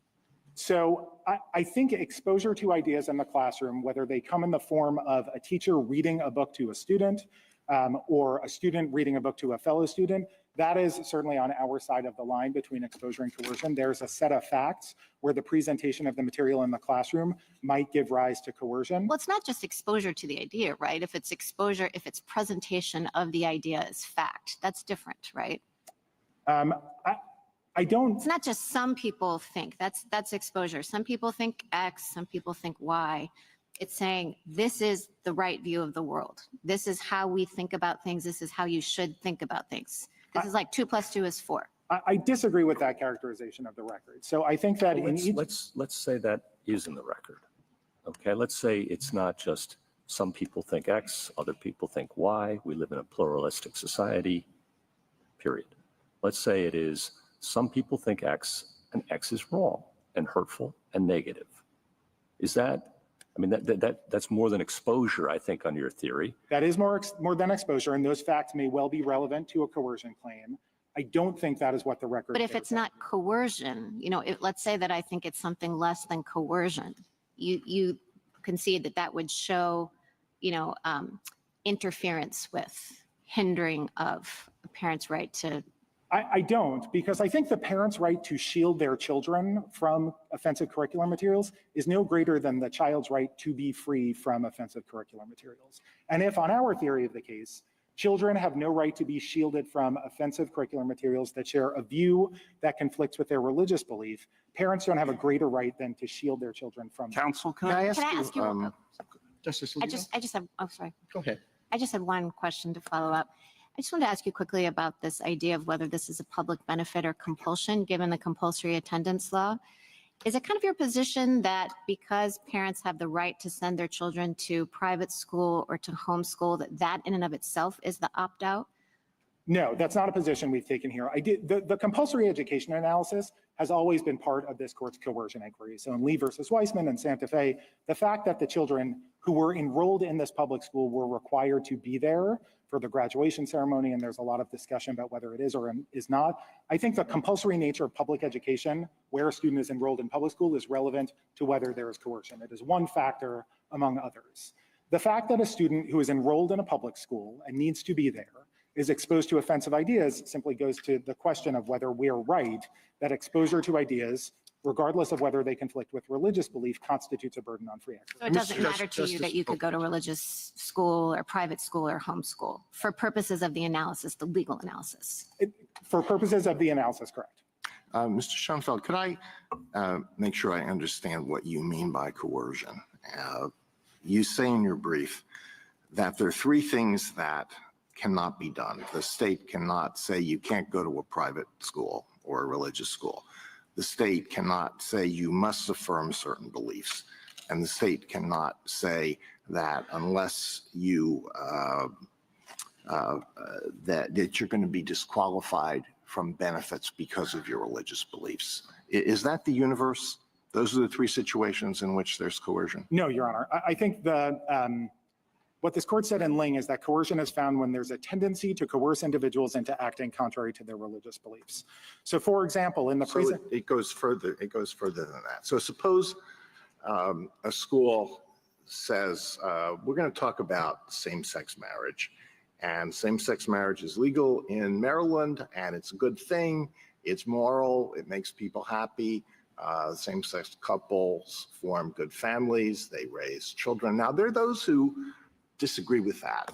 Catholics, for example, they disagree with that. They think that it's not moral, but they're wrong and they're bad. And anybody who doesn't accept that same-sex marriage is normal and just as good as opposite-sex marriage is not a good person. Now, what if that is what the school teaches students? I think that's absolutely coercion. I think where I found the line between exposure and coercion in your presentation, Justice Alito, was this is the state of the law in Maryland and elsewhere in the United States. People can fall in love, get married, even same-sex couples. Some people believe in it, Catholics don't believe in it, and then it stopped. And then it was directly derogatory of a particular set of religious beliefs. It was avowedly so, and that I think under any fair reading would give rise to a coercion or a discrimination claim. So you can, the school can teach students certain moral principles that are highly objectionable to parents, and that's okay. Yes. They can't opt out. That does not burden their free exercise. There's no constitutional requirement of completeness in these contexts. A school could easily teach that evolution is one theory and it is the correct theory, and I don't think there's any constitutional problem with that. Certainly if a student taking a test said, you've taught me about evolution, here are the principles of evolution, I'm reciting them to you, but I don't agree with that, and my faith teaches me differently. No teacher would penalize the student for saying that, and if the teacher did, that would certainly give rise to coercion. Now let me, the opposite end of your spectrum of possibilities is exposure, which you talked about over and over. What does that mean? I would think that exposure, and we can take the example of same-sex marriage. Again, exposure is telling the students that there are a lot of people who marry a person of the opposite sex. There are also people who marry a person of the same sex, period. Leave it at that. That's exposure. If you go beyond that, is it still exposure? It depends on the context. I mean, I think Uncle Bobby's Wedding is teaching third graders or second graders precisely that. It's telling it through a story. And the fact that in that case, it's Uncle Bobby and Jamie rather than in Uncle Peter's Chinese American wedding, it's Uncle Peter and his wife. Well, don't you think, I mean, Justice Sotomayor and I were discussing this before, and we could have a, we could have a book club and have a debate about how Uncle Bobby's marriage should be understood, but I think it clearly goes beyond that. It doesn't just say, look, Uncle Bobby and Jamie are getting married. It expresses the idea subtly, but it expresses the idea this is a good thing. Mummy said, Chloe, I don't understand. Why is Uncle Bobby getting married? Bobby and Jamie love each other, said Mummy.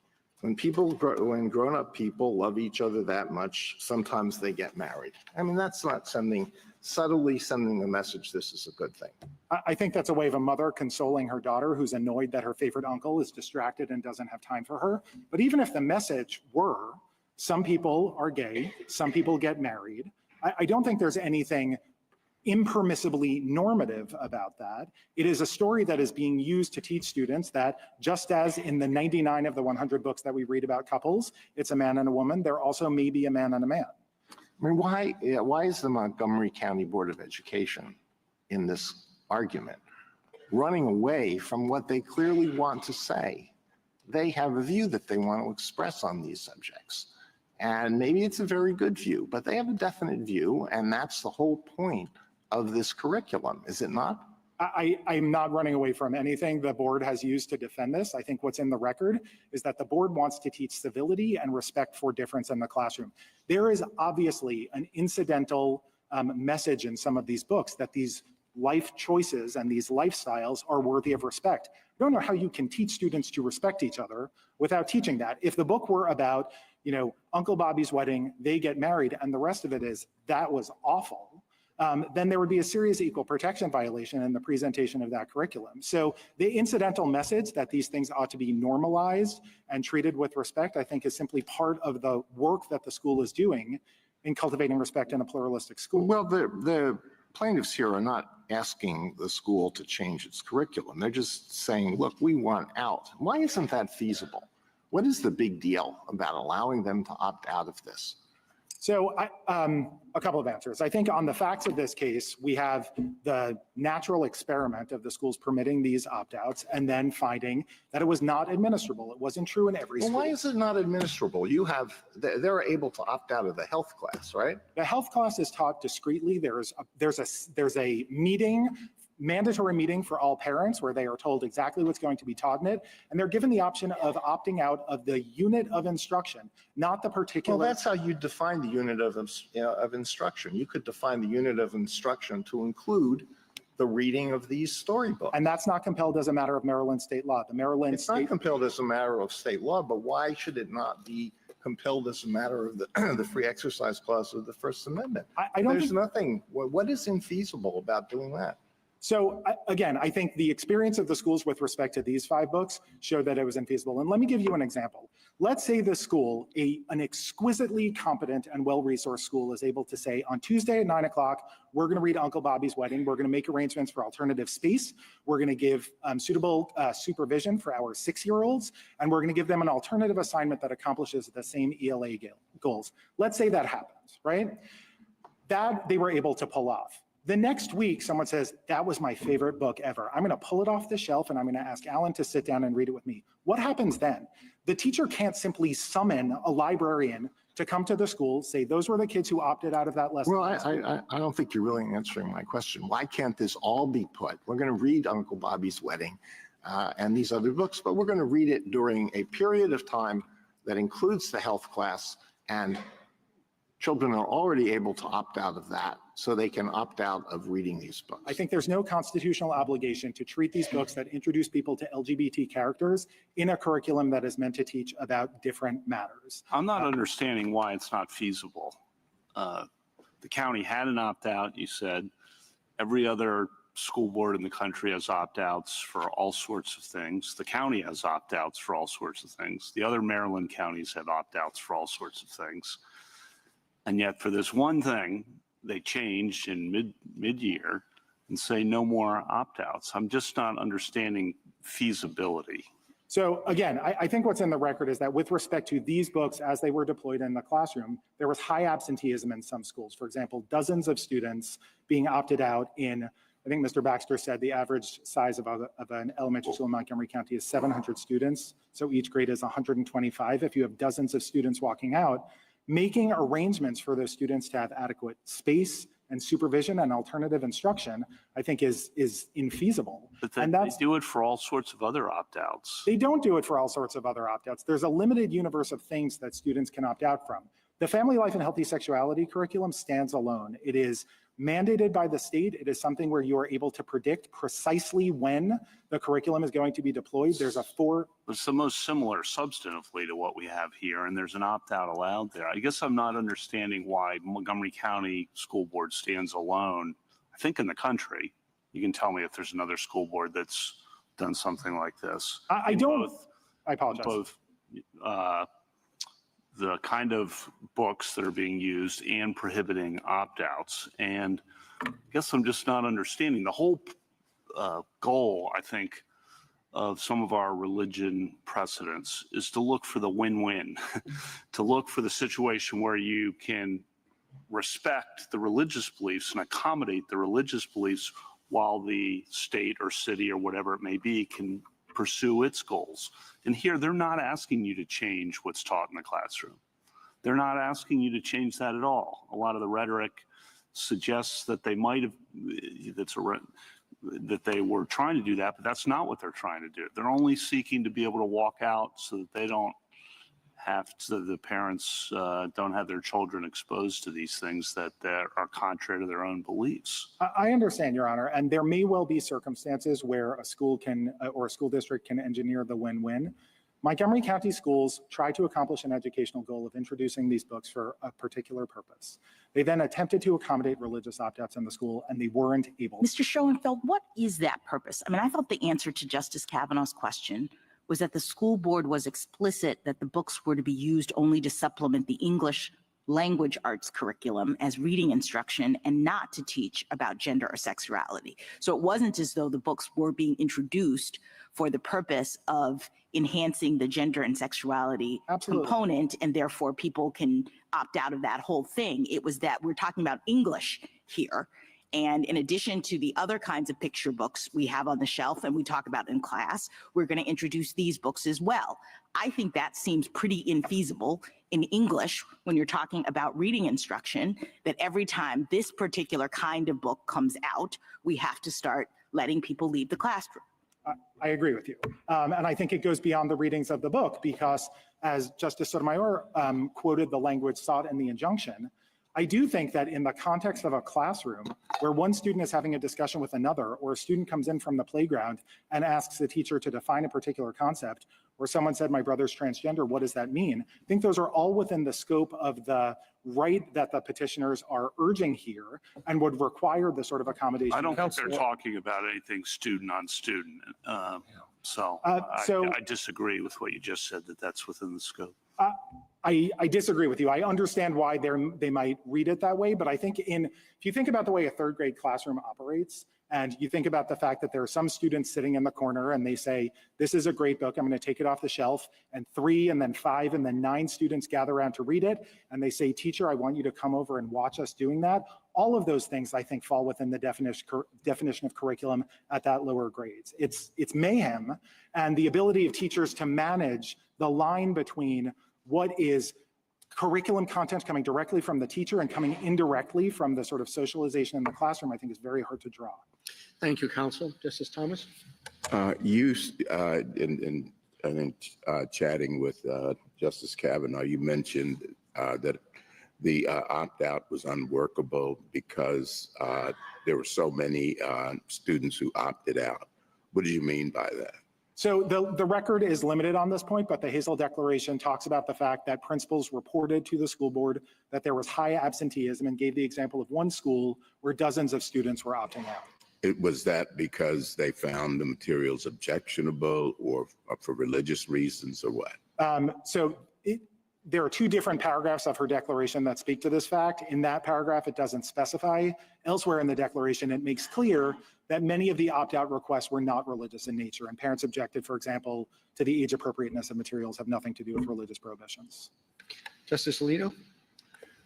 Well, we've had a discussion of many different tests and precedents and hypotheticals, but let me just draw back to what's going on in this particular case and get your reaction to this. So you have a case where some of the plaintiffs are devout Muslims. They say, we have a solemn religious obligation to raise our children as Muslims, and that involves certain moral principles that we want to instill in our children, and this school is teaching our children moral principles that are in conflict with ours, and we pay taxes to support the public schools, but we don't have enough money to send our children to private schools, and one of us can't stay home and provide homeschooling. So we just want to be able to take our children out of the part of the instruction that we find objectionable. And what's your response to that? Your response to that is just, well, it's too bad, all right? This is the public school, and the public school can teach what the public school wants, and you don't like that? Well, you can send your children to private schools. There's no indifference to the religious beliefs of the petitioners in this case. The school did what it could to accommodate those views. There are simply circumstances in which What the petitioner or what any plaintiff recognizes that a burden on their religious belief is not a legally cognizable one, given legal and practical judgment. Well, it's nice that you say that they respect the parents' religious beliefs, but basically your answer is it's just too bad. I think my You answer. got to send your children to school. You can't afford to send them to any place except a public school. Unlike, most of the lawyers who argue cases here, they can send their children to private schools. We may think that that's the way most of the world is, but it's not. It's just too bad. My answer is that public schools are democratically controlled for a reason. The school board here is democratically elected. The entire process of adopting this curriculum is open and transparent. These books are on review for 30 days before they're even made part of the curriculum.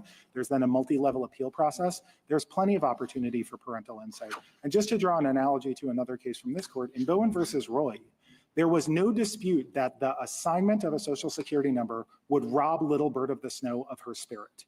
And this court made the judgment in that case that fully crediting the sincerity of that belief and fully crediting what the parents described as the imposition on their daughter, there was still some breathing room that the government needed to be given to operate in that case. And you think that providing an opt-out under these circumstances where you already allow opt-outs from the health class and opt-outs for other things is comparable to what the plaintiffs were asking for in that case? I don't think it's comparable in terms of what the plaintiffs were asking for in that case. I do think that under a doctrine where you can't question the sincerity of the beliefs, and so in that case, there was the most dire consequence for Little Bird of the Snow.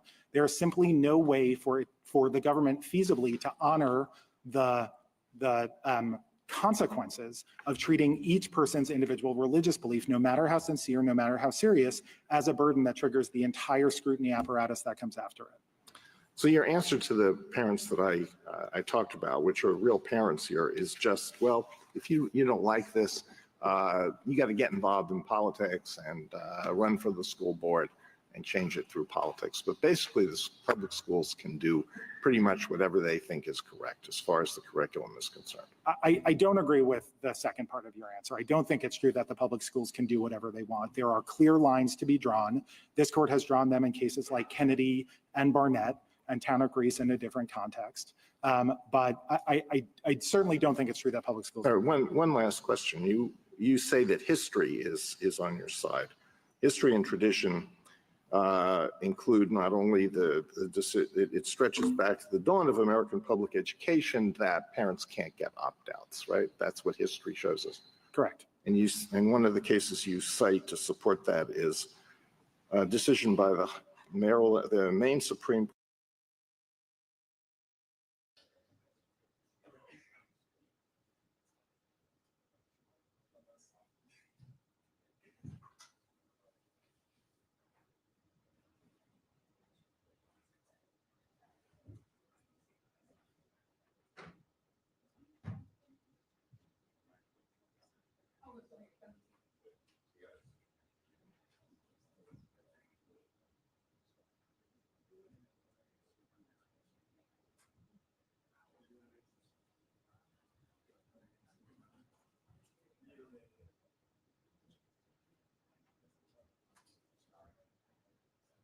It's been said that there would be a new energy force in finance. Today, we believe it's here. BadlandsCrypto.com, in partnership with Block Trust IRA, offers a secure path to convert your IRA or cash to cryptocurrency, protected by a revolutionary AI technology called Animus. Unlike meme coins or scams that prey on the faithful, the patriots at Block Trust IRA offer real managed accounts with AI Animus technology that navigates the market with computer-based precision, reducing the risk of the volatile cryptocurrency market. Animus AI Technologies was named the #1 crypto trading strategy in the world in 2023 by Bitcoin Magazine. Clients across the globe are utilizing this technology within their own accounts to outperform the market. Whether you have a retirement account like a 401k or IRA, or just cash savings sitting in the bank making you little to no interest. With best-in-class military-grade technology, Block Trust IRA's clients are 100% insured for up to $200 million. In fact, at BadlandsCrypto.com, they are so confident in their ability to help you succeed that for a limited time, they are offering up to a $2,500 bonus in crypto when you open an account. Visit BadlandsCrypto.com and find out how they can help you out-return the best performing asset of the decade. That's BadlandsCrypto.com.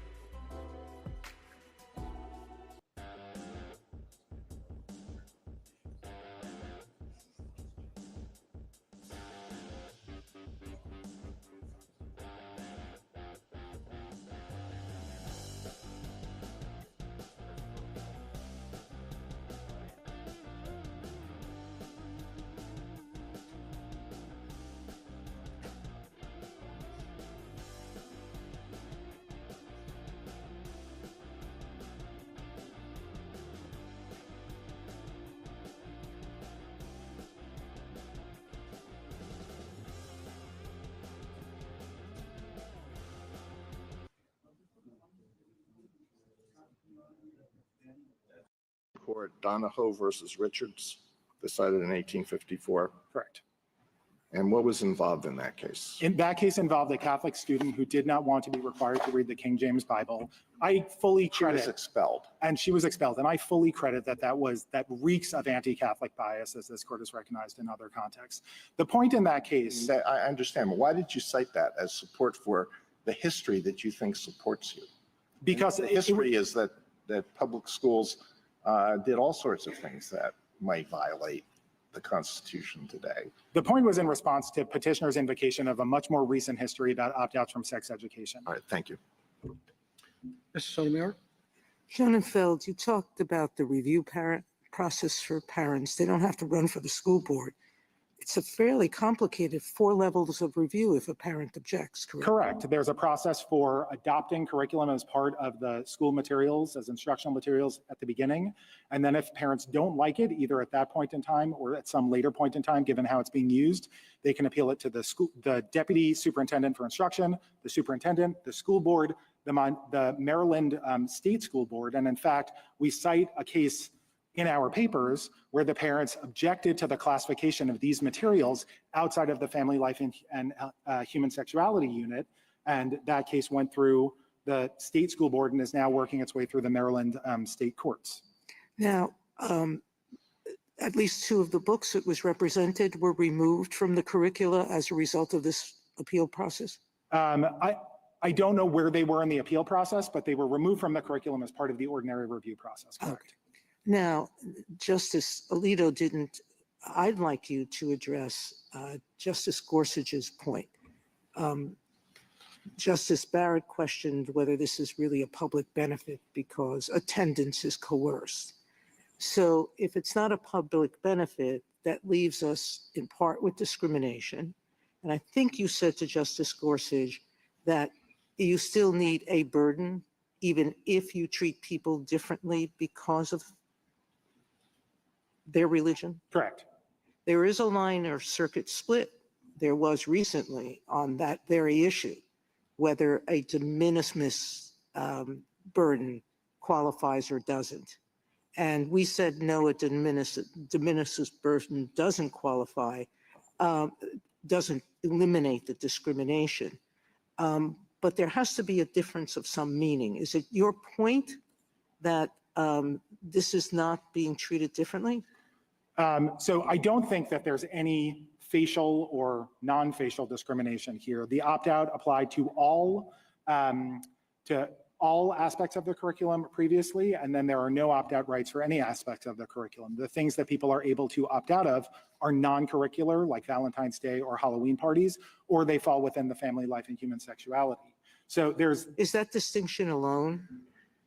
There are some who would argue that that distinction alone is not neutrally applicable. I think under Tandon, it is neutral and generally applicable. The question in Tandon is whether any secular activity is being treated better than any comparable religious activity. And there's nothing like that here. There's no distinction being made in either version of the policy between secular and religious. There's nothing intrinsically religious about these opt-outs. Many of them were taken for non-religious reasons. So under any of the court's tests, including Masterpiece Cake Shop, I don't think there's anything that gives rise to even an inference of discrimination that would trigger some distinct analysis that might not require a burden. Why is this different than Masterpiece? In Masterpiece, it was a board member.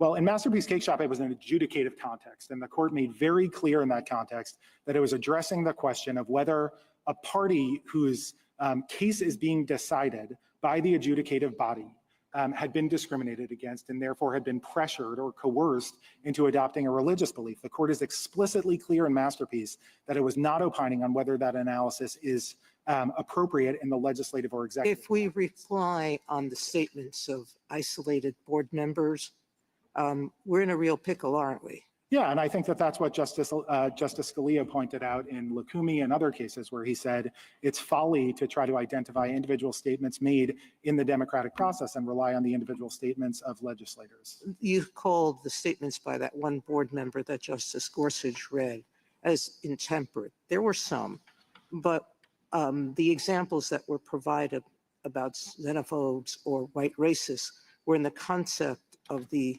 extent of public disruption that would occur if an exemption was given to everyone for any reason. Certainly the prompt for it was not anything about a particular religious person or a particular set of religious beliefs. It was in the context of a discussion about whether opt-out should be allowed at all for any reason. And it was disruption that that board member was concentrating. Correct. Thank you. Mrs. Kagan? Mr. Schoenfeld, I think it would be fair to say that Mr. Baxter and Ms. Harris did not want to draw lines, that, you know, if there was material and it was being used in instruction in whatever way it was being used to whatever age kids with respect to whatever subject matter, if there was a parent who had some sincere religious objection to that, that parent would be allowed to opt out. And when I pushed Mr. Baxter a little bit on that as to the consequences of it, he said, you know, like, I don't want to draw lines for you, but really the problems here, the places we see objections are in a much more limited set of cases. We don't see a lot of objections in high schools. We don't see a lot of objections about evolution classes. You know, is that true? And should we count on it being true? And how can we tell if it's true? So two answers, Justice Kagan. The first is, I don't think you can count on it being true for exactly the reason Your Honor gave, which is once this court constitutionalizes that prerogative, you're in a completely different world in terms of parents' willingness or ability to invoke it. And with respect to the question of whether it is empirically true, the best data point is the last 40 years of litigation on this topic. And I think the superintendent's brief in support of neither party, Professor Lupu's brief, and also the NEA brief just recount for you the dozens of cases to all aspects of the curriculum that have been brought over the last 40 years. And the way that courts have controlled for the volume of those cases is to stop the inquiry at the burden stage and hold consistently in those cases while fully acknowledging that there may be circumstances that give rise to a coercion, fully recognizing that exposure to ideas, even if they offend religious beliefs, do not qualify as a burden for free exercise purposes. Thank you. Justice Gorsuch? I just want to make sure I understand a few fact things and then a law question. What age do you in Montgomery County teach students normally about human sexuality? I think that it begins in either 4th or 5th grade. The human sexuality class. The family life and human sexuality curriculum. Okay. I'm not entirely sure. Starts in 4th or 5th grade, you think? So. Is there anything you can point us to in the record on that? I don't think so. Okay. And second, these books are being used in English class. The division between English class and other things in a second grade classroom doesn't really exist. You're sort of in a room with a teacher and sometimes. No, I appreciate that. I went to second grade too. Yeah. But it's part of the English curriculum that these books are being used in. I thought that was. Yeah, I'm not fighting the premise. I'm just saying that it's not the math class. It is not. It's not the human sexuality class. It is certainly not the human sexuality class. Yeah. I'm just sort of fighting the premise that there's a neat distinction. Okay, and they're being used in English language instruction at age 3. Some of them. So Pride Puppy was the book that was used for the pre-kindergarten curriculum. That's no longer in the curriculum. That's the one where they are supposed to look for the leather and things and bondage, things like that. It's not bondage. It's a woman in a leather. Sex worker, right? No. No? That's not correct. No. I read it. It's a drag queen. Drag queen and drag correct. queen. The leather that they're pointing to is a woman in a leather jacket. And one of the words is drag queen in the search. And they're supposed to look for those. It is an option at the end of the book, correct? Yeah, okay. And you've included these in the English language curriculum rather than the human sexuality curriculum to influence students. Is that fair? That's what the district court found. I think to the extent the district court found that it was to influence them towards civility. The natural consequence of being exposed. Whatever, but to influence them. In the manner that I just mentioned, yes. Okay.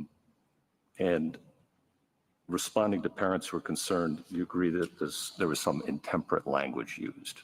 I don't know that those were responding to parents who were concerned. This was after the fact for most of these comments.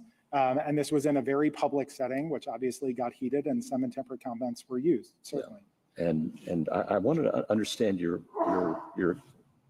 context that you were giving about the statement that some Muslim families, it's unfortunate that this issue puts some Muslim families on the same side of an issue as white supremacists and outright bigots.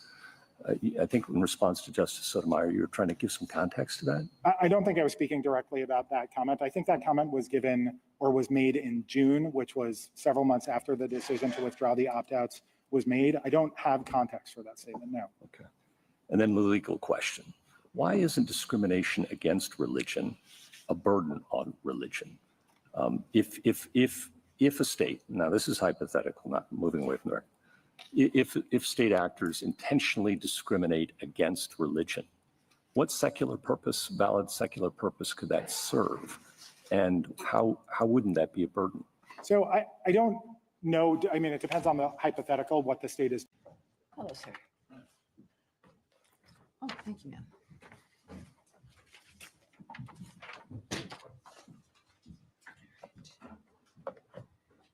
Welcome aboard, everyone. Thank you for being here. I know a few people are doing some hits, so we might have some people coming in. Appreciate, again, you being here. All right, an announcement, I think rather important one for certainly all of you here and everyone watching at home and certainly everyone here at the State Department. Welcome aboard. Today, under President Trump's leadership and at the direction of Secretary Rubio, we are reversing decades of bloat and bureaucracy at the State Department. The Secretary announced a reorganization plan to build an America First State Department to meet the challenges of a new era.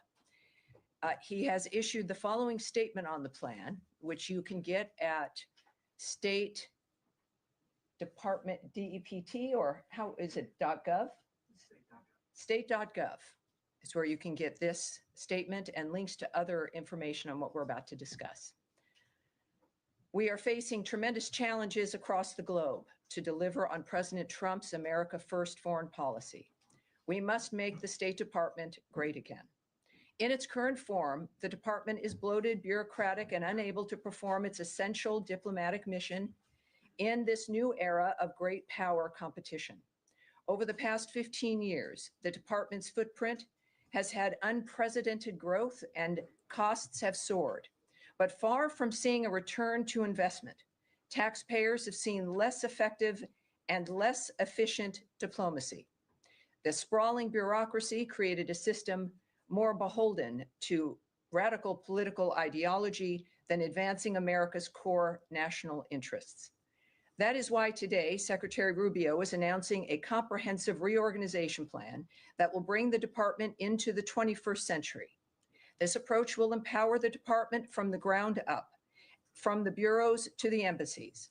Region-specific functions will be consolidated to increase functionality. Redundant offices will be removed, and non-statutory programs that are misaligned with America's core national interests will cease to exist. Under President Trump's leadership, we have a commander-in-chief committed to putting America and Americans first. As his Secretary of State, Secretary Rubio, announces that he is in fact confident a reformed State Department will meet the moment and help make our country great once again. So the bottom line here is that these sweeping changes will empower our talented diplomats to put America and Americans first.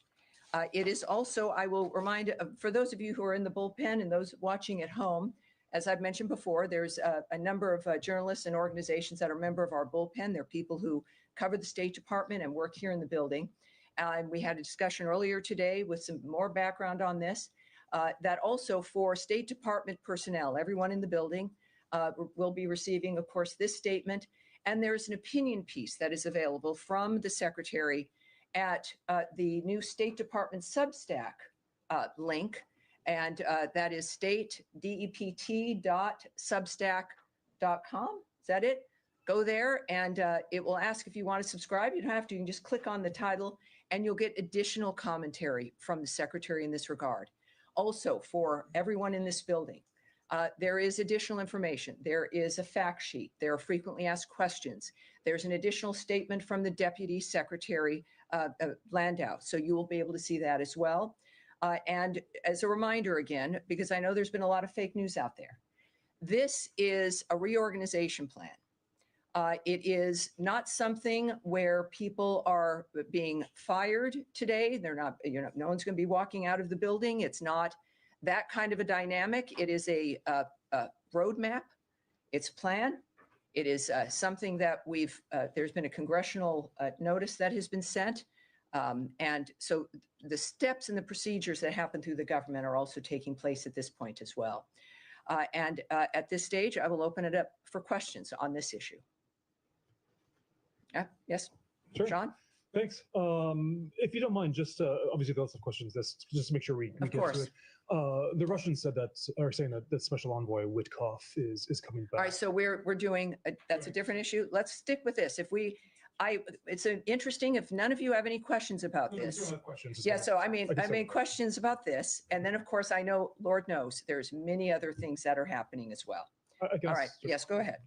Just on the hiring freeze and the way that this affects the folding in of USAID to Sure. the State Department, how, given the fact that these people are not considered State Department employees, what opportunities, if any, are going to be given to them to be able to reapply or not for their position? Sure. First of all, the USAID fold in, that in a way is kind of the genesis of this, right? We knew that was going to happen. USAID was going to become a part of the State Department. And in this framework, what you'll see, and it makes, I think, perfect sense, and people seeing this will see that it makes sense, is that instead of this monolithic entity that was, its own object in Washington, D.C., making decisions about aid and where the money would go, the usual experience, and I've experienced this with the Secretary's travels and his conversations with the leaders and also our own embassy and consulate staffs, is that you would have donations or funding for a project that the country itself was not interested in or did not want and had other needs,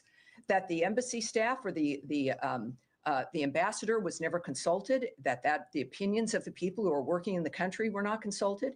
So they would see money going into a nation, as an example, put in to fund something that was even, in some cases, detrimental to the nation that we were working with, or opposed by an ambassador, and yet there was no input and no action. In this particular kind of reorg, it's about consolidating things, right? Weaving certain offices into other bureaus, making the situation smaller, reorganizing it, literally. And in that case, you will see the bureaus, which used to have a lot of power, but had really kind of lost that in a certain way through the giant bureaucracy that became evident through the 70s and 80s and 90s.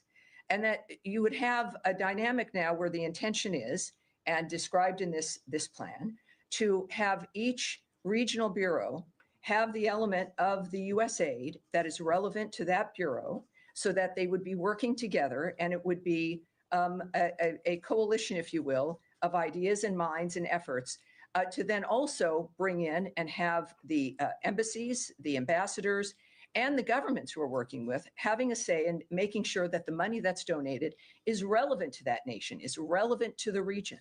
And that's what will be, that's where USAID essentially is going, is into positions where, as I've mentioned to you, as we were doing our review of USAID, is don't mistake a change for being something for indicating something is gone or missing, that it was never about us abandoning our commitment to funding to any kind of life-saving efforts or our work with other nations in assisting them.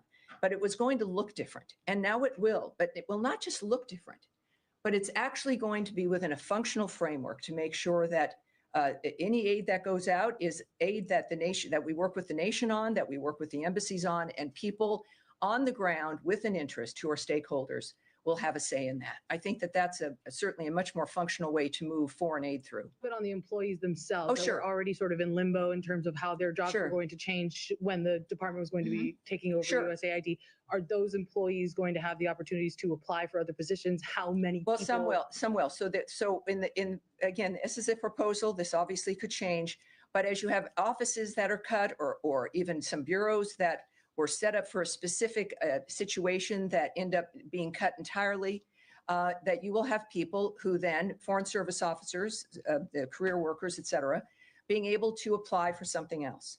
So these are, it's a dynamic where you've got a certain number of open seats that exist, and then people who, of course, will then be out of the seat where they were if, in fact, their office is cut or even folded in to another bureau. So these are, again, this is, again, a roadmap, and it's a dynamic, whereas we've said in the past certain dynamics where people, and this is new for me as somebody who's never worked for government, very much in a way like the military, where you can be working for the State Department, working in a specific, let's say, embassy overseas, and then that job ends, and then you come home and you get slotted into a new job.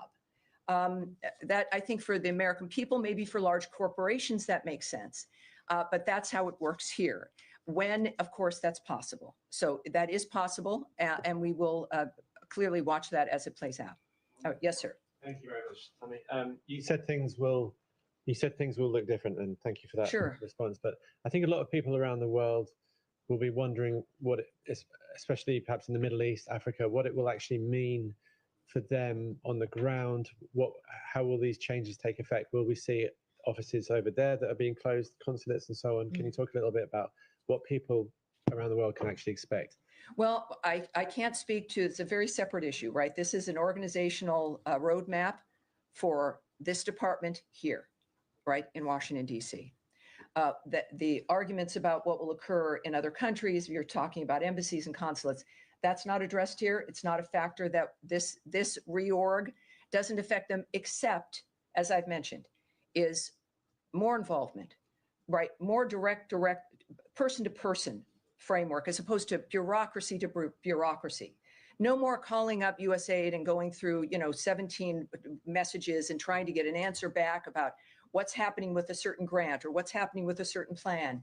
That this is really, in a way that I think I've heard many people here note, including the Secretary and the Deputy Secretary, of returning the State Department to its traditional base, to the nature of human diplomacy, of getting things done. And my goodness, especially in the 21st century, that move so rapidly, faster than any other time in history.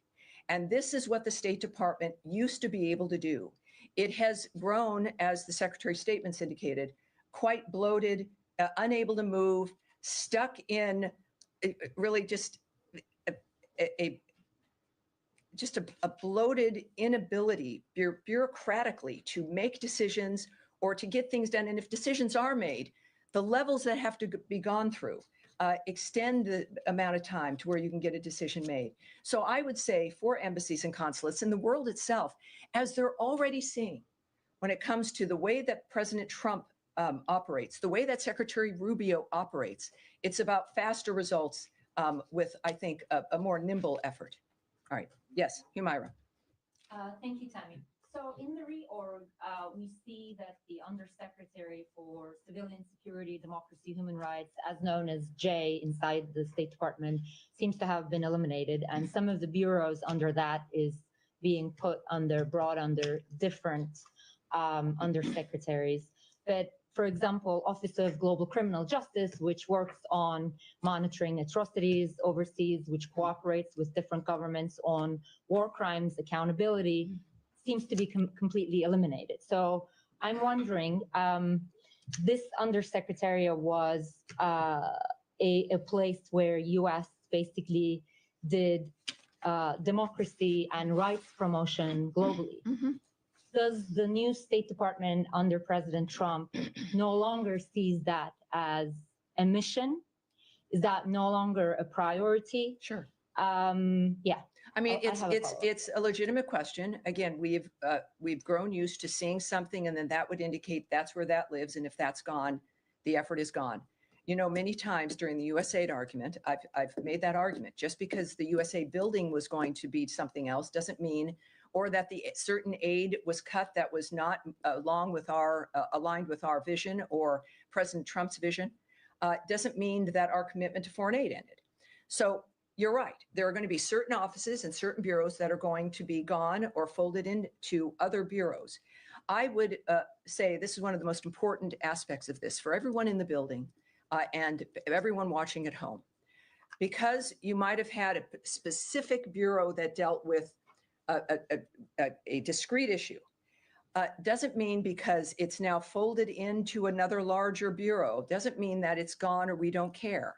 It means that, in fact, certain issues deserve to be considered part, not like some specialized, separate, segregated interest. Why shouldn't that interest be in every bureau, right?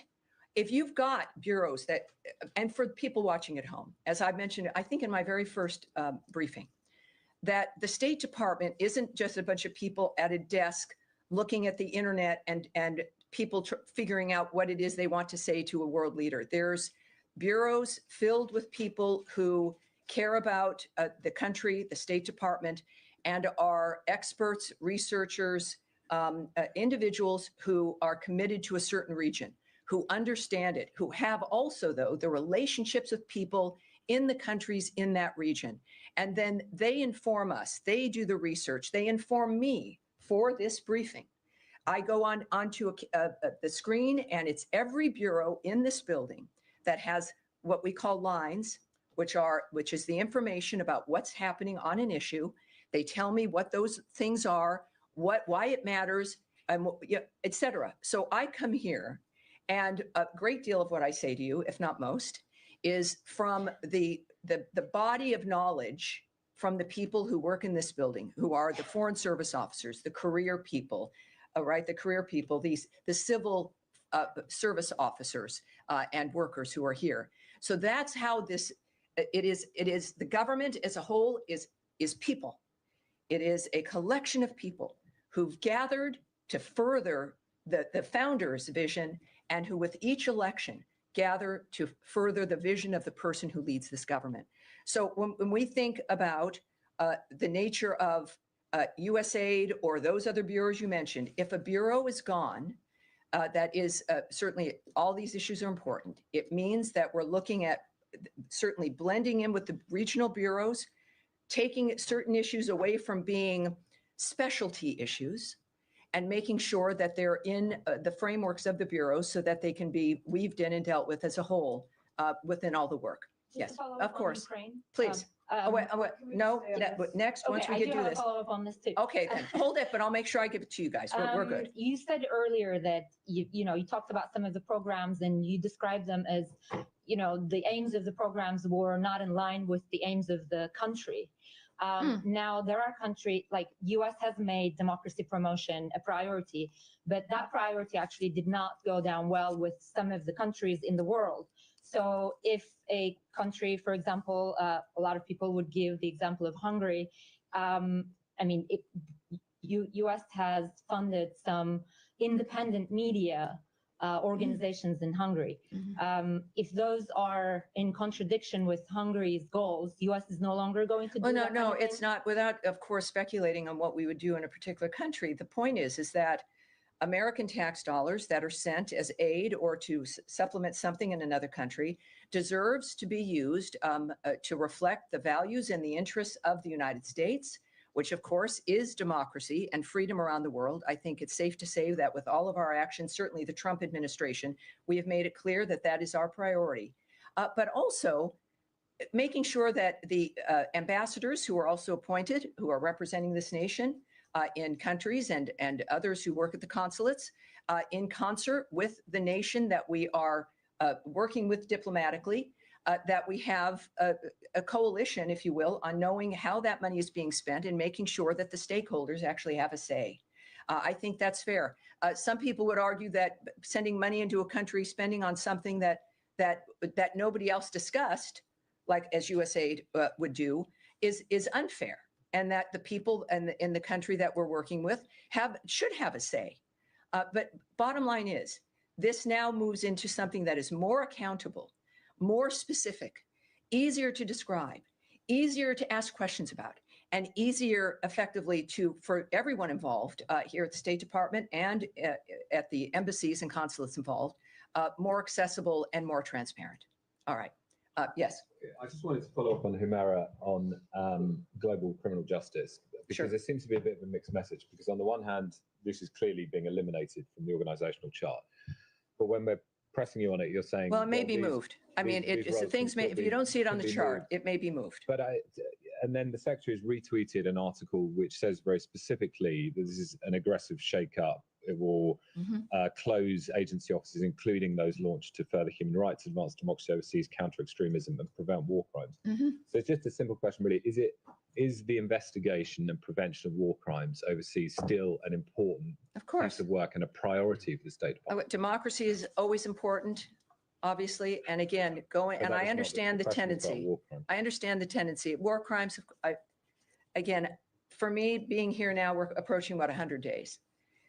My deciding to do this is based on this nation's history, and it clearly is committed to the nature of the values of the American people and of this country.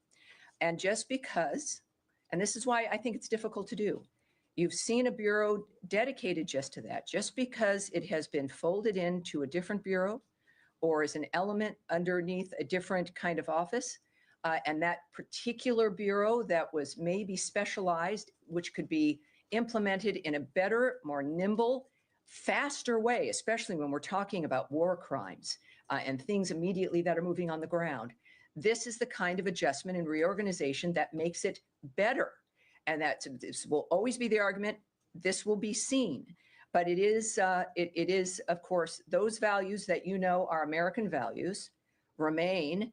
And while the approach or the bureaus or an office might be called something differently or even eliminated as an office, but is moved through the bureau as a whole, you'll see that the American approach to the world not only remains the same, but will be more obvious, more clear, more dynamic, and more active. Do you know where will that role move to? Because it's very hard to see in the chart, for example, on war crimes or global criminal justice, where that will now exist.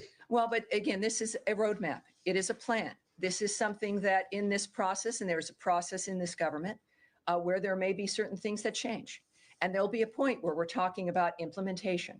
So those details, this gives you, I think, a very good idea, transparently for everyone who's watching this, that this is a change. It is, the issue is certainly, sometimes we all know that change is difficult. But in this particular case, it had to happen because of the bulk, because of the unsustainability of the size of the government. And that's why we're doing it. All right. Yes, sir. Thank you, Tammy. Two questions. I know this came up on different settings. Just want to make sure. It's the same issue. Yes, to get you on the record that this will not impact whatsoever when it comes to the department's reports on different issues like human rights, which appears to be. Well, no, I'm not going to speculate on whatsoever impact on how a report is issued, when it's issued, the content of the report, the nature of how our discussing human rights is done. I will not, all of that would require speculation here. beyond, I think, the reorganization report. And my second question, I know that I can say a spokesperson's role will be promoted. Congratulations on that. But I want to understand with the GEC, closure of GEC recently. GEC, yes. Engagement Center. Yes, now that's a very good question. Yeah. And also, eliminating some of the fundings, like, grants to Moldova to fight against the Russian disinformation. Is the issue of Russian disinformation or Chinese disinformation, is this something that you are concerned about, or are you out of business of combating it? Well, it's obvious that everyone's concerned about interference in elections. None of us want that. But of course, the specifics of how a reorganizational roadmap is not going to, I'm not going to be able to answer the question about how that would be affected, of course. And your other question was? Chinese and Russian disinformation. No, there was a different one. And your office will be promoted. Well, it's yeah, and this is, I think, again, a bit in the weeds for people at home. I mean, there's an organizational chart. My office is now answerable to the secretary, which of course, all of you probably already presume that if that's true, but now technically it sits within that umbrella. So nothing has really changed in that regard, except it's a little bit more specific and obvious when it comes to the nature of my work. Can we come back to later on Ukraine? Well, forgive me, I'm going to move on. I was also going to answer your first question, which GEC. The GEC. Thank you. He remembered. In fact, that's a good question because things beyond this roadmap will also happen. That bureau has been eliminated. Things will change in the State Department separate from this roadmap. That bureau, which had been ordered to be removed last fall, what they did is they changed its name and moved people around. And so that, of course, by eliminating that bureau at $50 million a year, perfect example, that worked to censor the American public. That is not certainly the vision of the Trump administration or the American people who put him in office. So yes, that bureau is gone. It is really gone this time. And the American people are better off for it. Can I just ask one quick question? Yes, of course you can. On this process. Yes. There's an internal State Department memo that was put out about this that said that the undersecretaries are going to be submitting a path to reduce domestic staff by 15%. Can you just help us understand how the leadership in charge of this reorg came up with the 15% number and if there's any wiggle room there? Or if well, I said this is an internal document. I'm not going to speak on something that you may or may, I'm not going to presume you didn't see something, so forgive me.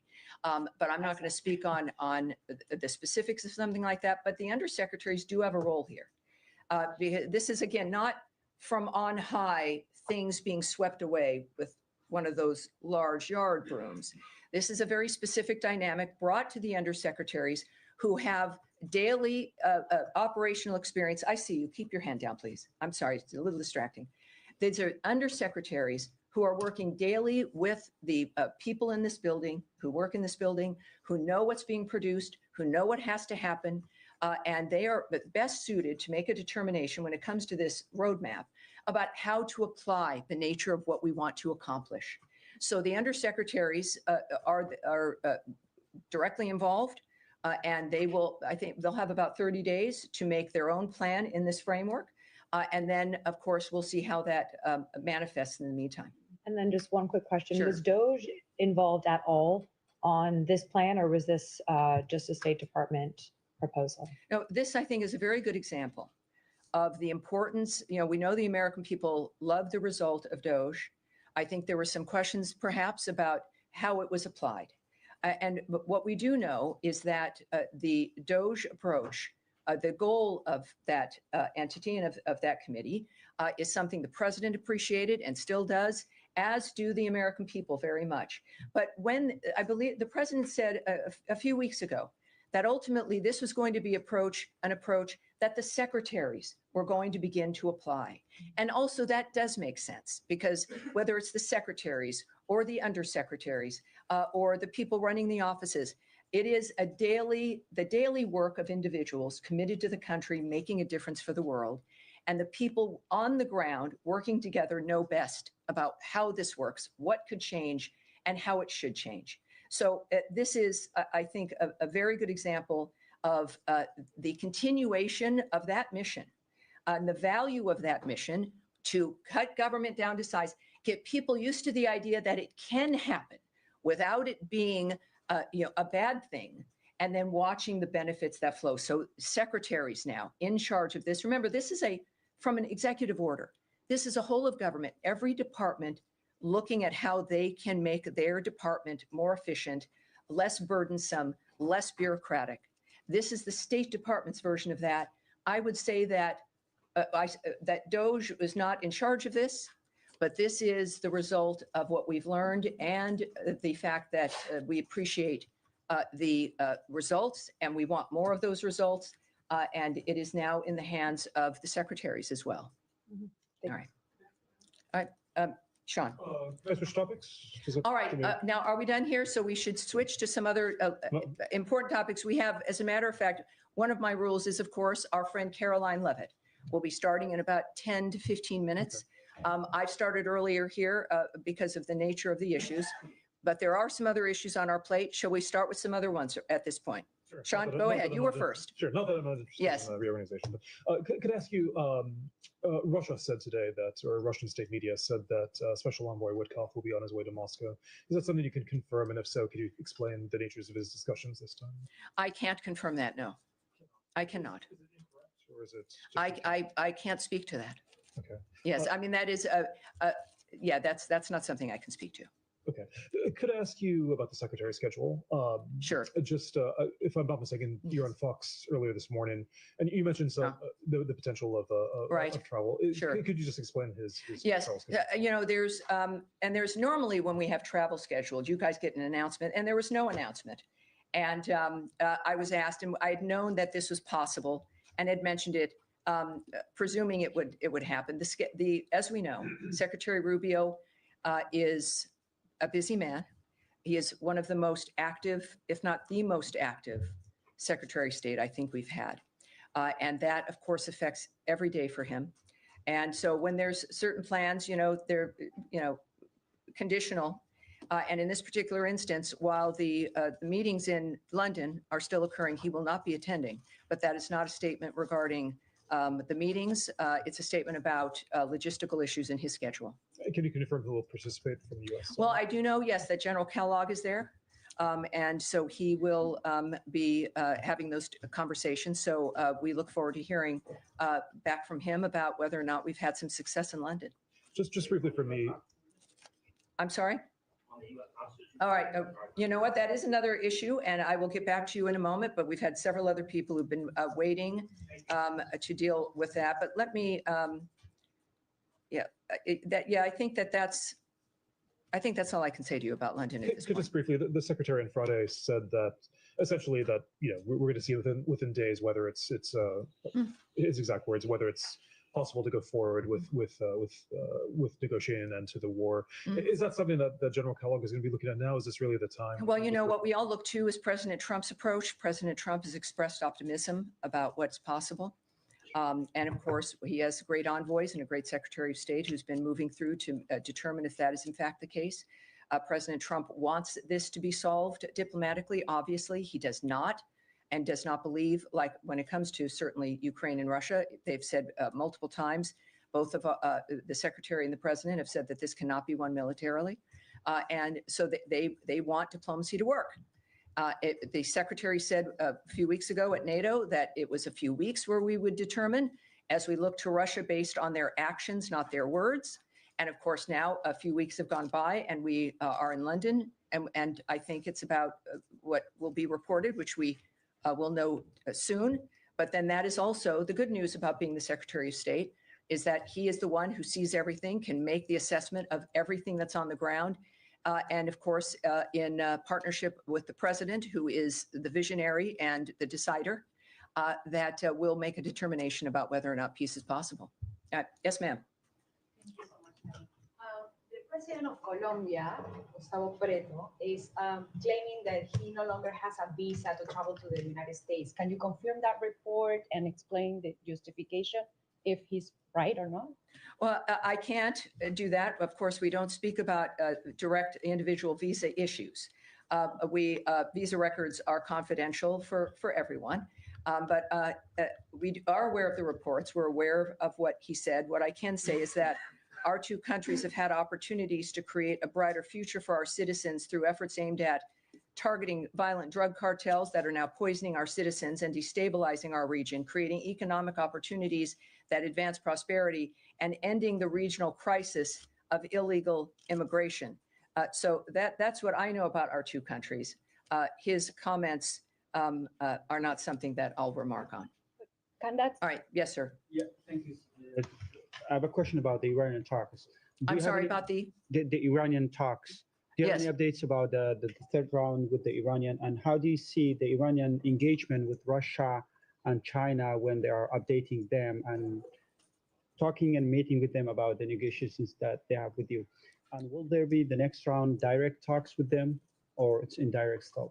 Well, again, these are diplomatic missions. I know I speak often. I have to say no to you when it comes to the questions you ask because you're looking for some details. I understand about the nature of what may or may not happen in an issue that the world cares about.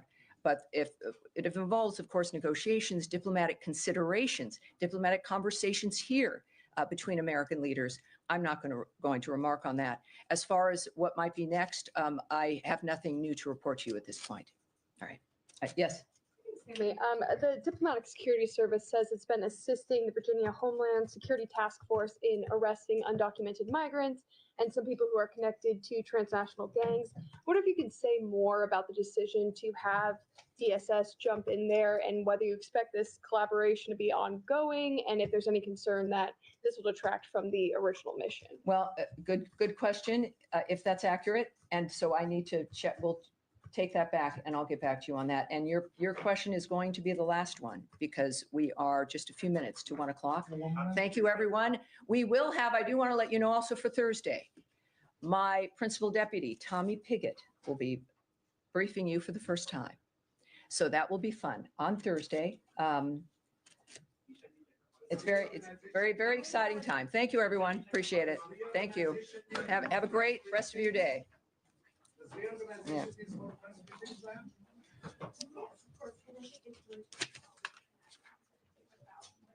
By now, you've probably seen the new collab between Rise and Badlands Media, but I'll tell you what you haven't seen yet. The end of Clown World as we know it. But have no fear. Introducing the latest addition to the Badlands Int'l lineup, the sequel to the best-selling Sci-War series. We've been conditioned by these clowns to accept their circus. But it's time to unwind that and strike them out the history books. The future belongs to the real, and we've got it in droves. Go to badlandsmedia.tv/rise for the full line of premium and direct-to-garment streetwear. Made to order right here in the good old US of A. The heart of the resistance. The fall of Clown World is upon us, patriots. But if the state is discriminating against Muslims or Catholics or Protestants or whatever, I think this court has recognized that when an enactment that discriminates on its face, or has recognized with respect to an enactment that discriminates on its face, it is intrinsically coercive. That's how the court has performed the burden inquiry. If you are privileging one religion over another, you are coercing people to subscribe to that particular set of beliefs in order to get... So that's a burden. Yeah, absolutely. Thank you.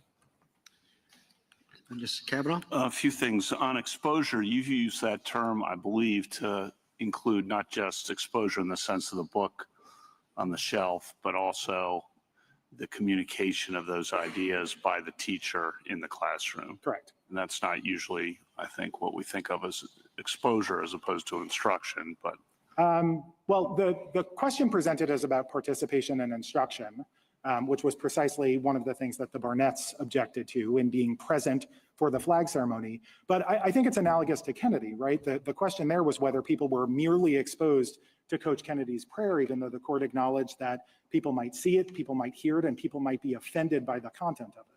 okay.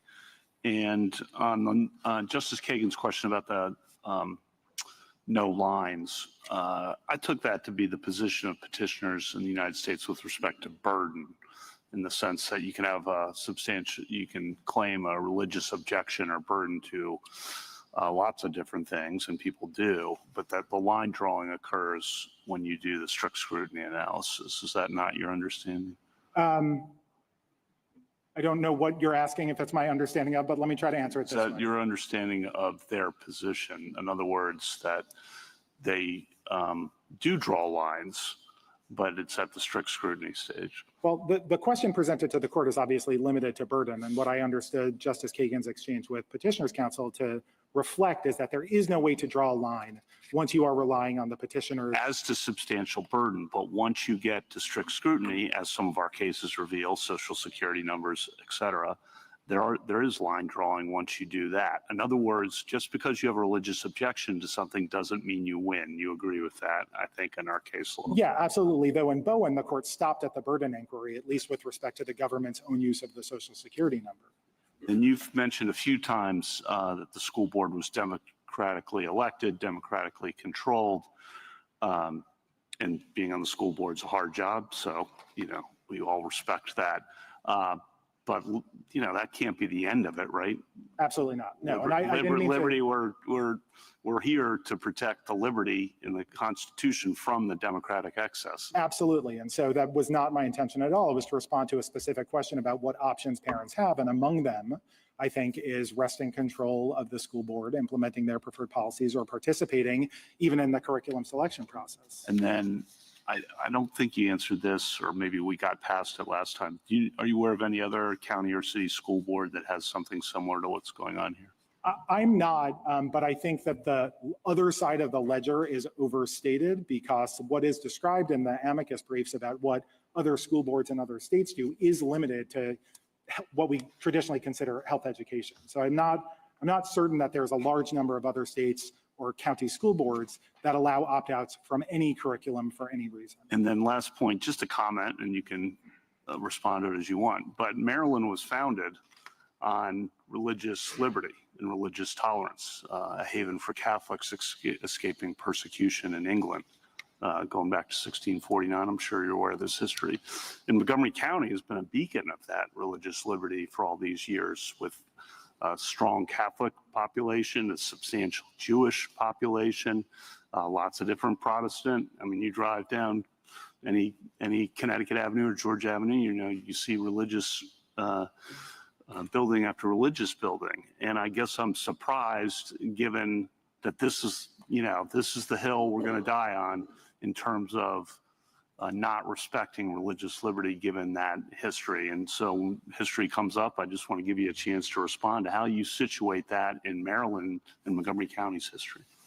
Every school board walks a tightrope, as this court has recognized and other courts have recognized. It's a difficult job balancing the interests of a diverse community. Montgomery County Public Schools are the most religiously diverse in the country.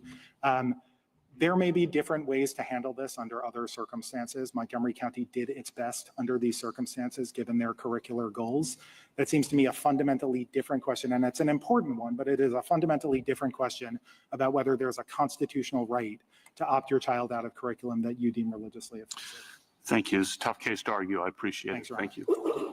Justice Barrett? I just want to ask you a couple questions about the instructional materials. So part of the conversation today has been about exposure and whether this is about teaching civility.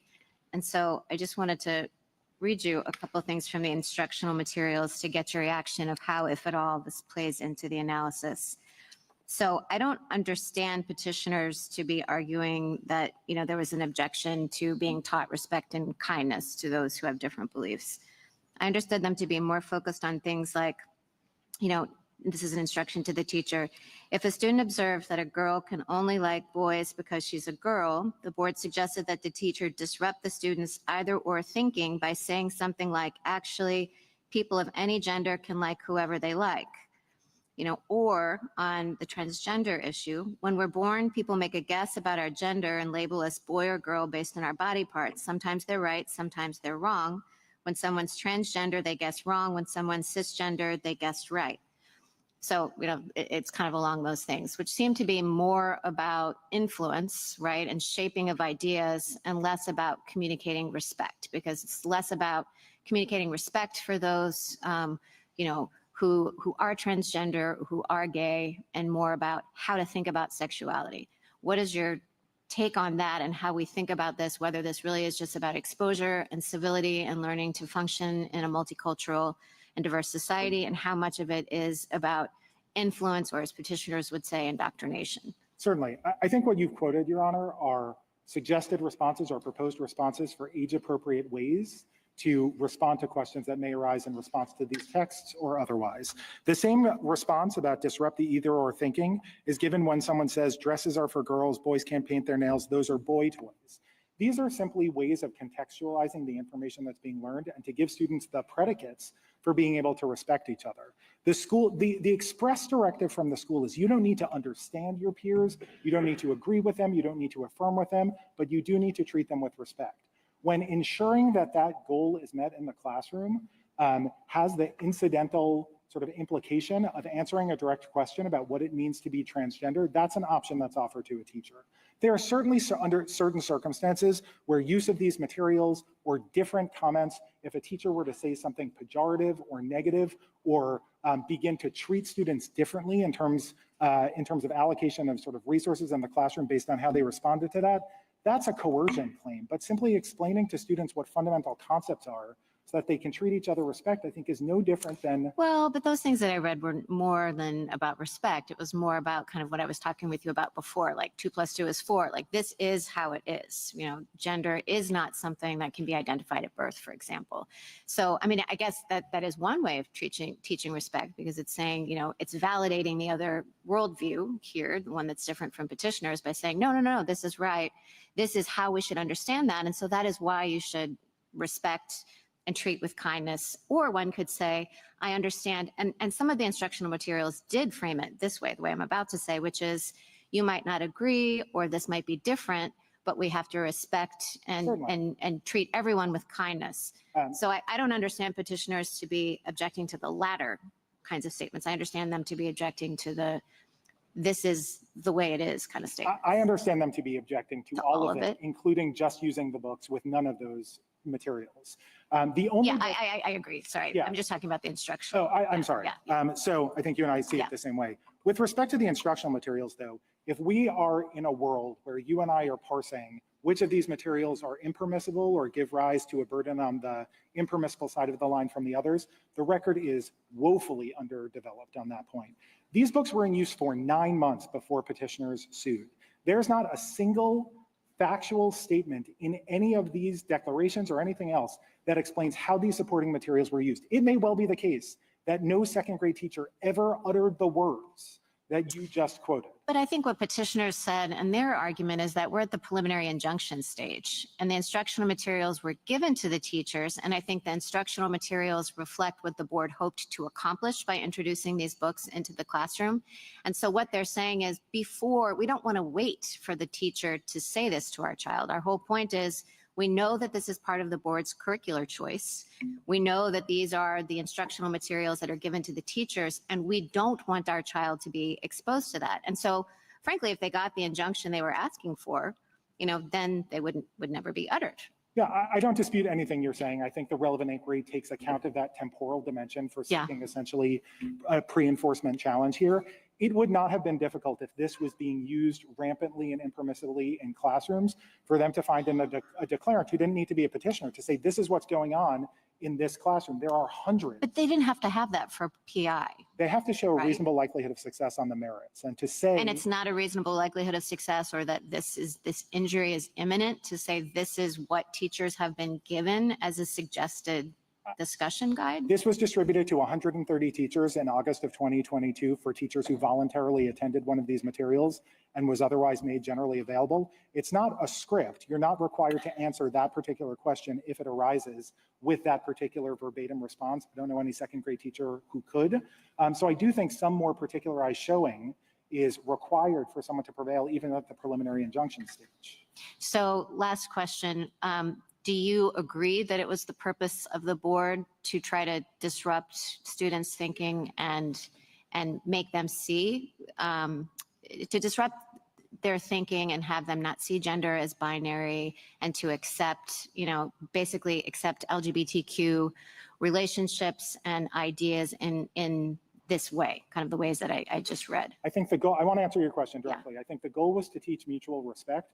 I think to the extent that students were unable to display mutual respect for their peers without having some further understanding that boys can play with girls' toys, for example, then that was absolutely part of the curriculum. So it was part of the curriculum to teach them that boys can be girls, or boys can, or that your pronouns can change depending on how you feel one day to the next. That was part of the goal. So I think you're quoting from a book that was not part of the curriculum, but let me just set that aside. Well, I thought that was an they might be blending together blend in my together, mind. I thought that was from I thought that was from the Allies book, the I don't think. intersection. I don't think so. I Allies? think there may be a quotation from the Penelope teacher's is user a- guide at the end. Okay. Oh, at the end of Intersection Allies? Yeah, it may be, though I recall it being a quote from anyone else. It doesn't matter. Yeah. So I think the way that these support materials are framed are to help a teacher answer a student's question when he says, in this book, there's a boy who says that he's a girl. How can you be a girl when you were born a boy? And it's one resource to provide teachers with an answer to that question. The alternative was to provide nothing to the teachers, which I think would abdicate the school board's responsibility to ensure that their teachers are equipped to do their job. Thank you. Justice Jackson. So 2 quick final points. For those of us who are trying to get a handle on the potential administrative challenges of notice and opt-out rights, would you be recommending that we look at the School Superintendents Association amicus brief? Because I thought that's what they were focusing on, that here are actual potential administrative challenges. Is that one of the resources? That resource is well worthwhile, I think, for 2 reasons. The first is it goes through 40 years of litigation on this, going back to Mozart, and it has, I think, a bulleted list of all of the things that parents have raised, even under this sort of ancien regime where these were not treated as burdens. And second, I think it makes a persuasive case about the administrability of the isolated family life and health education options. All right. And finally, as I understand your response to Justice Alito's question about what religious parents are supposed to do, I understood you to say that parents with religious objections can vote for members of the school board, they can go to school board meetings, they can object to the curriculum. Maybe the school board will agree with them, at which point we don't have a problem, or maybe they won't. And if they don't agree, those parents in Montgomery County, at least, can pull their students out of school and homeschool them or send them somewhere else.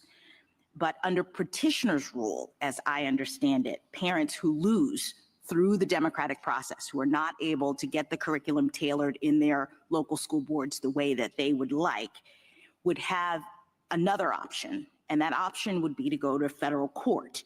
And so instead of having democratically elected representatives and experts in the field making the decision about which books should be taught to kids in the classroom, you have federal judges flipping through the picture books and deciding whether these are appropriate for 5-year-olds. I mean, I don't know how we would even go about that. It seems pretty troubling because ordinarily public education has been the subject of local control.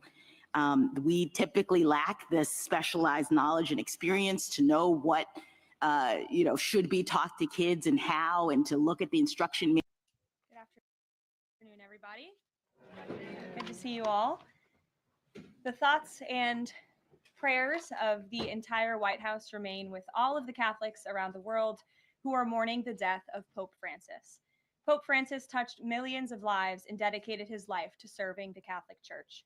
As a mark of respect for his memory, President Trump ordered flags be flown at half-staff, and he will be traveling to attend his funeral in Rome. The president will depart from Washington on Friday morning and return to the United States on Saturday evening following the funeral service. I can also confirm the dates of the president's trip to the Middle East. He will travel to Saudi Arabia, Qatar, and the United Arab Emirates from May 13th until May 16th. And on Thursday of this week, President Trump will welcome Norwegian Prime Minister at the White House for a working visit. The 2 leaders will discuss trade and regional security. This will be the 13th head of state visit of President Trump's term already. At the border, President Trump continues to deliver on his promise to make America safe again. The Wall Street Journal captured the Trump effect in a recent article. Border crossings grind to a halt as Trump's tough policies take hold. U.S. Customs and Border Protection recorded its lowest southwest border crossings in history in March, and we're seeing the same successes at our northern border. Here's how the New York Post put it. Northern border sector previously overrun by illegal migrants sees dramatic drop in crossings. We haven't seen anyone since November, end quote. According to U.S. Customs and Border Protection, just 54 illegal aliens were apprehended in the Swanton sector of our northern border, which stretches more than 300 miles in March. This is a drastic 95% drop from the more than 1,000 border crossings that were caught in March 2024. This is a main hotspot area that recorded more than 80% of all apprehensions along the northern border during the 2024 fiscal year. And new reporting from the Washington Times fully highlights the difference in Joe Biden's disgraceful approach to the border compared to President Trump's. Under Trump, border catch and release has dropped 99.99% from worst Biden month. You can't get much better than that. This statistic in particular is astounding. Border Patrol agents caught and immediately released 189,604 illegal aliens into the United States in December 2023 at the height of the Biden border crisis.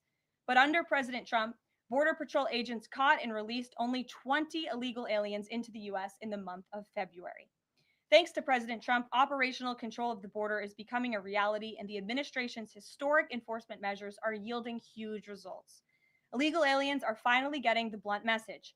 If you cross the border illegally, you will be swiftly deported and never return to the United States of America. Efforts to arrest the criminal illegal alien invaders are continuing to ramp up.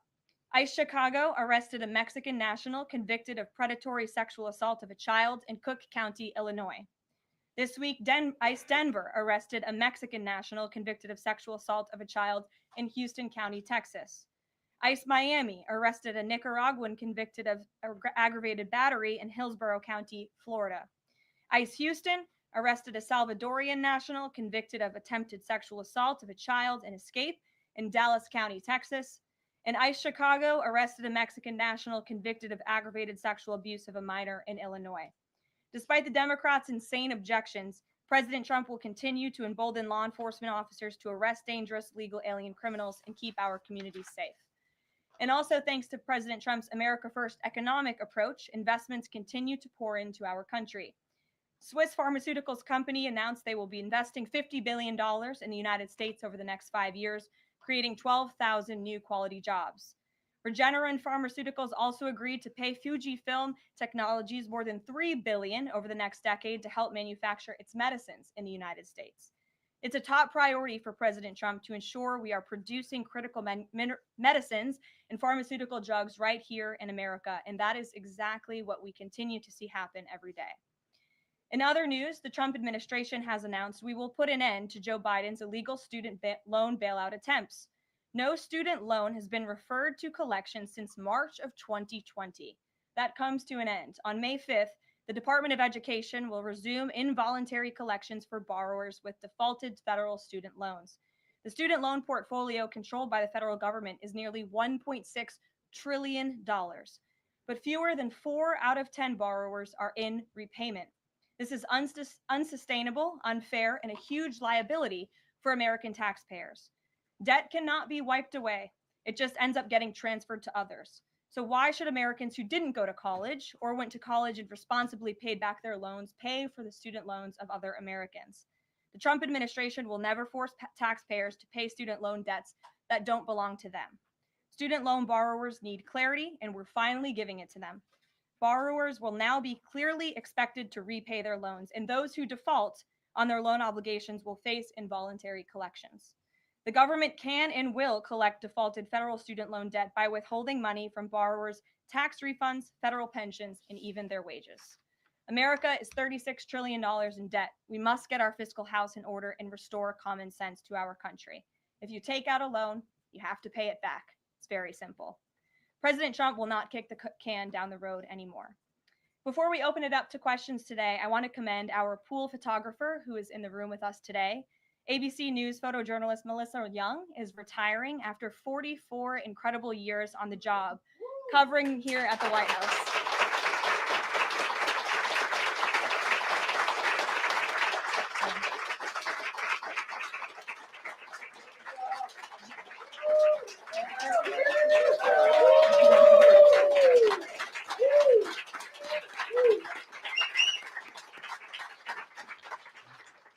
Melissa, congratulations. You have the largest round of applause I've ever heard in this room. So there's something we can all agree on, and you've had an incredible career here covering the White House. So congratulations to you, and we hope you enjoy retirement. I'm sure you will. And everybody else in the room will be very jealous of you as you're enjoying your rest.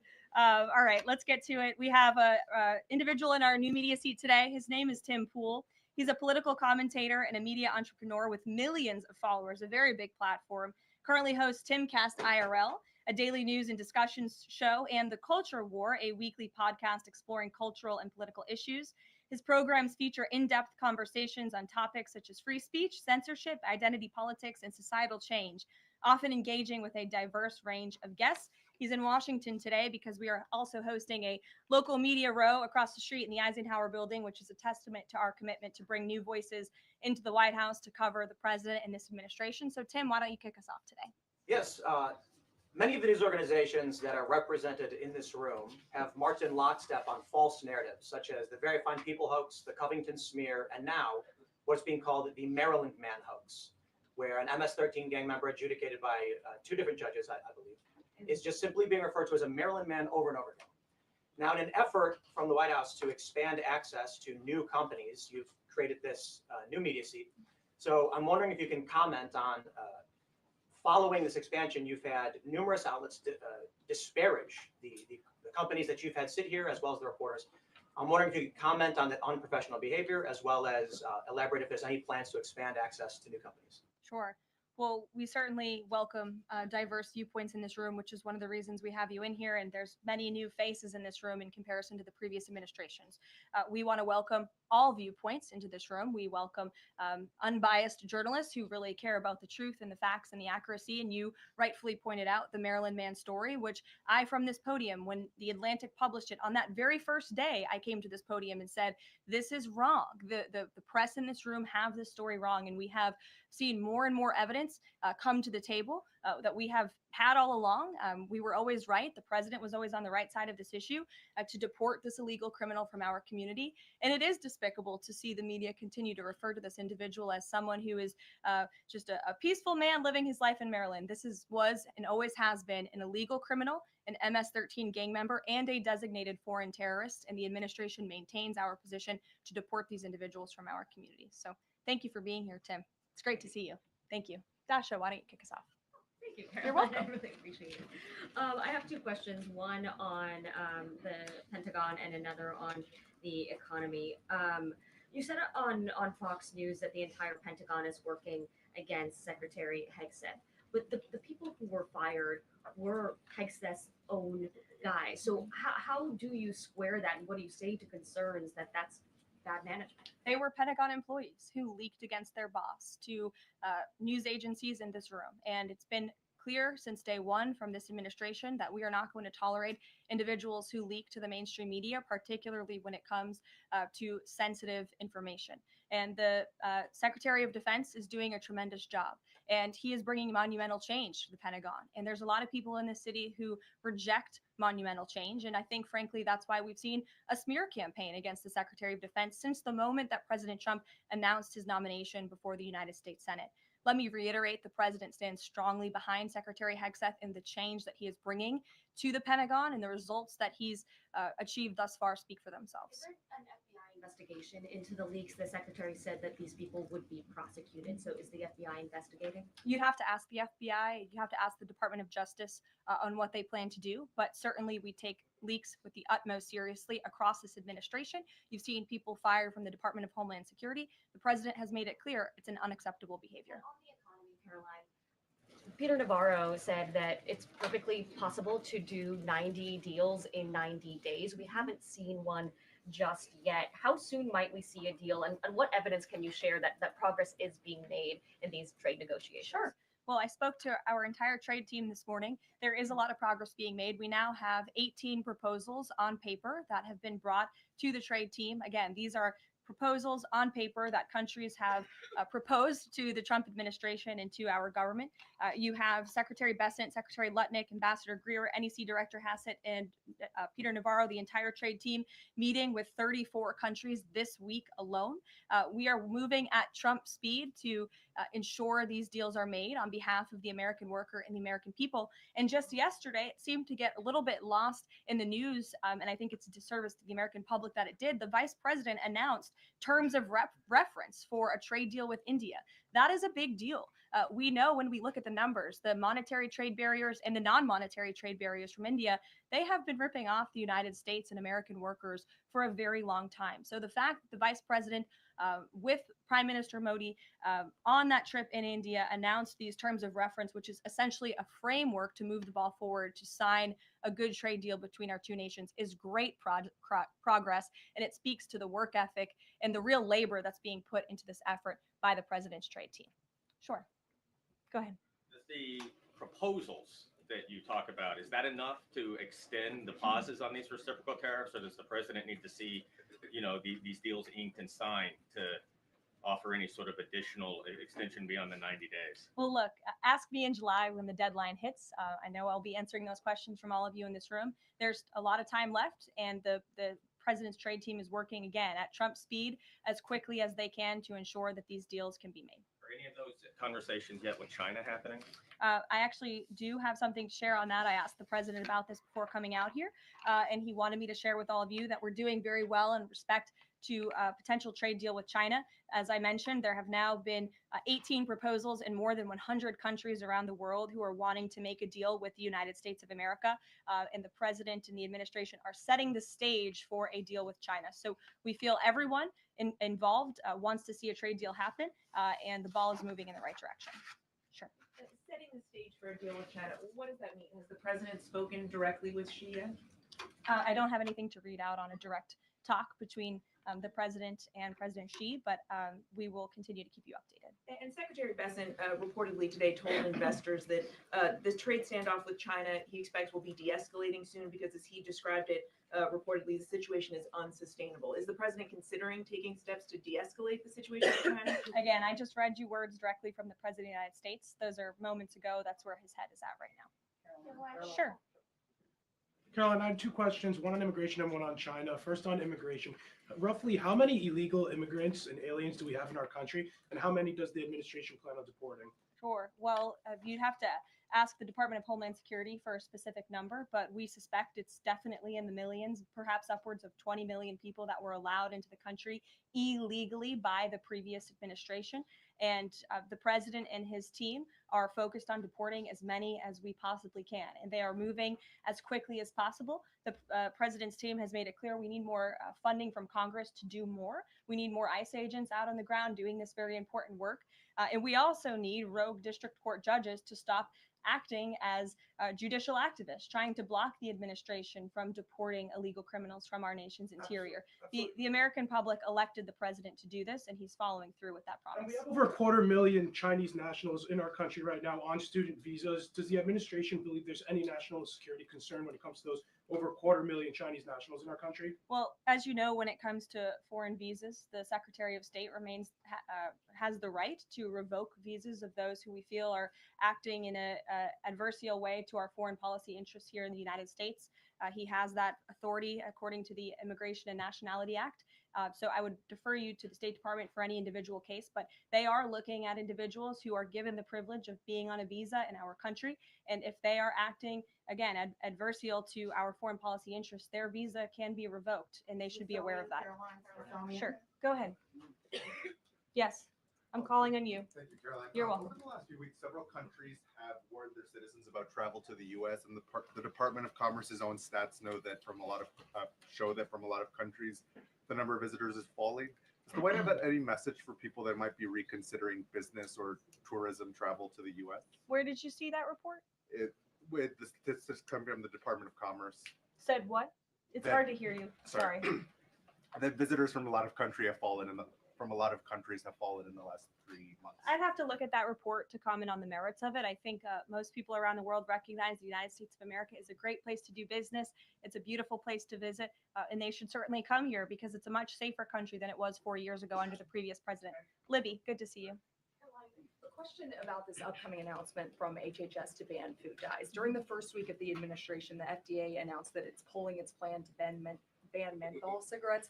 So 2 questions for you. How do you square a ban on menthol cigarettes being pulled and then announcing this ban on food dyes? And then how does the president feel about this upcoming ban that's that RFK is going to announce? Sure. Well, look, the Secretary of Health and Human Services, the president nominated him because he trusts him to make this country healthy again. It's not just a slogan. It really is a movement that has broken ground across the country. There's millions of people who believe in RFK Jr., Secretary Kennedy, and what he's doing. I don't want to get ahead of HHS with this historic announcement later and the details of it, but obviously the secretary feels that he has reason and evidence to announce the ban on artificial dyes later, and I'll let him speak to that this afternoon. Phil. The president started the process of reclassifying more than 50,000 federal employees as Schedule F. We've already seen him march through a number of government agencies. I'm curious, should we expect mass firings, or is this a case-by-case approach, a scalpel or a sledgehammer? Well, look, as you saw on Friday, the president put out a statement about it. The Office of Personnel Management reclassified workers. They're now called scheduled policy/career. And all the president is trying to do is ensure that federal workers are being held accountable for corrupt behavior. If they are engaging in corruption as a government worker, they should no longer have their job. I think that's pretty common sense. He also believes that bureaucrats should be acting in accordance to the will of the American public who duly elected this president. Not just this president, but all future presidents. If you work for the government, you should be adhering to the will of the American public and advancing the administration's goals and interests. And if you are not doing that, then you should go find another job whose interests you align with. So as for specific firings, I would defer you to the specific agencies, but the president in this move and Office of Personnel Management, it will make it easier to get rid of rogue bureaucrats who are engaging in corruption. Sure. Google, real quick. A federal court ruled last Thursday that Google's dominance of online advertising and ad tech markets violated U.S. antitrust laws. I know the president has spoken to a number of folks in big tech, and Google CEO was even at his inauguration. I'm curious, what is the president's reaction to that court ruling? I'll have to ask him, and I'll get back to you, Phil. You're welcome. John. Thanks a lot, Caroline. Some economic questions for you. Kevin Hassett has been a key economic advisor to the president in both of his terms. In 2022, And he still is. And he still is. He was just in my office. Absolutely. In 2022, he said that the independence of the Fed is super important. That's a direct quote. Is that something that the president subscribes to? Does he still believe in the independence of the Federal Reserve? Well, look, I think the president has made his position on the Fed and on Powell quite clear. The president believes that they have been making moves and taking action in the name of politics rather in the name of what's right for the American economy. The president has the right to express his displeasure with the Fed, and he has the right to say he believes interest rates should be lower. He believes Americans should be able to borrow money cheaper than they currently are right now. And I also spoke to Kevin Hassett about the Fed as well. And he has called into question the Fed's independence and whether they are actually doing things, again, out of the best interest of the economy, or are they doing it for partisan reasons? The president wants to see interest rates lower. He has made that quite clear. We've also seen, if I may, I'm sorry, one more, Caroline, just about, I said 2 economic questions, about the dollar. We've seen the dollar at multi-year lows versus the euro and other currencies around the world. Is it the administration's policy for a strong dollar? How does it view the dollar versus other currencies around the world? The president wants to see the dollar remain as the world's reserve currency for our long-term fiscal stability and our economic growth. He's been quite clear about that. Sure. 2 questions. And then to the woman behind you, who I haven't seen before, welcome. Go ahead, Mary. Earth Day and then the Supreme Court, if that's okay. That's right. It's Earth Day. Yes. Happy Earth Day, everyone. I saw the president truthing about the garbage pileup from China and the Pacific, and then I believe Lee Zeldin is headed to San Diego to investigate the pile of sewage from Mexico. Can you speak to what the White House has planned for Earth Day and anything in that arena? Sure. I do have points from the EPA. Administrator Zeldin's doing a fantastic job, and they are always sharing their accomplishments with the White House, which we very much appreciate. He will be traveling. I believe he's in California today for sewage situation. Here you go. Administrator Zeldin met with his Mexican counterpart to discuss steps Mexico needs to take to ensure the water entering the United States is clean and safe. And he's holding a press conference in San Diego today with elected officials and local stakeholders on the Tijuana River sewage crisis. I would also add from the president himself, he has always maintained he wants America to have the cleanest air and the cleanest water. And we want to do what's right for our environment and for our earth. And a lot of that is making sure that we have clean and sustainable energy. And we know that we produce natural gas cleaner and more efficiently than any country in this world. And the president wants to see that continue. Thank you. And then on the Supreme Court, I know the court is hearing a case dealing with parents who don't want their kids having to read gender ideology books in schools. Can you comment on that case and what the Trump administration hopes to see come from that? Sure. We hope the Supreme Court will do the right thing. And the president has been very clear. He stands on the side of parental rights, and he believes strongly that parents should have a greater say in their children's education and the content, if you will, that children are being exposed to in our public school system. Sure. Go ahead. Hi. I'm Karoline with World News Group. The administration ended some temporary protections for Afghans, including several hundred Christians who have been punished by the Taliban. Is the president considering any exceptions for Afghans who could face death or torture if they return to their home country? So let's just be clear about one thing. We didn't end that proactively. It expired.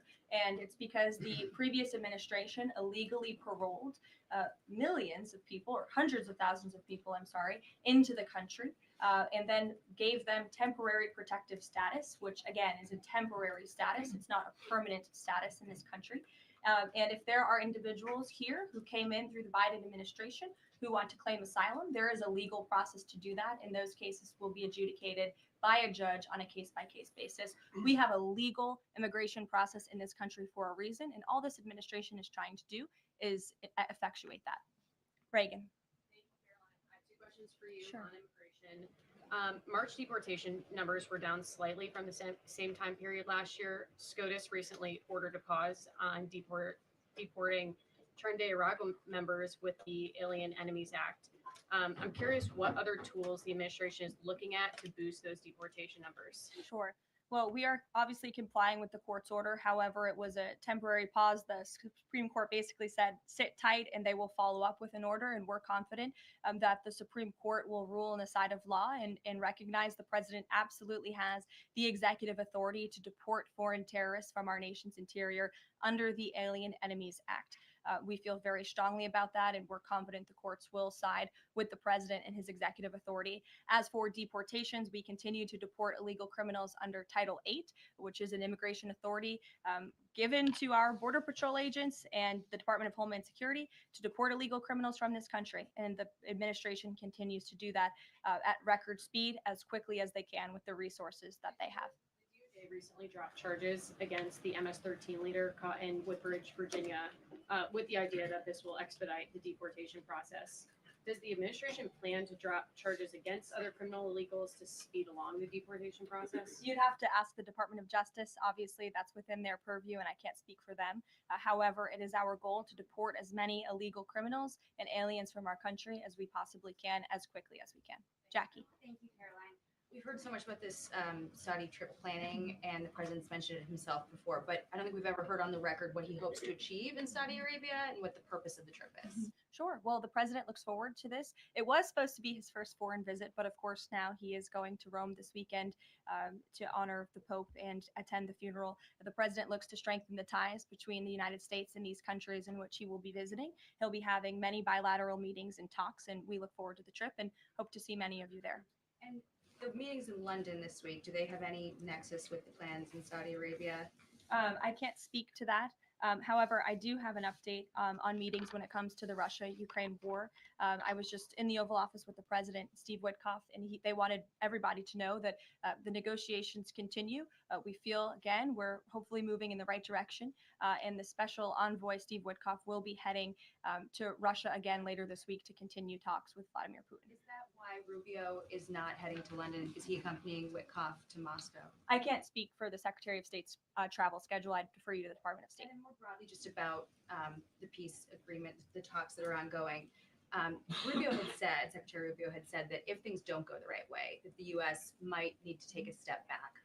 What does stepping back look like? Does that a step back from brokering peace, or would that imply a broader withdrawal from U.S. support for Ukraine and the war? Look, I think it would be unwise for me to broadcast that from this podium. Ultimately, that's a decision for the president to make, but he's made it very clear he wants to see peace. He wants to see this war end, and he wants to stop the killing on both sides of this war. And he's been very clear about that for quite some time. And he has grown frustrated with both sides of this war, and he's made that very known.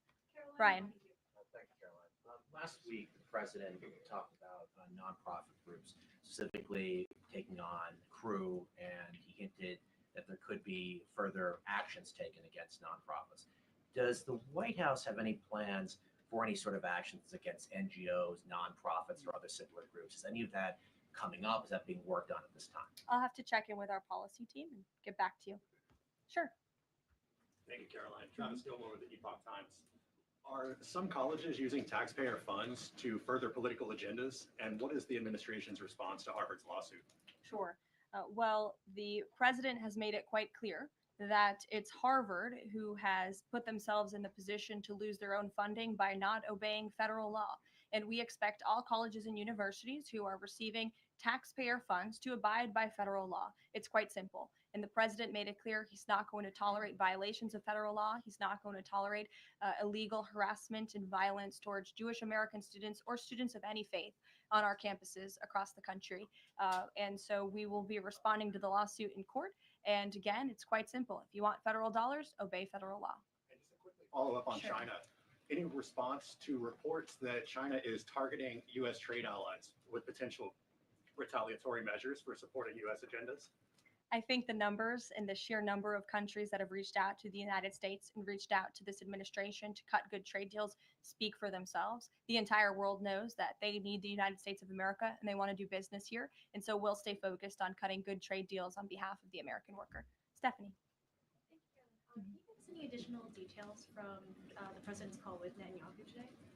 I did speak to the president about it. It was a good call. They spoke particularly about Iran and the negotiations that are underway with Iran and the United States. And the president has made it very clear repeatedly, but I'll reiterate, there is no daylight between the United States of America and the state of Israel. He stands strongly behind our ally. He's made it quite clear when it comes to Iran that we want to see a deal, and Iran has a choice to make. But the president has also made it very clear, and he reiterated that in his call with Prime Minister Netanyahu today about the need for Iran to never obtain a nuclear weapon.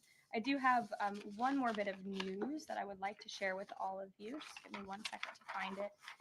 And it's in regards to the terrorist attack that took place in India earlier today. The president has been briefed by the National Security Advisor, and he's being kept up to speed as more facts are learned. What we know already is dozens were killed and even more were injured in a brutal terrorist attack in a popular tourist location in South Kashmir. President Trump will be speaking with Prime Minister Modi as soon as he possibly can to express his heartfelt condolences for those lost. And our prayers are with those injured and our nation's support for our ally, India. These types of horrific events by terrorists are why those of us who work for peace and stability in the world continue our mission. So we'll give you a readout of that call later this afternoon. There's a lot of work to be had. You may hear from the president later this afternoon as well, and we'll see you all later. Thank you. Were any Americans among those dual American citizens?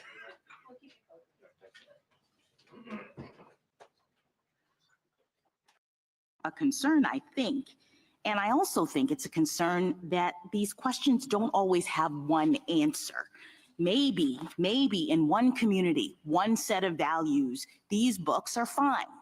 But in another community with a different set of values, they're not.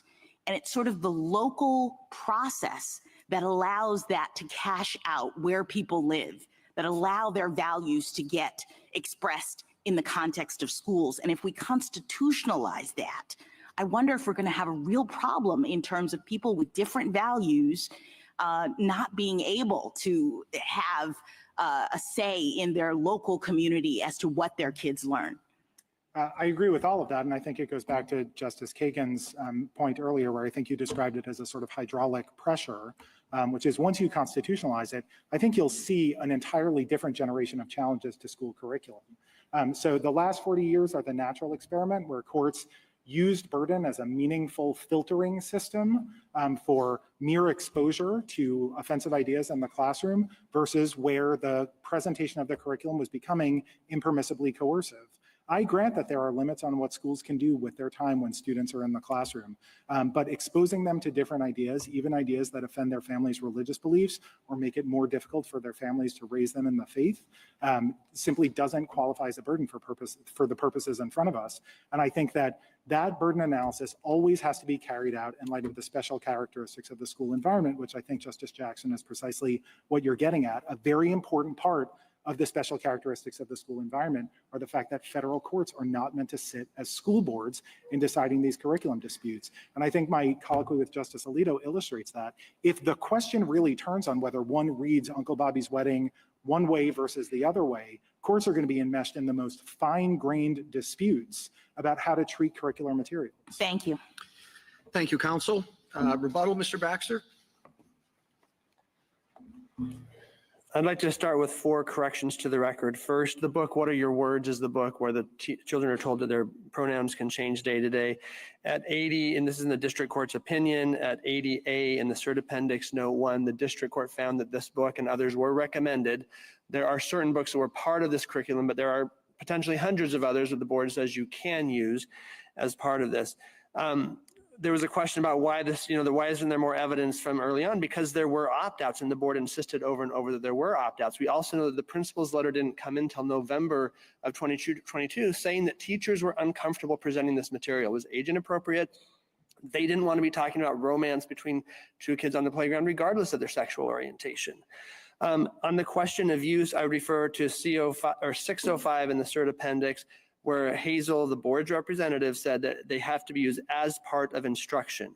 657, when they announced they were blocking the opt-outs, they said teachers must utilize with all students. These books are definitely being read by the teachers as part of the curriculum, and it's also at 63 of the district court transcript. And then also a question about when sex ed starts. The boards and the state's mandated regulation is in the record. It's at pages 62 through 83 of the joint appendix. There you start in pre-K with instruction that parents can, or families can come in all different forms with all different kinds of parents, different kinds of gender identities and expressions. The same things that are being taught through these school books, you can opt out when it comes up during health class, but not during story time, in which there's no instruction about how to use these books to develop characters, narrative arc, or anything else that you would expect in an English class. This was not a democratic process, withdrawing these overnight, comparing parents to xenophobes and white supremacists. This can't be part of the democratic process. The line drawing problem is on the board side. I'm confused now about what exposure is. Are you being exposed to the Prophet Muhammad? That's not okay. But if you're being instructed something derogatory about him, you can't get an opt-out. What does it mean to be derogatory to someone who is in the 3rd grade? And the 40-year issue of litigation, I think, that proves the exact opposite point. If you look at those cases in, for example, the NEA brief, those are Establishment Clause cases. They are curriculum challenges where we agree that the plaintiffs should lose. There are cases where people got relief and still sued, and a lot of them were resolved under strict scrutiny. And half the circuits have never even addressed this question. This is a question of first impression in the 4th Circuit. So there's no sense that these issues are going to create lots of kinds of problems. As far as feasibility, counsel made lots of arguments that are not in the record. This was their burden. The evidence was in their control. They could have put it into the record. It's not there. On a preliminary injunction, they should be held to their burden. We've been doing this for 2 years. Our clients are making great sacrifice to send their kids to private school, to homeschool. They've moved out of the county. They're not knowing what their kids are being taught. If the First Amendment means that you can be forced to pay, coerced to attend, indoctrinated, and then— Thank you, counsel. Thank you. The case is submitted. On Wednesday, the U.S. Supreme Court hears oral argument in a case challenging whether the Environmental Protection Agency can allow California to set its own. One more time, give it up for him. Come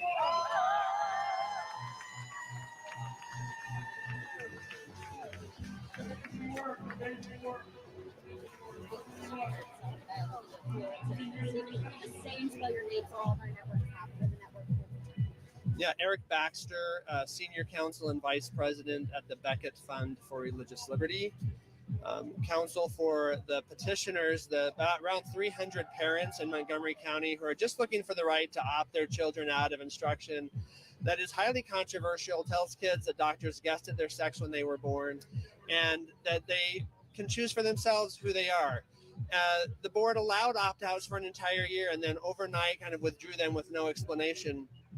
And we're simply asking for that opt-out right to be returned. We haven't challenged the books being in the school or being used by teachers, but our clients have asked that their students just be allowed to step outside the classroom. We think the court was very sympathetic to that.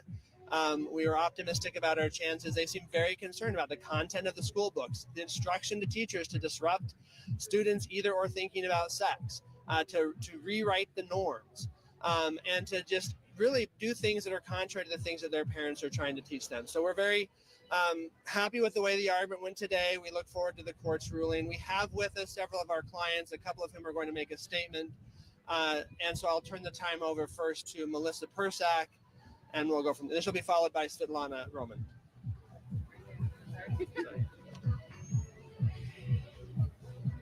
Good afternoon. My name is Melissa. I am a Catholic and the mother of 2 children currently in Montgomery County Public Schools. Both were in elementary school when the board suddenly decided to revoke the opt-out. This forced our diverse religious neighbors, friends, and teachers to join arm in arm against and to protest. The Montgomery County School Board has forced my family and many other families into a difficult and unjust situation. By mandating these books, the board has taken away our right to opt our children out of content that directly contradicts our religious beliefs. Instead of respecting our role as parents to guide our children's education, the board is imposing lessons on gender transition, sexual attraction, and other topics that our own district's principals have said are inappropriate for children ages 4 to 11. This is not a matter of banning curriculum or stopping others from following their beliefs. It is about protecting our right as parents to decide what our children learn and when, especially when it comes to sensitive issues like gender, sexuality, and family life. Again, we are talking about children ages 4 to 11. No parent should have to choose between preserving their religious beliefs and sending their children to public school. Today, we ask the justices to uphold our freedom to raise our children according to our faith and values, free from government interference. We hope the court will agree that school board officials can never replace parents who know and love their kids best. Thank you. Good afternoon. My name is Svetlana Roman, and I'm here today as a mother and a Ukrainian Orthodox Christian. Like many parents, my husband and I believe it is our duty to raise our child in a home grounded in faith. But the Montgomery County School Board has made it extremely difficult for us to do so. The board is mandating that elementary school children, including our son, engage with storybooks celebrating pride parades, drag queens, and gender transitions. As Christians, we teach our son that gender is a gift from God and a natural, unchanging part of who we are. We cannot, in good conscience, expose our child to materials that contradict these fundamental beliefs. The school board took away the rights of parents to opt out, the rights that were previously granted on multiple occasions in order to meet the needs of the diverse families that live in our school district. This forced us to make a difficult decision to take our son out of public schools, which has come at a great personal and financial cost. Unfortunately, not all parents are able to do the same. So today, we, on behalf of other parents sharing our faith, ask the Supreme Court to stand up for the rights of our children for us to raise our children in accordance with our faith and protect them from instruction on controversial topics that go against our deeply held religious beliefs. Thank you. Sir, there were some arguments today that, or any responses from the justices that made you concerned about how they were or optimistic? I feel very optimistic about all of the judges' questions. I mean, the books then speak for themselves. Even the board's own principals protested that these books were inappropriate for elementary school kids, that they were dismissive of children with religious beliefs that were contrary. They were shaming toward children. The school teachers were not comfortable teaching the material that presented some things as fact that are not fact. And so we think that the court recognized that the books themselves are highly problematic. When you add onto that instruction from teachers that these books were intended to encourage kids to explore different identities, to ignite their curiosity, to teach them that they can be a boy or a girl or both or neither, it's clear what the problems with the book and the instructions are. At times, it even seemed that the justices were even questioning why in the world is this case even being brought to us? Right. It's such a common sense solution that Montgomery County could continue teaching what it wants in the schools and just allow these students to opt out. What would you say to youths, parents who are LGBT or parents of children that can't opt out of their own identity and lived experience that exist in a public school space? Yeah, the Montgomery County is free to continue to teach and instruct, and all of our clients want every child to be treated with kindness and respect. But you do that without compelling others to believe a false ideology or an ideology that's inconsistent with your religious beliefs. And even, again, as the principal said, is not consistent with known fact. Can you also tell us about what the situation is like today? We've read a couple of books, a Pride Puppy book that's been pulled for those children that are stuck in the school system.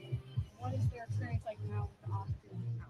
Yeah, the board's position is highly inconsistent. They resisted parents' complaints and teachers and principals' complaints about the books, including Pride Puppy and My Rainbow. And then a year into the litigation, it pulled them from the curriculum as having inappropriate content for the age. So I think the board's lost its own case in many respects.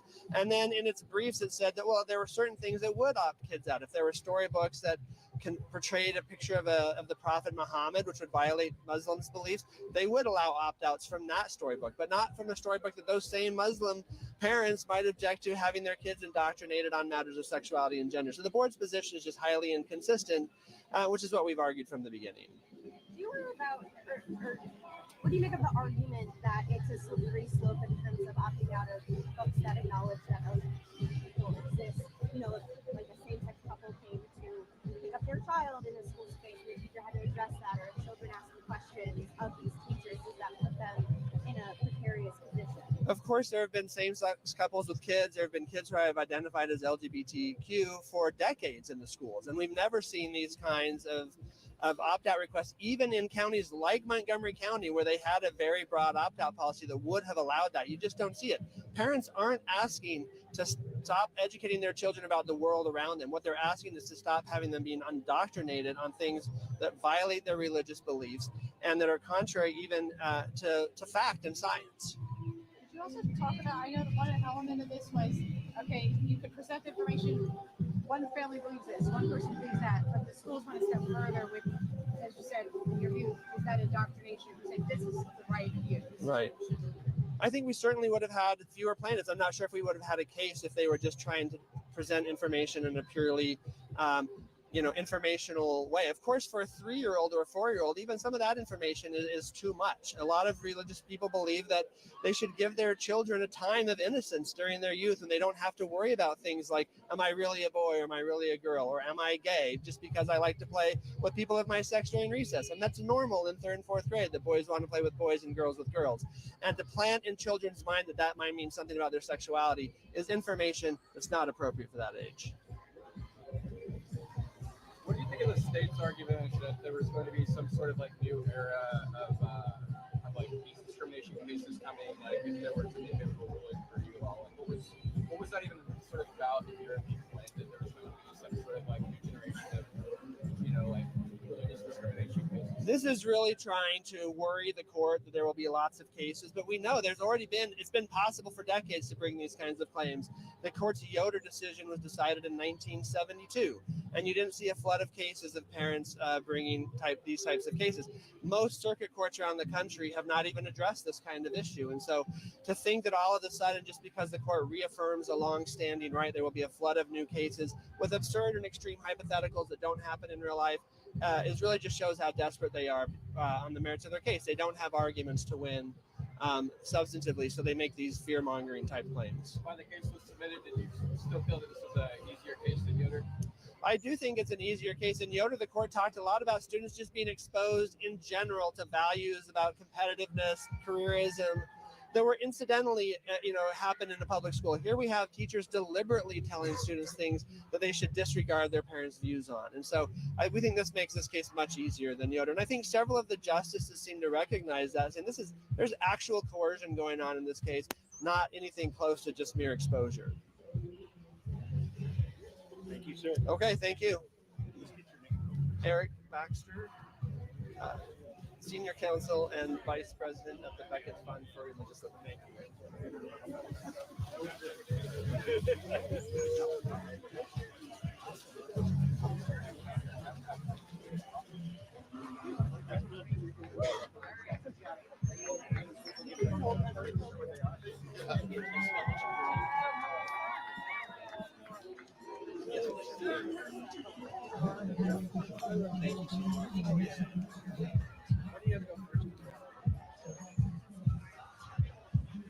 Now's the perfect time to secure your home and your loved ones. Get a free ADT Smart Home Security System valued at $1,200 from ADT authorized provider Safe Streets. Plus, get a Google Nest doorbell camera at no cost and a $200 Visa gift card from Safe Streets, the most trusted name in home security with more than 106,000 4.9-star Trustpilot reviews. Visit getsafestreets.com/Badlands or call 925-529-6541. That's 925-529-6541 to speak to a representative today.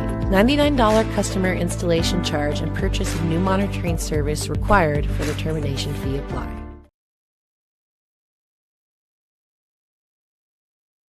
River announces Bitcoin interest on cash. Now, US dollars in your River account will earn you high-yield interest rate that can be paid in Bitcoin. With the price of groceries, mortgage, and tuition on a steep rise, people are now looking at a retirement age of 80 instead of 60. And that's all because dollars are losing value at a record pace. The challenge is finding a way to hold on to your dollar while still getting ahead. That's where River Bitcoin comes in. River Bitcoin's interest on cash protects your dollars with FDIC insurance while offering you the option to recap the potential gains of Bitcoin. Over the past 2 years, you would have earned 2 times the rate of most high-yield savings accounts and 16 times the rate of national average savings account with Bitcoin interest on cash. Get started at badlandsmedia.tv/river. Move your cash to River today and start earning real interest rate with Bitcoin. That's badlandsmedia.tv/river.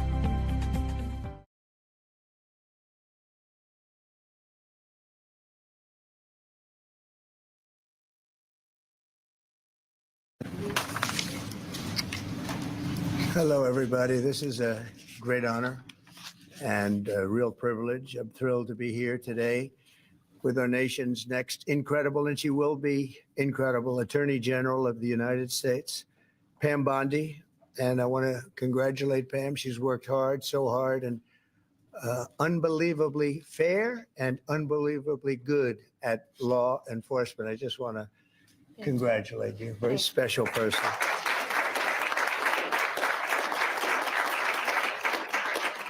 And I'd also like to thank Justice Clarence Thomas and his incredible wife, who's here someplace. There she is. Incredible, highly respected wife, too, I will say. I remember a couple of years ago, a little bit more than that, toward the end of my first term, I was introducing a lot of people at a big event, about 5,000 people, in your biggest ballroom. You know what that is? And they were getting a nice smattering of applause. They were very important people. And then I introduced Justice Clarence Thomas. The place went crazy. And it was then that I realized that you are a very popular guy and respected guy. So thank you for being here. It's an honor and a great honor for Pam. Thank you very much. Pam was a career prosecutor for nearly 20 years and was one of the toughest and smartest and best and most successful attorney generals in the history of Florida. And I think, I put it out this morning, I think she's going to end up going down as the most successful, or certainly one of the most successful attorney generals that this country has ever had. I really believe that. I know her well. A lot of people in Florida, if you're in Florida, you know her well. And it was all good. It was never a problem, no problem. As a prosecutor, she locked up drug dealers and gang members and human traffickers and was waging war all the time on the pill mills, they called them, that fueled the deadly opioid crisis. And she did better than anybody else. There was nobody like her in the country. She also won over $50 billion in lawsuits for the victims of financial fraud and devastating Deepwater Horizon oil spill, which was brutal. And she was the leader of that whole deal, getting that people taken care of. As Attorney General of the United States, Pam has a historic and urgently needed task ahead of her. And probably there's never been a time, Clarence, that's more important than right now. We went through 4 years of not such good work in many ways, not just with the president, at other levels also with the president, obviously. She's going to restore fair, equal, and impartial justice and restore the constitutional rule of law in America. She will lead the Democrats. You know where they're going to, at least she's going to lead them right down. But I think she's going to be as impartial as you can possibly be. I know I'm supposed to say she's going to be totally impartial with respect to Democrats. And I think she will be as impartial as a person can be. I'm not sure if there's a possibility of totally, but she's going to be as total as you can get, Gianni, right? But she's going to be fair, and she'll lead the Department of Justice in crushing violent crime, demolishing the gangs, which are all over the place. If you look at New York, if you look at Chicago, if you look at Los Angeles, which is half burned down, unfortunately, because they didn't have the water and they didn't have what they were supposed to have. Destroying the terrorist cartels is going to be a very big priority for Pam, and that leads to crime and it leads to a lot of drugs. So she's going to take care of it, and she'll stop the invasion of our country and get fentanyl off our streets. And we're going to be working with her very closely. Christine Holm and Tom Homan and all of the people are going to be working very closely with Pam. She's going to end the weaponization of federal law enforcement and restore honesty and integrity at the DOJ and the FBI. And she's going to be working with Cash, and she's going to be working with a lot of other people that you've been reading about, writing about over the last few weeks. The role of Attorney General comes with immense responsibility, but I have absolute confidence that Pam will fulfill her duties with honor and courage and strength and fairness. She's going to be fair. She's going to be very fair. And now I'd like to invite Justice Thomas to administer the oath of office. And thank you all for being here. It's a very important day, I believe, in our country's history. Thank you very much.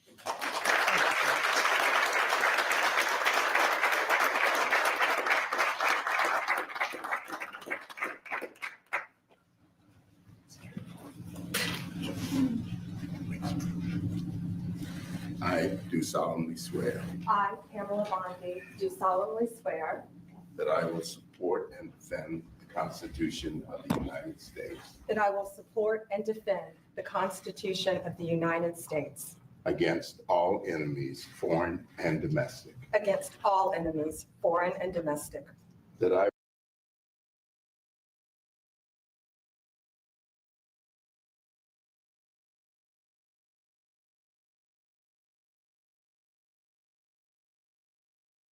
inside Afghanistan that can serve as a safe zone and a humanitarian corridor for the people of Afghanistan. Options of internal to the, and there has been terrorist threats inside U.S.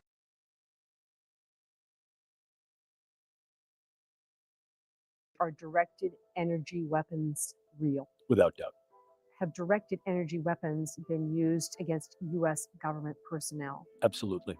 These are weapons of maximum disruption. Mike, you did counterintelligence work for the U.S. government. You dealt with highly classified information. We walked in on an operation that the hostile country was doing. So you were attacked by a hostile intelligence service. Right. It fundamentally disrupts the brain network Yes, ma'am. and can cause brain cell death. Yes, ma'am. We'd applied for workers' compensation. The agencies involved did everything they could to not approve my application. You were denied 3 times for workman's comp. Right. All these people being injured, and you're just saying, no, it didn't really happen. I have a letter here from one of the country's leading Parkinson's experts. I can state that Mr. Beck has a much more clearly documented exposure to a microwave weapon than those patients described in either the literature or the media. Mr. Beck clearly merits the recognition that his Parkinson's disease and its associated symptoms are due to his government service. Mike, do you think it's a government cover-up? Yes.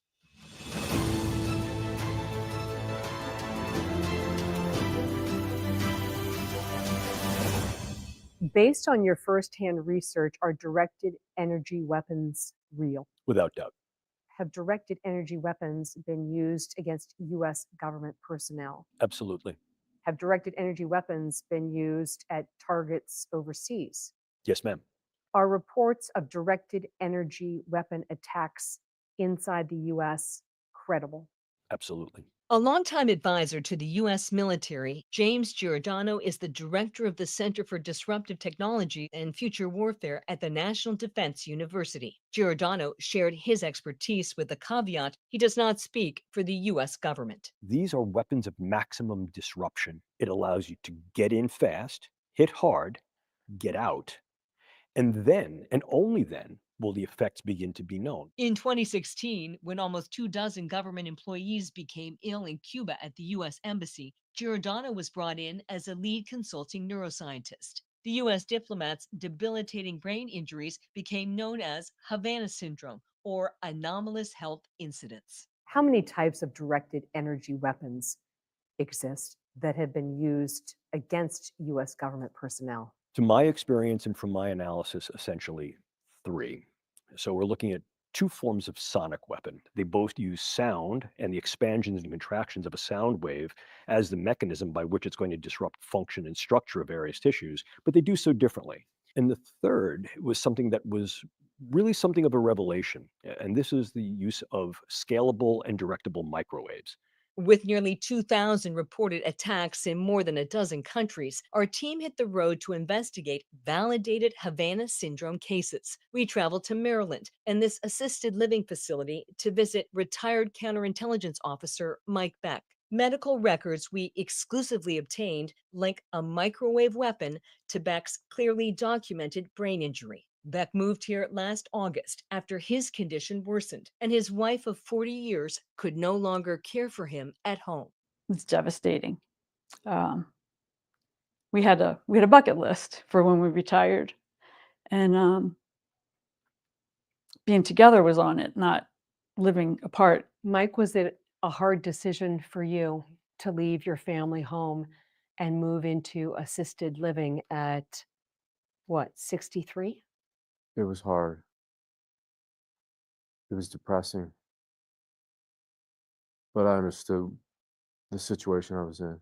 Help people understand what they're seeing and hearing from your husband. So it has been a slow deterioration over time, and he's gradually losing his train of thought. He forgets what the next word is, so he'll get stuck, and he'll stop because his brain isn't processing fast enough. An incredibly sharp and capable counterintelligence officer, much of Beck's 33 years of government service remain classified. Beck's progressive brain injury has left him physically and mentally debilitated. We took multiple breaks during our interview. Mike, you did counterintelligence work for the U.S. government. You dealt with highly classified information above top secret special access programs. Does your government intelligence work remain highly classified to this day? Yes. Yes, it is. A year after this home video was shot of his daughter's christening in 1995, Beck describes a directed energy weapon attack that hit him and his partner while on assignment for the U.S. government. The location remains secret. We traveled to a hostile country and we found some pieces of gear that we only heard about. We walked in on an operation that the hostile country was doing. So you were attacked by a hostile intelligence service after you made a major find about their capabilities that they were going to use against the United States. Right. This 2014 national security memo linked the hostile country where Beck says he was attacked to a high-powered microwave system weapon, but the Becks are still fighting for recognition. If this memo is not enough evidence that your husband was hit by a directed energy weapon. What else does the US government need? They basically wanted the hostile country to say, yes, we hit Mike Beck on this date, this time, in this place. Why do you think the US government is setting the bar so high? I think they just wanted to protect their reputation instead of protecting their employees. Giordano showed us how brain injuries like Beck's can happen. Hollow spaces in the skull, the mouth, nose, ears, and eye sockets can become echo chambers, funneling energy waves into the brain with catastrophic consequences. I think the easiest way for a layperson to understand what particularly rapidly pulsed microwaves could do is to think about something like Wi-Fi connections in a cellular phone. So if you were to take your phone and put it in the microwave oven for a second or 2 seconds, you would take the phone out and structurally it would look fine. It would seem that it would be working just fine for you on some levels. But the actual sophistication of that phone would have been changed as a consequence of the microwave damage. And not only will it change then, but that change is durable and characteristically progressive. That's what a directed energy weapon attack does. Yes, ma'am. It fundamentally disrupts the brain network Yes, ma'am. and can cause brain cell death. Yes, ma'am. It can cause both brain cell death and change in the functional ability of various cells and nodes in the brain to be able to maintain the networks that are so vital to our thought, our emotions, and our behaviors. When a directed energy weapon attack happens, is that the end of the damage? The problem with directed energy attacks, like many things that can happen to the brain, is that the initial insult, the injury itself, is nothing more than the first snowball that then leads to the avalanche. The injury to the brain impairs the brain's ability to not only function at the time of the injury and thereafter, but to compensate effectively. So then you begin to see a cascade of effects. Who or what is responsible? This becomes difficult.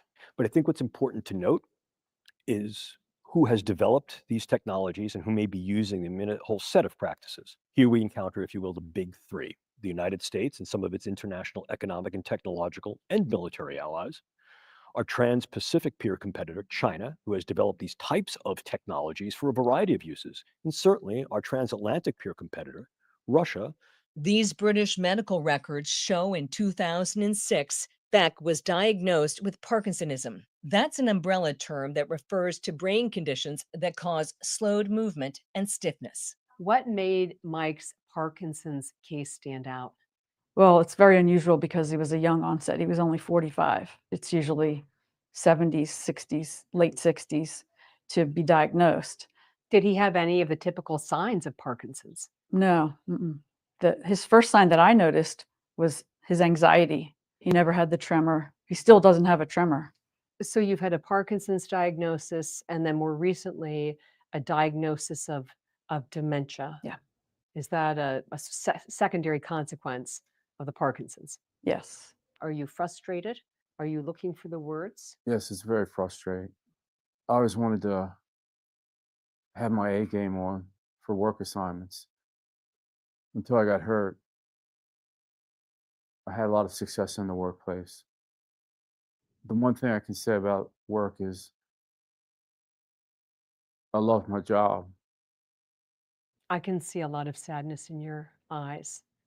It was a great career. I was blessed to have such a good job. Work with good people. Cases like Beck's impact diplomats, military operatives, law enforcement professionals, and America's spies. I was an employee of the Central Intelligence Agency for 19 years. In December, a CIA whistleblower we agreed to call Alice to protect her identity came forward for the first time. Alice described the fallout of a directed energy weapon attack targeting her in Africa. And we're basically like ticking time bombs, Catherine. You know, I've already started having to go to funerals.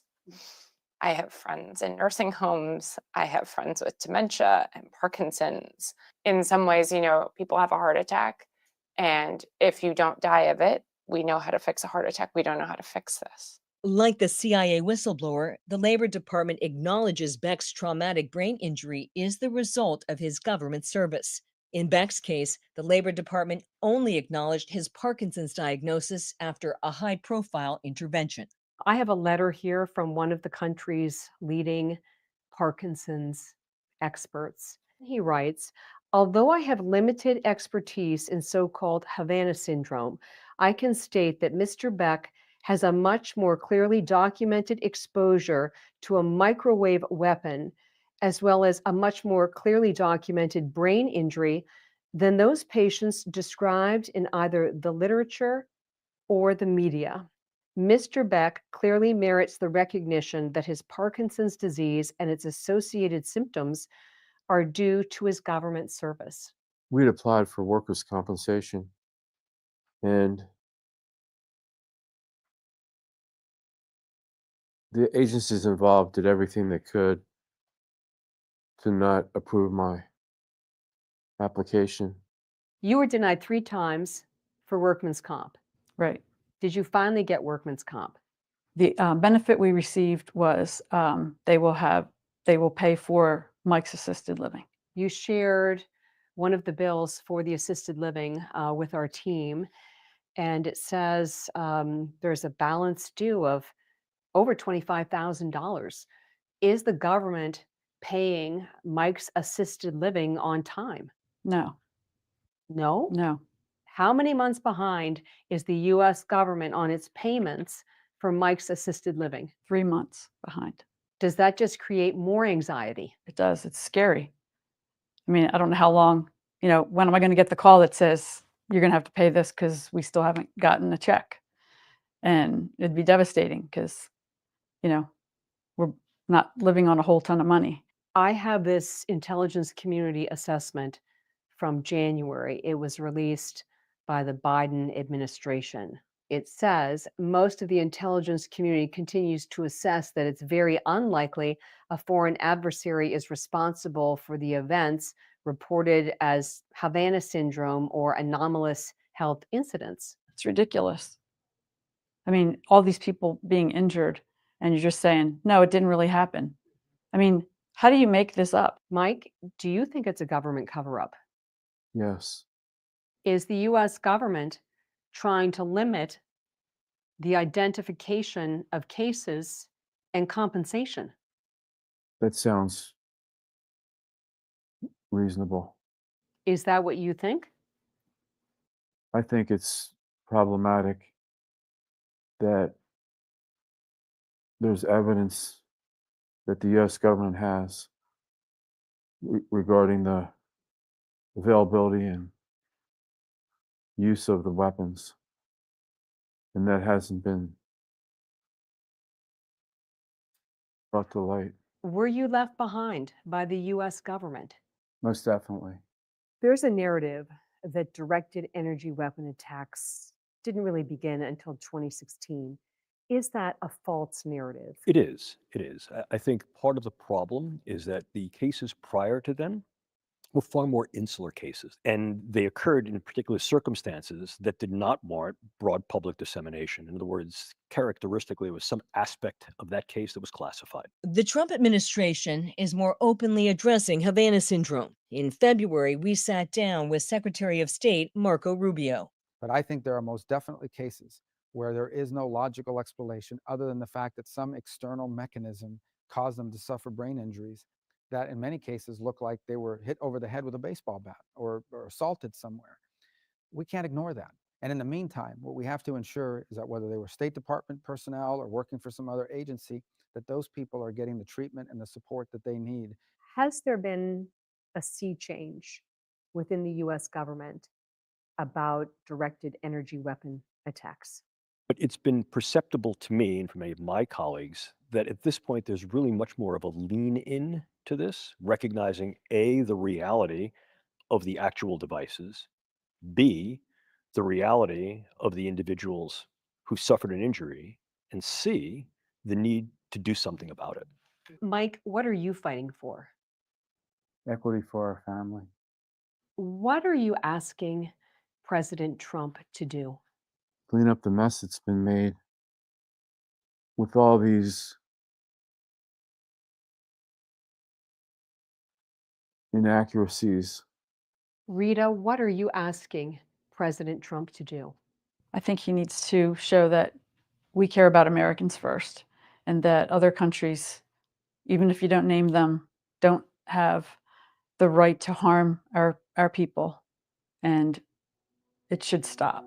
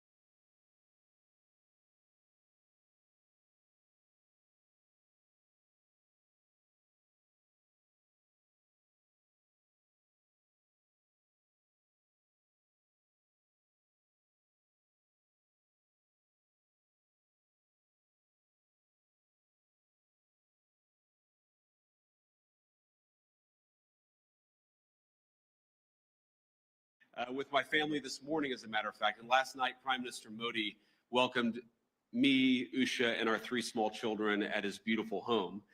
I've been amazed by the ancient beauty of the architecture of India, by the richness of India's history and traditions, but also by India's laser-like focus on the future. And those things, I think this appreciation for history and tradition and this focus on the future is very much something that I think animates this. Good morning, everyone, and welcome. I want to welcome also those joining us online. I'm Jose Luis de Aro with the Communications Department at the IMF, and we are gathered here today for the presentation of our latest edition of the World Economic Outlook, titled A Critical Juncture Amid Policy Shifts. I hope that by this time you all have had access to the document. If not, I'm going to encourage you, as always, to go to imf.org. There you're going to find the document, the World Economic Outlook, also P. Olivier's blog, and many other assets, including the underlying data for some of the charts that are published on the World Economic Outlook. I also want to plug in that we have a new database portal that I encourage you to use. And what's best that to discuss the new outlook that having here with us today, Pierre-Olivier Gourinchas. He's the economic counselor, the chief economist, and the director of the research department. Next to him are Petia Cueva-Brooks. She's the deputy director of the research department. And last but not least, we also have Denise Egan. She's division chief also with the research department.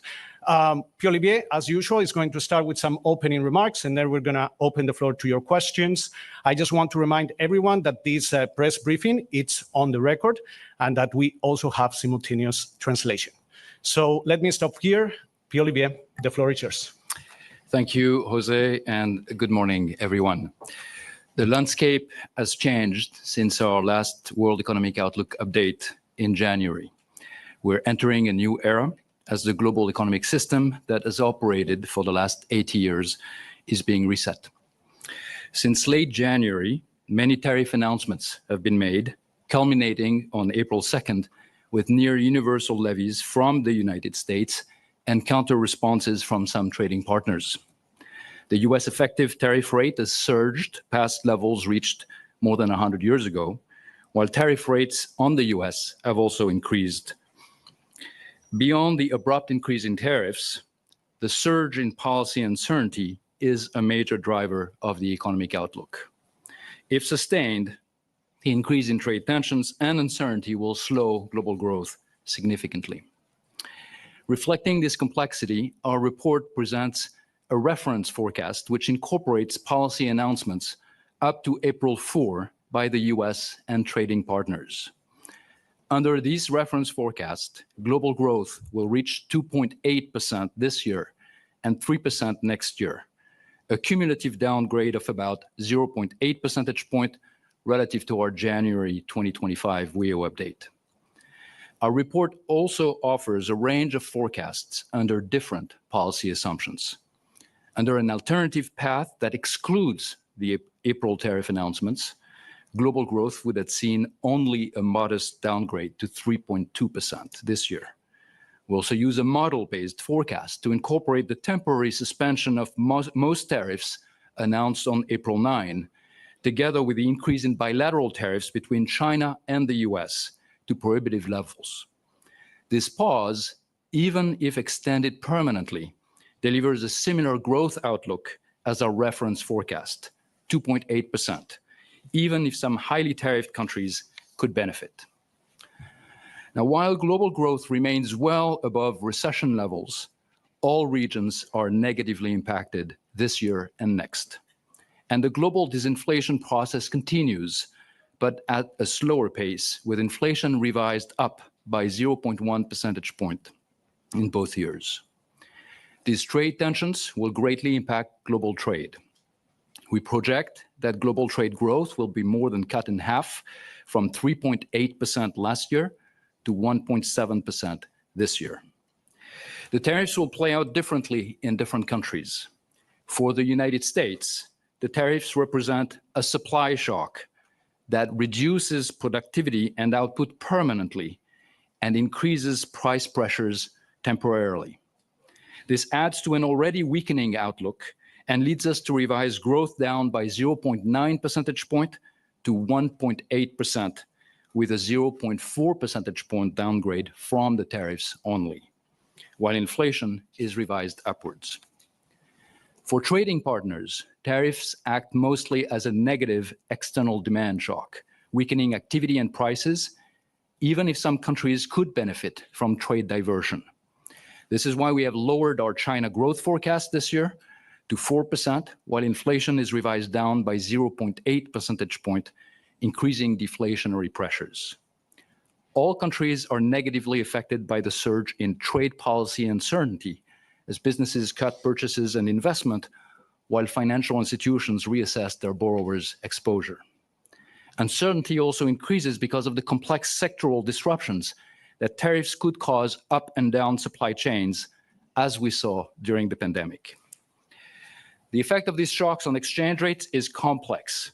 The tariffs could appreciate the US dollar, as in previous episodes.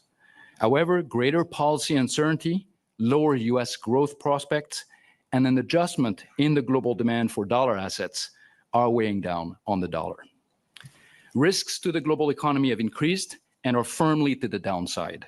First, while we are not projecting a global downturn, the risk it may happen this year have increased substantially from 17% projected back in October to 30% now. An escalation of trade tensions would further depress growth. Financial conditions could also tighten as markets react negatively to diminished growth prospects and increased uncertainty. On the flip side, growth prospects could immediately improve if countries ease from their current trade policy stance and promote a new, clear, and stable trade environment. Addressing domestic imbalances can also help raise growth while contributing significantly to closing external imbalances. For Europe, this means spending more on public infrastructure to accelerate productivity growth. For China, it means boosting support for domestic demand, while for the US, it means stepping up fiscal consolidation. Turning to policies, our recommendations call for prudence and improved collaboration. Let me outline some key ones. First, an obvious priority is to restore trade policy stability. The global economy needs a clear, stable, and predictable trading environment, one that addresses some of the long-standing gaps in international trading rules. Monetary policy will need to remain agile and respond by tightening where inflation pressures re-emerge while easing where weak demand dominates. Monetary policy credibility will be key, especially where inflation expectations might de-anchor, and central bank independence remains a cornerstone. Many fiscal authorities will face new spending needs to bolster defense spending or to offset the trade dislocations likely to come. Some of the poorest countries, also hit with reduced official aid, could experience that distress. Yet debt levels are still elevated, and most countries still need to rebuild fiscal space, including by implementing structural reforms. Support, where needed, should remain narrowly targeted and temporary. It is easier to turn on the fiscal tap than to turn it off.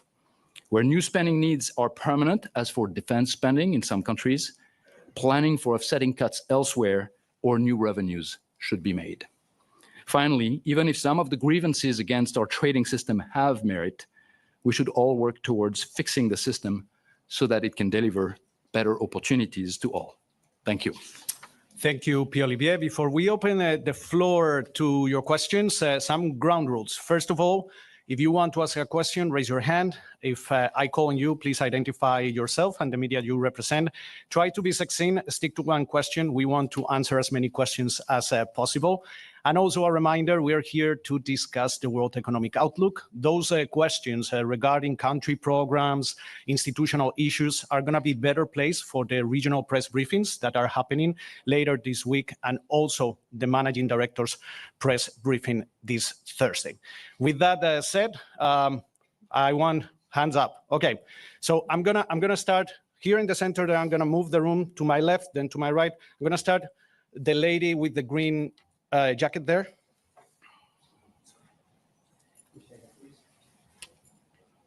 Thank you. Hi, Andrea Shalal with Reuters. Thanks so much for doing this. Pierre-Olivier, I wonder if you can speak a little bit to the fact that you haven't called out a recession. And, you know, we are hearing lots of economists in the United States and other places. Most recently, yesterday, the IIF is now also forecasting a small recession in the second half of the year. What we see in the WEO is that the percentage of risk of a recession has increased pretty dramatically. Can you walk us through why you are not at this point calling a recession, for instance, likely in the United States, and what it would take to tip it that way? Thanks. Thank you, Andrea. So for the United States, we are projecting a significant slowdown. We're projecting growth will be at 1.8% in 2025, and that's a 0.9 percentage point slowdown revision in our projections from January. But 1.9% is obviously not a recession. And the reason for this is that we have a US economy that, in our view, is coming from a position of strength. We had an economy that was growing very rapidly. We have a labor market that is still very robust. We've seen some signs of weakening and slowdown in the US economy even before the tariff announcements. So in fact, the 0.9 percentage point downward revision that I just mentioned, only a part of this, maybe 0.4 percentage point, is coming from the tariffs. Some of that is also coming from weakening momentum. This was an economy that was doing very, very well, but was self-correcting and cooling off a bit on its own. And we were seeing already consumption numbers coming down. We're seeing consumer confidence coming down. So all of that was already factored in. But we're not seeing a recession in our reference forecast. As you mentioned, Andrea, we are when we do our risk assessment, if you want, we are seeing the probability of a recession increasing from about 25% back in October to around 40% when we assess it now. Okay, I'm going to move to this side. The lady here in red. Good morning. It's Noor Amashi from Asharq Bloomberg. Pierre, I wanted to ask you about the downward pressure on the dollar now. To what extent do you believe it can provide some pressure, some relief from the pressure on highly indebted emerging economies with a large share of dollar-denominated debt? And has this downward pressure on the dollar changed your outlook on all of those emerging economies that are still, under the impact of the high debt, as mentioned by the MD in previous meetings, where this high debt is really one of the impediments to growth? Thanks. Yeah, so we're seeing a weakening of the dollar that is fairly broad-based over the last few weeks. As I mentioned in my opening remarks, some of that is coming from the weaker growth prospects in the US. Some of it is coming from the increased uncertainty, and it's leading to a reassessment of the global demand for dollar assets. When we step back, we also have to realize we're coming from a position where over the last few years, there have been tremendous capital inflows into US markets, particular risk markets. And that's something that, of course, my colleague Tobias Adrian will talk about in the GFSR press conference. So we are seeing some adjustment, some correction. The markets are handling it. We don't see signs of stress, even in currency markets. Now, the interesting development is, what does it mean for emerging markets? And you're right to point out that in the past, when dollar would strengthen, that would not necessarily be a good news for emerging markets because they have dollar-denominated debts. So that increases their liabilities and the pressure on them to service those debts, and that can lead to some tightening of financial conditions. So we are not seeing that right now. And so that's a plus. The flip side of this is, of course, the appreciation of some of these emerging markets currencies means that they are also losing a little bit on the competitiveness side. So there is maybe something that is a bit easier on the financial conditions, something that is not as easy on the trade side. Finally, this is an environment of enormous uncertainty, increased volatility, and that, I think, is something that will dominate for many of the emerging markets. So when we're looking at our assessment, we are actually downgrading the emerging market economies for 2025 and 2026. Most of them, some of them may, as I mentioned, benefit, but overall as a group, they're downgraded. Well, because they're also very plugged into the global supply chains, the uncertainty is leading to a pause in investment and activity, and they're going to suffer from the decline in demand for their products coming from the tariffs. Okay, I'm going to go with the gentleman here with the glasses. Thank you, Andrew from the Austrian Daily Standard. I just have one question. Could you elaborate a little bit on what will happen with trade flows in your models? I saw that in the basic assumption that the exports from the US are breaking in quite heavily, but not that much from China. Why is this so? And do I understand right that this basic model does not yet integrate the additional hikes after basically April 9, so above 100% on import tariffs by the US? Thanks. So we are seeing a large impact on global trade coming from the tariffs. And that's going to be the case under any combination of tariffs where the effective tariff rates remains very elevated. And the reason why, when we looked at the different scenarios that I mentioned, whether it's a reference scenario or our April 9 scenario, which includes lower tariffs on many countries, but sharply increased tariffs between the US and China, the overall impact on the global economy is not very different because the effective tariff rate is, if anything, even higher under that pause. So global trade is going to be significantly affected. The particular configuration of trade, which bilateral trade flows are going to be affected versus others, that will depend on the final landscape in terms of tariffs. So we can anticipate that there will be much lower bilateral trade under either the reference scenario or the April 9 between the US and China. And that is weighing down on global trade growth. This is weighing down on global trade generally. Okay, I'm going to turn here to the center. I'm going to go to the first row. I'm going to go with the lady with the yellow bottle.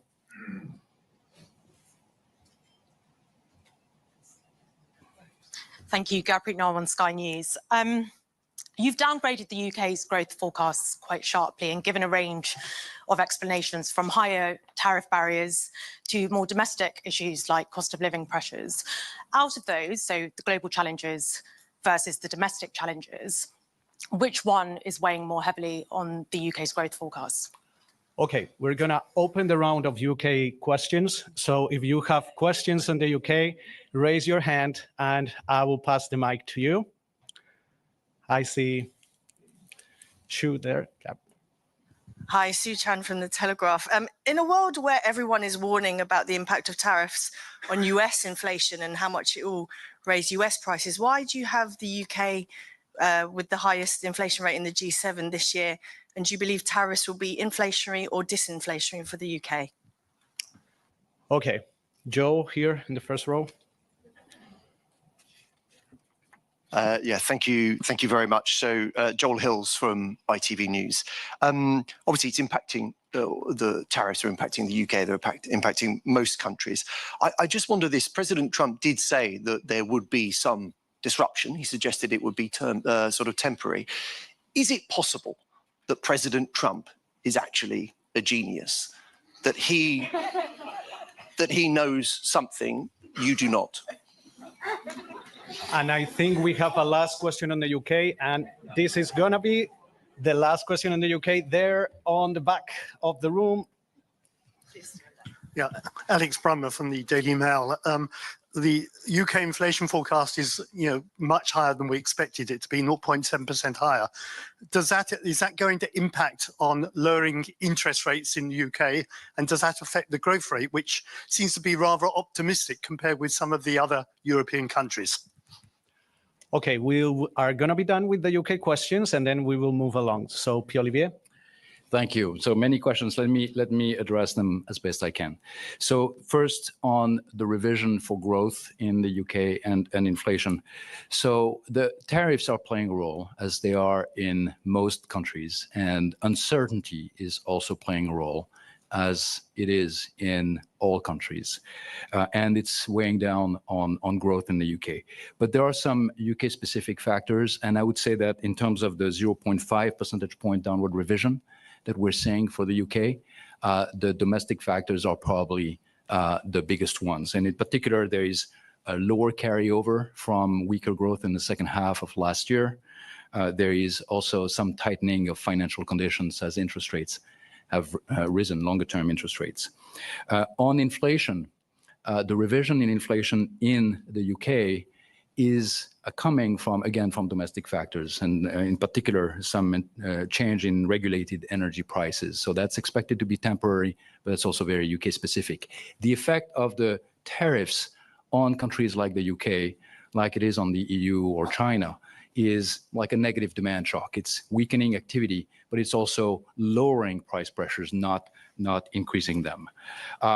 Now, what is the impact of the tariffs in the medium and long term?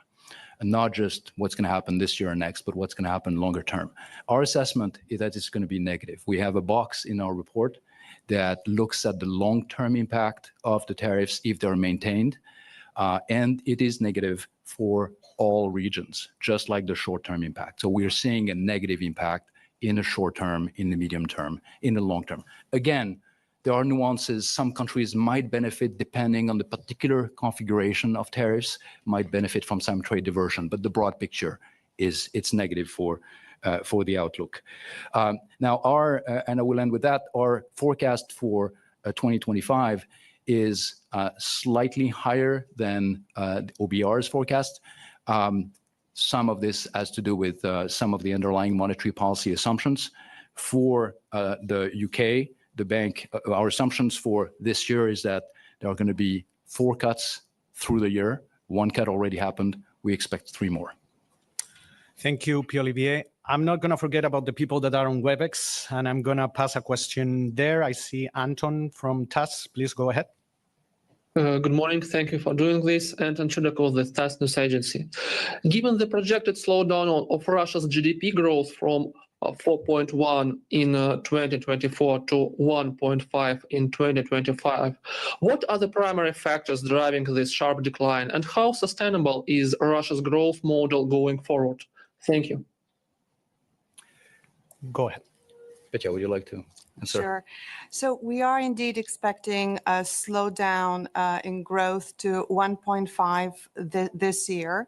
And this, to a large extent, is kind of the natural slowing of the economy after growing quite robustly in previous years, and also as a result of policy tightening that we've seen both on the fiscal as well as on the monetary policy side.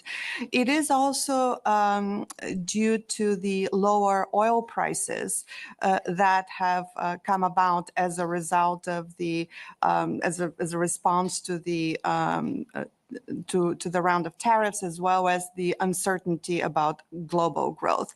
So all these factors are behind that lower growth number, although I should point out that it is actually a slight upward revision relative to what we had back in January. And the reason for that is that, again, we actually had seen upward surprises in 2024, which kind of carried into 2025. When it comes to the medium-term growth outlook, we do expect that to be relatively weak. We have penciled in growth number of about 1.2, which is down from 1.7, which is what we had before the start of the war. Okay. Let's continue. I'm going to go again in the center, and then I'm going to go to that side. The lady with the glasses there.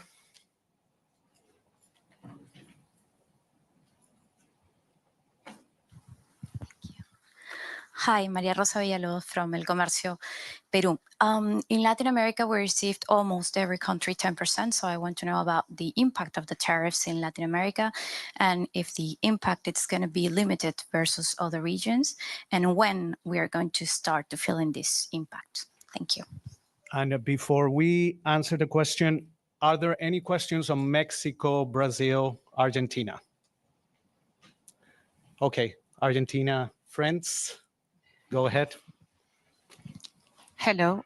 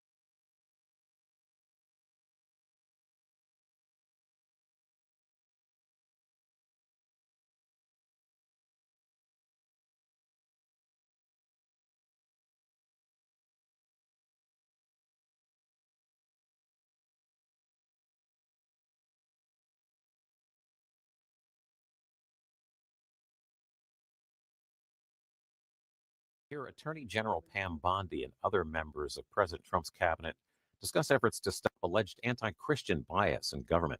This meeting is part of a task force that was established by President Trump in February under executive order. Live coverage here on C-SPAN 2.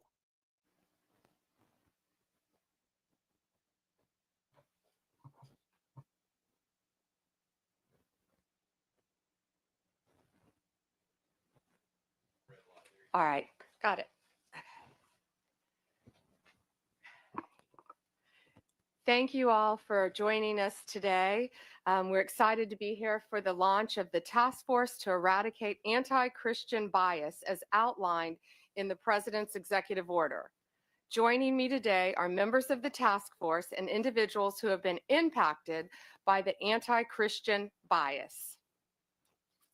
Together, this task force will identify any unlawful anti-Christian policies, practices, or conduct across the government, seek input from the faith-based organizations and state governments to end anti-Christian bias, find and fix deficiencies in existing and regulatory practices that might contribute to the anti-Christian bias. As President Trump has stated, the Biden administration engaged in an egregious pattern of targeting peaceful Christians while ignoring violent anti-Christian offenses. The president is right. Biden's Department of Justice abused and targeted Christians. Pro-life Christians were arrested and imprisoned for peacefully praying outside abortion clinics. The FBI spied on traditional Catholics in their parishes. President Biden declared Easter Sunday to be Transgender Day of Visibility. No longer. Vandalism against churches was 8 times higher in 2023 than it was in 2018. And it's at President Trump's directive, we ended those abuses at the Department of Justice on day one. We dropped 3 ongoing cases against pro-lifers and redefined the FACE Act to ensure that abuse would not continue and that American tax dollars were not used to support the weaponization of our legal system to target Christians. Just a few weeks ago, we convicted a man in Arizona for a plot to bomb Christian churches. The Department of Justice will protect religious liberty for Christians and for all Americans. We'll work closely with everyone around this table and take a whole of government approach to solving this problem and ultimately protect Americans' First Amendment rights. The First Amendment isn't just a line in the Constitution, it's the cornerstone of our American liberty. It guarantees every citizen the right to speak freely, worship freely, and live according to their conscience without government interference. Protecting Christians from bias is not favoritism, it's upholding the rule of law and fulfilling the constitutional promise. Thank you to President Trump. We have an incredible opportunity, all of us around this table, to protect the rights of all citizens from discrimination based on their religious beliefs. And thank you all for being here based on this executive order. And I look forward to doing great work together. Now, Deputy Attorney General Todd Blanche has a few words. Good afternoon, everybody. First, thanks everybody for coming and for members of the task force for being here today and for your commitment to this important effort. If you look around this table and the leadership that's here, I know that combined with our shared determination to establish sound, effective policies and to push back against any form of anti-Christian or anti-religious bias that has taken root within the federal government, this will allow us to carry out the president's executive order. I want to echo what Attorney General Bondi just said. Supporting the free expression of faith is not just a constitutional principle. It is something that all forms of civil government should be encouraging. At its core, the executive order we're here to talk about today affirms a fundamental truth. Every individual has the freedom to choose their religious faith. And once made, that choice should never be subject to discrimination or bias from our government. Now, unfortunately, over the past several years, we've seen troubling signs to the contrary. We have witnessed actions that suggest an underlying bias against people of faith particularly Christians. This task force was created to make sure this never happens again in America. We will investigate what went wrong, uncover facts, and ultimately chart a path forward. So today, we're going to hear from individuals who will share their personal stories, stories that reflect broader trends and challenges from the Biden administration's policies. Policies that, frankly, strip people of their inalienable rights. We're also going to hear from members of this task force about the ways in which anti-Christian sentiment may have shown up in their departments or their agencies. A key challenge that we face is a public misunderstanding of our form of government. We're a constitutional republic, not a pure democracy. And this distinction matters because in a republic, individual rights are protected even when unpopular. And misunderstanding this distinction allows our institutions and media to misrepresent our founding principles. Our government's purpose is to secure rights, not restrict them.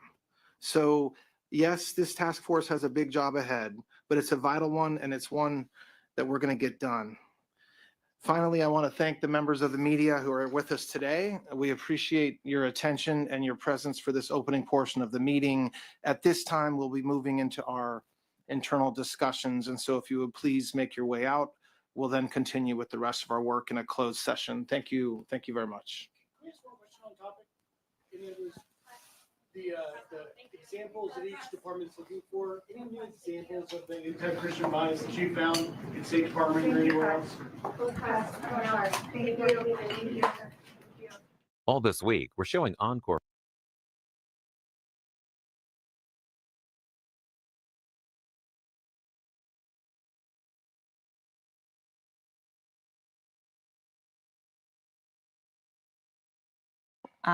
Patricia Valli from El Cronista newspaper. You've kept the 5.5 growth projection that was decided in the latest program that Argentina signed with the IMF. I would like to know why you're not seeing so much impact yet of this general context. Okay, we can go ahead first with the Latin America overview, and then we can go to Argentina.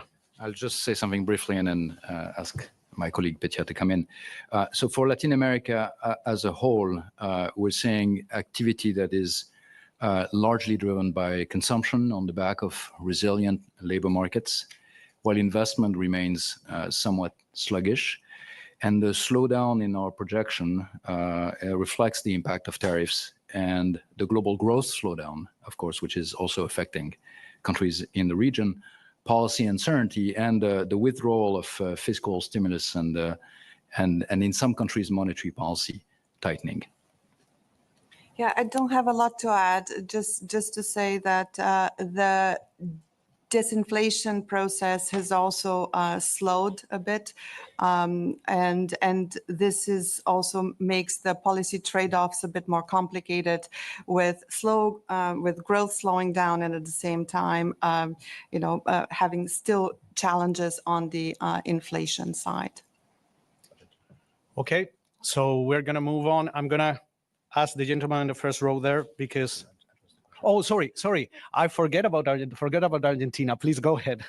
We cannot forget about Argentina. So the growth forecast for this year, you're right.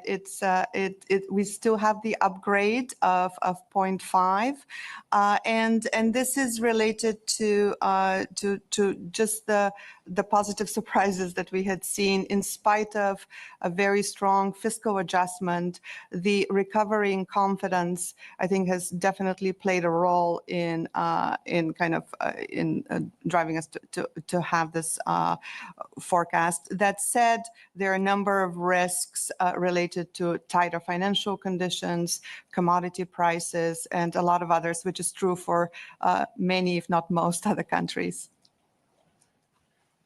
Okay, so now we can move on. I'm going to go gentleman in the first row. Thank you. My name is Francis Int'l. I write for the Ghana News Agency. in the October 2024 outlook, you saw a stable but slow growth for Africa. What's new now, and what can initiatives like the African Continental Free Trade Area do for African economies amidst these trade tensions? And before we answer, I think, Kami, you can.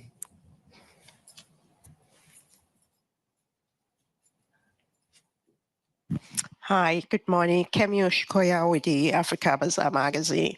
One of the things that you mentioned in your report is the demographic shift and the rise in the silver economic.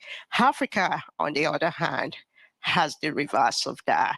So what is your recommendation in the short and medium term on how to deal with some of these challenges pertaining to tariff, monetary policy, and currency exchange? Thank you.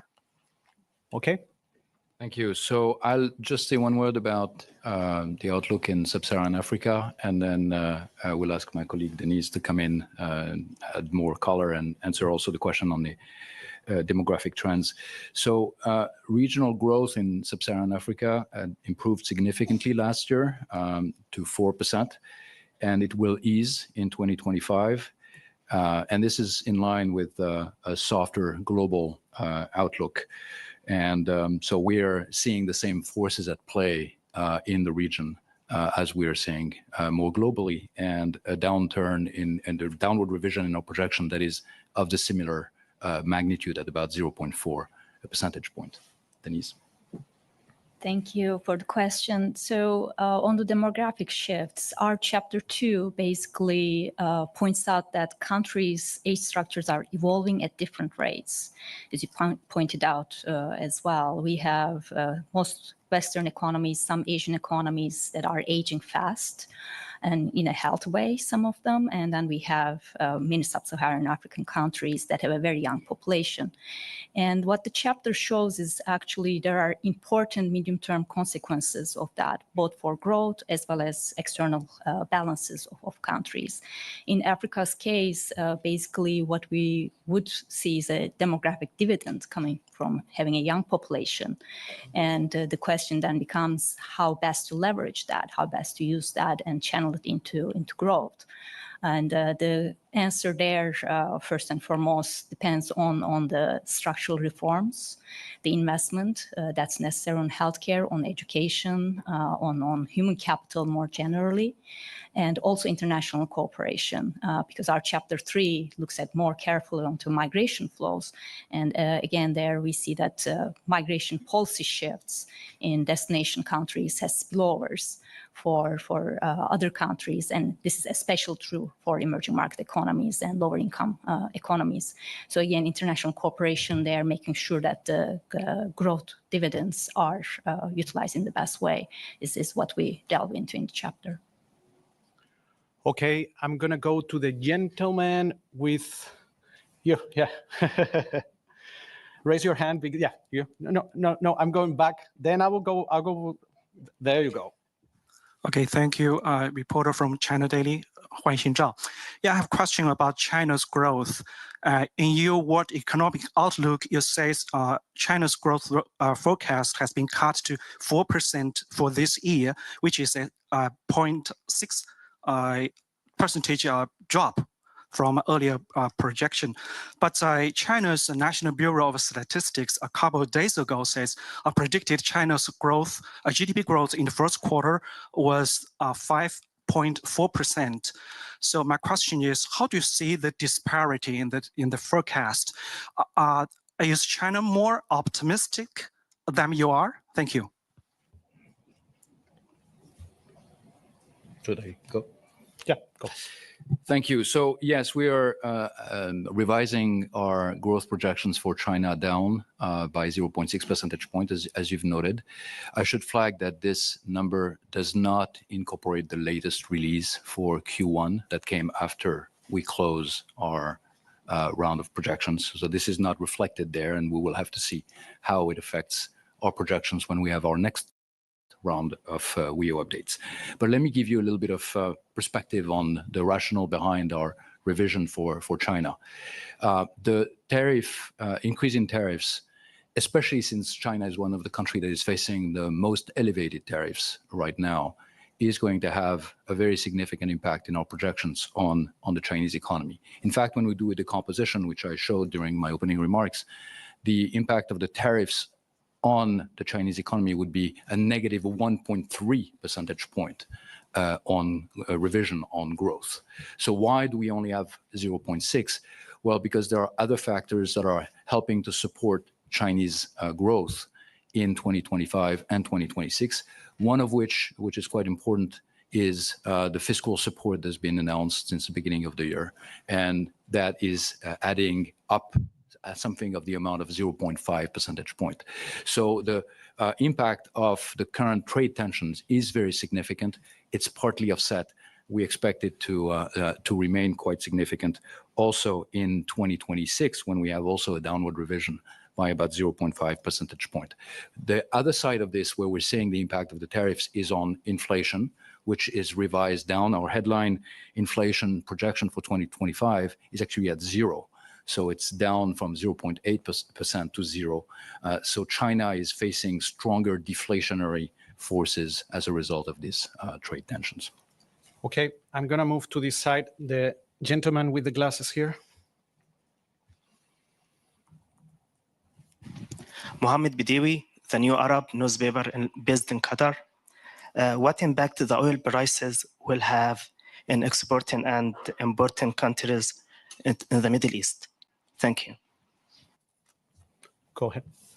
So we have seen oil prices declining since our last projections, and the decline in oil prices in our interpretation is coming mostly from weaker global demand. So it's the weakening of global activity that is driving the decline in prices. There's been some increase in supply coming from OPEC plus countries, but broadly speaking, the decline is mostly coming from weaker demand. So that is going to play out in ways you sort of would expect. The commodity exporters are going to face lower export revenues from the decline in oil prices. That's going to weigh on their fiscal outlook, on their growth. For those countries that are oil importers, it's going to lower inflation pressures, because that lower oil prices is going to feed into lower headline inflation. It's going to also provide some modest support to economic activity there. Denise, anything to add on oil prices or Petya? No, I don't. Okay. Okay, so we're going to move to the center. I'm going to get the gentleman with the white shirt there. Jeremy Warner, Daily Telegraph. I'm not going to ask another question about the UK. You'll be pleased to know. Over the last week, we've seen a number of attacks by the White House on the independence of the Federal Reserve. How destabilizing do you think this might be for financial markets? So central banks are facing a delicate moment. As I've explained, in many countries, the impact of the tariff is going to be to increase recessionary forces and is going to lower price pressures. And that will help central banks cut interest rates faster and provide some support to their economy. But in other countries, and in our projections, the US is in that category, the tariffs are going to increase price pressures. Price pressures in the US are increasing for other reasons as well. Service prices have been inflation of service prices has been quite strong. And that is something that we're seeing already, but the tariffs are likely to increase price pressures. We're projecting inflation to remain at 3% in the US this year, same level as last year, headline inflation. So in that context, if you also think about where we're coming from a period of very elevated inflation. We're just coming off the cost of living crisis, a surge in inflation rates to double digits that we haven't seen in more than a generation. So the critical thing is to make sure that inflation expectations remain anchored, that everyone remains convinced that central banks will do what is necessary to bring inflation back to central bank targets in an orderly manner. And central banks have instruments to do this. They have their interest rate instruments. They have various instruments of monetary policy. But one critical aspect of what they do is coming from their credibility. So central banks need to remain credible, and part of that credibility is built upon their central bank independence. And so from that perspective, it's very important to preserve that.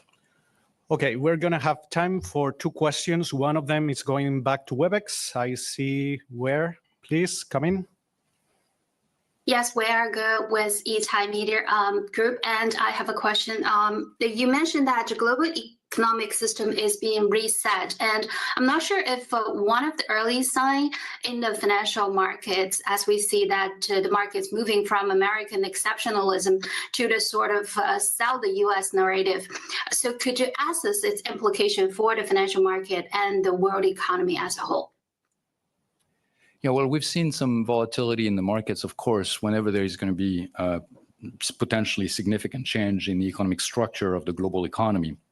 I think we're bound to see some reassessment, and investors are going to try to figure out what's happening, and that's going to inject volatility, and we're seeing some of that. The good news is a lot of that volatility that we've seen in the last few weeks has not led to significant market dislocations or market stress to levels that would, for instance, have necessitated interventions by central banks around the world. So whether you're looking at equity markets, whether you're looking at bond markets, whether you're looking at currency markets, what we're seeing is a reassessment of the world we are in now. And that means that there is a reassessment of valuations of risk assets, of different currencies, but that is happening in an orderly manner. So from that perspective, we are seeing a system that is quite resilient, that remains resilient, but of course we're watching carefully, and there's been some tightening of financial conditions, and that's something to be looking out for. We want to make sure that it doesn't get to a level where the stress in the financial system would become too extreme. Okay. The lady here in the first row has been waiting patiently. Please go ahead. Thank you, Jose. Marlene Shong with Xinhua News Agency. I wanted to ask about the trading tensions impact on low-income countries. You mentioned there are like downgrading for emerging markets, but how about like those small countries who have lower income as a group? Have you assessed the particular impact on them in this ongoing trade tension? Thank you. Well, thanks. So for low-income countries as a group, we are also seeing a downgrade, which we report in our report of 0.4 percentage points. We're expecting growth of 4.2% in 2025. So the 0.4 is very similar to what we're seeing at the aggregate level, 0.5. So from that perspective, it looks quite the same. However, there are also a lot of differences across countries. And when we look more carefully, you might see some vulnerable countries, especially in sub-Saharan Africa, but elsewhere as well, who could face very challenging conditions as a result of the tariffs in an environment in which many of the countries, low-income countries, have been facing a funding squeeze for a number of years now. Private capital flows to this region have been drying up or have been coming on very expensive terms. We're seeing a drying up also of some official aid flows. So some of these countries have very limited fiscal space. They're in a situation where the situation could become more challenging. Now, on the flip side, the fact that we're seeing commodity prices coming down for many commodities will help some of them. The commodity importers in that group will hurt the ones who are commodity exporters. And there are a number of countries among the low-income group that are commodity exporters. So that's adding some additional pressure on them. I'm going to make an exception and accept just one last question. So I'm going to go with the gentleman on the white shirt there. He's been waiting patiently too. And don't get frustrated. There's going to be many opportunities for you to ask questions. Thank you, Jose. Awan Luca from IFP. I had a quick question about Spain, because that's the only country amongst advanced economy where you have an upward revision. It's going to be way better than the Eurozone and even better than other advanced economies. What are the underlying reasons for that? And you formally talked mostly about tourism, but is there any other thing that might be pointed out? Thank you. So yes, indeed, Spain is doing better than its peers. Petya, would you like to talk about it? Sure. Indeed, we are actually having an upgrade for Spain this year, which is a rare occurrence in the many downgrades that we've had for other countries. This is partly because the Spanish economy just had such strong momentum in 2024 coming into 2025, and part of that was due to the very strong services exports as well as the very strong labor accumulation, part of that related to immigration. But all of that being said, Spain is still being affected indirectly and directly by the tariffs and the uncertainty associated with that. It's just that, as I said, that underlying strength is kind of having a bigger impact in the near term. But then again, in 2026, we do project kind of slowing of growth to about 1.8. Okay, and on that point, I want to thank you, everyone, on behalf of Pierre-Olivier, Petya, Denise, the Research Department, the Communications Department. Some reminders. Next press briefing is going to happen in this same room, Global Financial Stability Report. Please stay tuned. Tomorrow, you have the Fiscal Monitor.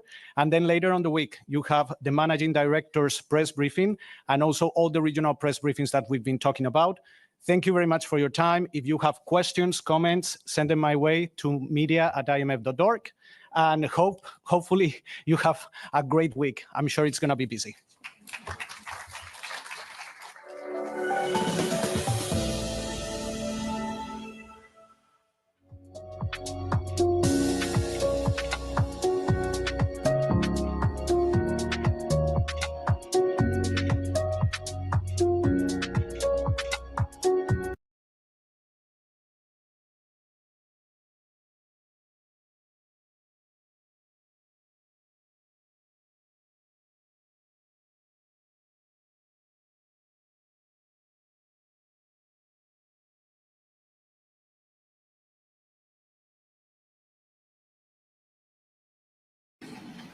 We will hear argument next in case 24-416, Commissioner of Internal Revenue versus Zook. Ms. Ross? Mr. Chief Justice, and may it please the court. Section 6330 of the Internal Revenue Code is all about levies, using the word levy nearly 30 times. The statute provides a levy-specific exception to the general rule that taxpayers must pay their taxes first and dispute them later in a refund suit. When the IRS proposes to collect a tax by levying on the taxpayer's property, that is, by seizing and selling it, Section 6330 allows the taxpayer to dispute that particular method of collection before it occurs. A taxpayer cannot use Section 6330's prepayment mechanism unless the IRS seeks to levy on her property. The proposed levy is her ticket to the IRS's appeals office and later to the tax court. But the tax court is one of limited jurisdiction. Under Section 6330, Congress has given the court only the power to review the appeals office's, quote, determination, end quote, whether a levy may proceed. Whereas here, the IRS no longer has a basis to enforce its proposed levy, the tax court lacks jurisdiction, just as it would lack jurisdiction if the IRS had never proposed a levy at all. Respondent contends that even after the levy has dropped out of the case, the tax court may continue to consider arguments about the taxpayer's unpaid tax or underlying tax liability. But in this case, the IRS cannot levy on the taxpayer's property because she has already paid. So there is no unpaid tax or underlying tax liability. And more generally, the statute instructs the appeals office to consider those subsidiary issues only in service of making the ultimate determination whether a levy may proceed. They are not the determination itself, and nothing in the statute suggests those subsidiary questions are independent bases for tax court jurisdiction. Indeed, even if the tax court agreed with respondent on those issues, it could afford her no relief in the absence of a threatened levy. The tax court therefore lacks jurisdiction, although respondent may pursue challenges to the taxes she has paid in a post-refund suit, just like any other taxpayer subject to the general rule. Should we look at this case as statutory jurisdiction as opposed to mootness? So Justice Thomas, I think you can look at this case in a variety of ways, but they sort of all get you to the same place. I think you can think about it sort of as statutory mootness. The statute requires something that's no longer present. It requires that the parties be fighting over a levy. As I mentioned earlier this morning, the entire statute is about levies. And I think we know this not only because the statute talks about levies 29 or 30 times, but also because there's no relief that can be given at this point to the taxpayer when there's no longer a levy proposed. Well, the taxpayer says that it still wants to litigate the underlying liability. But why wouldn't the tax court or have jurisdiction since at the beginning of the litigation there was a levy in place? So I think, Your Honor, the tax court wouldn't have jurisdiction when there's no longer a levy because, again, the jurisdiction is very much tied to the levy. So the question here is whether the determination that the appeals office has made, which is whether the levy can go forward, that's the language of D1. The question here is whether the respondent can continue litigating questions that are subsidiary to that ultimate determination. I think my point is, why is that so? At the beginning of the litigation, there was a levy involved. Why does it have to extend throughout the litigation that's already in court? Sure, Your Honor. So two answers to that question. One, by analogy to this court's recent decision in Royal Canin, I think there are some things that happen during the course of a litigation that so fundamentally alter the litigation that statutory jurisdiction is ousted. So in that case, it was a question about federal question jurisdiction and supplemental jurisdiction. The court was exercising supplemental jurisdiction over state law claims in addition to Section 1331 jurisdiction, and this court said that when the federal claims fell out, there was no more Section 1367 supplemental jurisdiction because the federal claims were the anchor. Similarly here, I think it's impossible to read this statute all the way through and not come away with the sense that the levy is the anchor to federal court, to tax court jurisdiction here. But if I could discuss the statutory provisions specifically, because I think they also really show this point. The whole question here, or a piece of the question here at least, is about this meaning of determination on page 5A, section D1 of the statute. And I think everyone agrees that the determination is sort of your source of tax court jurisdiction. And what my friend suggests is that anything that goes into that determination is sort of independently appealable, even in the absence of a levy. But I think we know that's not true because if you just step back one page in the appendix, so this is on page 4A of the gray brief, and we're looking at C3, this tells us the basis for the determination. It says the determination by an appeals officer under this subsection shall take into consideration, and then it provides a few different things. The one that respondent is focused on is B, the issues raised under paragraph 2. So we know whatever those issues are, they're not the determination itself. They're inputs to the determination. And so therefore, they're not an independent basis for tax court jurisdiction. And if you flip back a page further to page 3A of our appendix, you see I hate to interrupt because it's a good explanation, but I just want to make sure I track you. You agree that the tax court's jurisdiction hinges on a determination.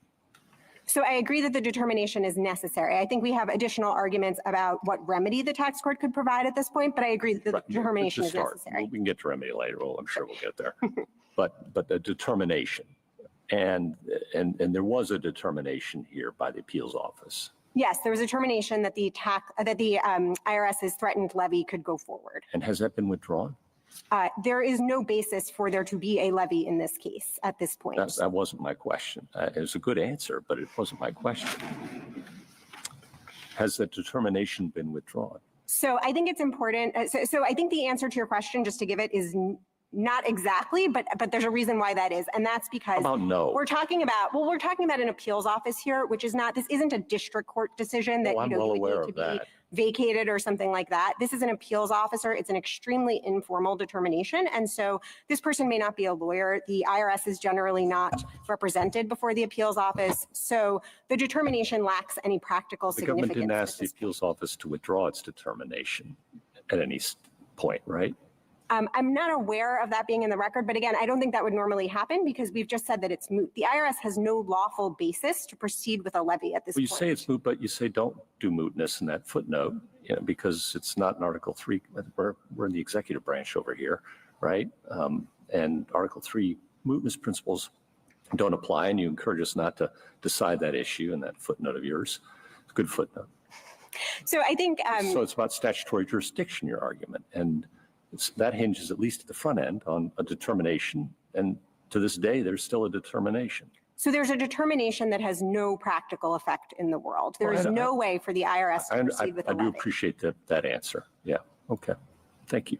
Sure. You were going to say something on 3A. Sure. Yeah, so 3B, I think, is the set of issues that are raised under paragraph 2. So then we have to flip back another page. And the issues that are raised under paragraph 2 that respondent has focused on are the issues relevant, any relevant issue relating to the unpaid tax or the proposed levy. So in this case, there's no unpaid tax and there's no longer a proposed levy. And then under B. I hate to stop you there, but that's the dispute, is whether there's an unpaid tax. No, so just as a matter of fact, this tax has been fully paid. The IRS has respondents' money in full for 2010. So there's therefore... Because of the way you credited it, but... Because the IRS exercised the authority that Congress gave it in Section 6402 to apply overpayments as a credit. But it seems a little circular, though. Is there an issue relating to an unpaid tax? One side says yes, the other side says no, and no because of what we did. Well, because we exercised authority, again, that Congress has given. And I think, I want to finish the answer on how the jurisdictional provisions play out, but I just want to point out that Congress could have decided to stay the offset authority during a Section 6330 proceeding, but it did not do that. That's undisputed in this case. And so I don't think there's any question here that the IRS, lawfully authorized that authority. That may be something they want to raise in their refund action, but I don't think it's before this court at this point. So to go back to what we were talking about with respect to the unpaid tax, I think as a factual matter, there is no unpaid tax in this case. There is also no pending levy. And then she also would like to raise underlying liability questions. Underlying liability, right? Yeah. Sure. So we also think that there's no underlying liability at this point because, again, there's no liability. She has paid. And what she really wants is a refund or a determination that she's overpaid, but it's not a liability at this point. And it's not underlying anything of significance because, as the Fourth Circuit recognized in McLean. Isn't that parsing underlying tax liability a little thin? So, Your Honor, I don't think so. I think that's the natural consequence of those words. But even if you disagree with me on all of this, I think we're still obviously correct for at least two reasons. One, and two reasons that are just specific to this provision before I even get to remedy. One is that these are things that the appeals officer shall take into consideration in making the determination. We know from C3 that they're not the determination itself, and so they're not the source of that tax court jurisdiction.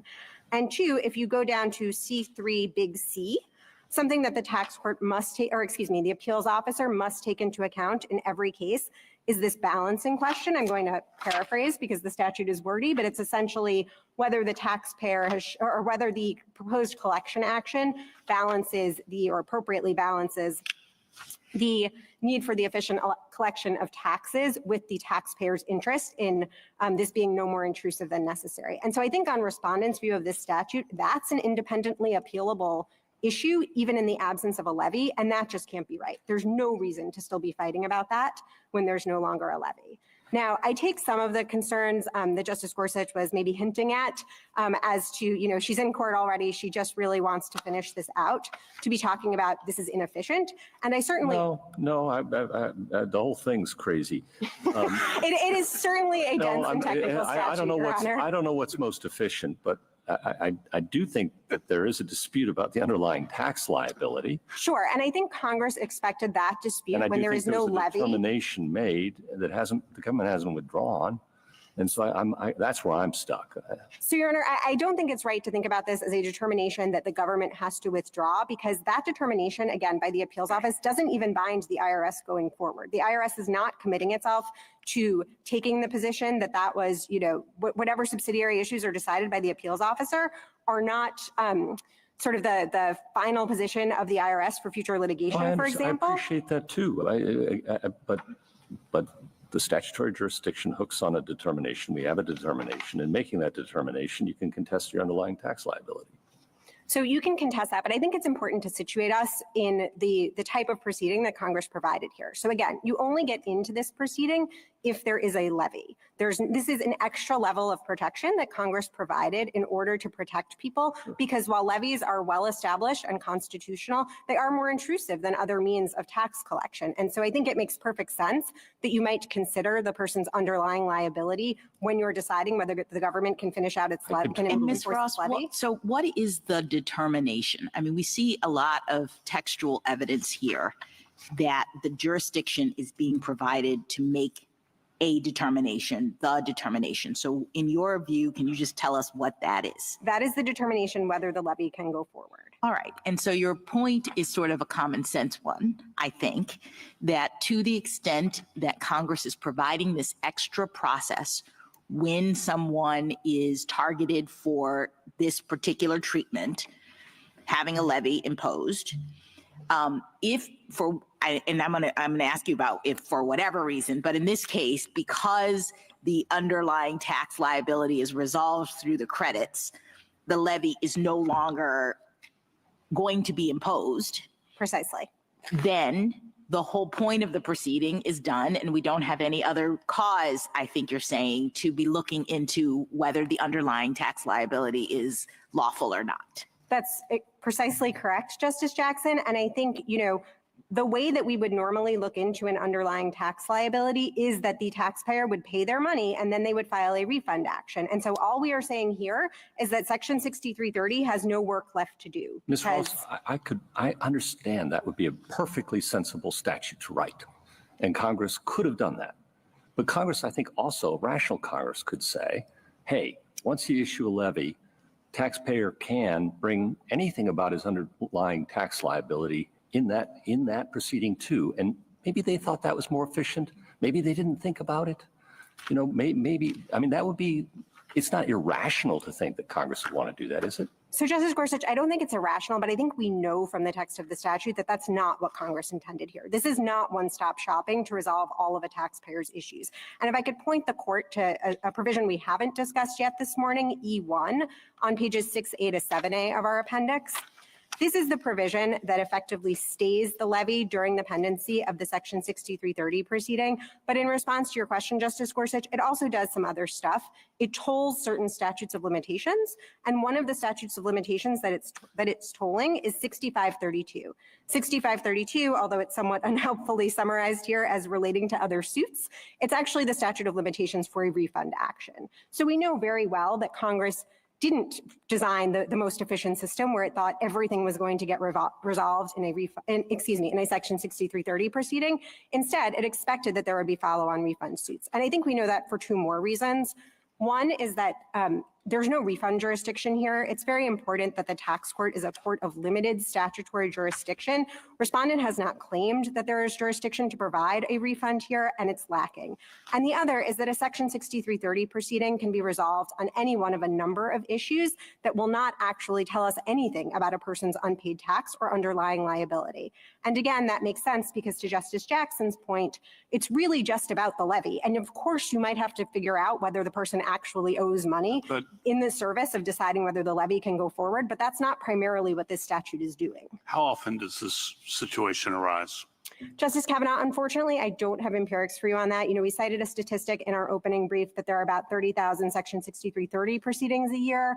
My sense anecdotally is that the number, in a year that might have a mootness question like this is in the tens. I would say probably less than 100, but I don't know for sure. What is usually at issue in these suits, if not the underlying tax liability? What are people fighting about? Sure. So Justice Kagan, if you look at pages, again, 3A to 4A of our appendix, one of the things that you can do in a Section 6330 proceeding is bring in a spousal defense. Another one is offer a collection alternative. So you might say, yes, I owe this tax, or I'm not even going to fight with you at this point about whether I owe this tax, but I can pay it on an installment plan. Please don't take my car. And that, I think, to the point I was making to Justice Gorsuch earlier, it makes a lot of sense when we're talking about this informal hearing that can often be by telephone, through an exchange of correspondence, where we're just trying to get the liability paid. So it's like, don't levy, I promise to pay this. Let's try to work out a schedule. Exactly. That's the idea. That's the idea. I mean, I think C3C, that big C that I was talking about earlier, this balancing test goes to that point as well, because that's something that the appeals officer has to consider in every case, whether the taxpayer raises it or not. It's just, does this make sense? Does it make sense to take this more drastic remedial measure in this case? And the statute of limitations provision that you talked about, does that ensure that in I was going to ask before you talked about that provision, like what happens to somebody like Ms. Zook when, you know, the months have rolled by, the years have rolled by. Is she always able to bring a refund suit? So Justice Kagan, I think that that will depend on whether she has brought an administrative claim for a refund, because generally, and you know, I'm going to speak in generalities because the tax law is obviously quite complicated, but generally a taxpayer must make an administrative refund claim before she can file a refund action. And so if you just report an overpayment on your tax return, that counts. So it's not necessarily a particularly high burden, but it would depend on whether the person had also done that, because that is not So if the stated, I person believe. did nothing and then there was a levy action, but then for reasons such as this, the levy went away, then she'd be out of luck because she did nothing in the first place. Well, I think it would depend on what her tax return said. If she had sort of claimed an overpayment at that point or filed another, so it's a little hard to say if she did nothing, because presumably she's at least filed a tax return. And so I think I would need to know, I see. you know, what happened there. But I think that whatever issue she would have there would have nothing to do with the Section 6330. It would be her own issue with respect to whether she had filed the administrative claim in the first place. Would it matter to you that the levy was resolved for other reasons? I mean, here, there's no need for a levy because the IRS continued to credit these tax payments, and so eventually there was no underlying liability. Does it matter to your argument the reason why the levy disappears?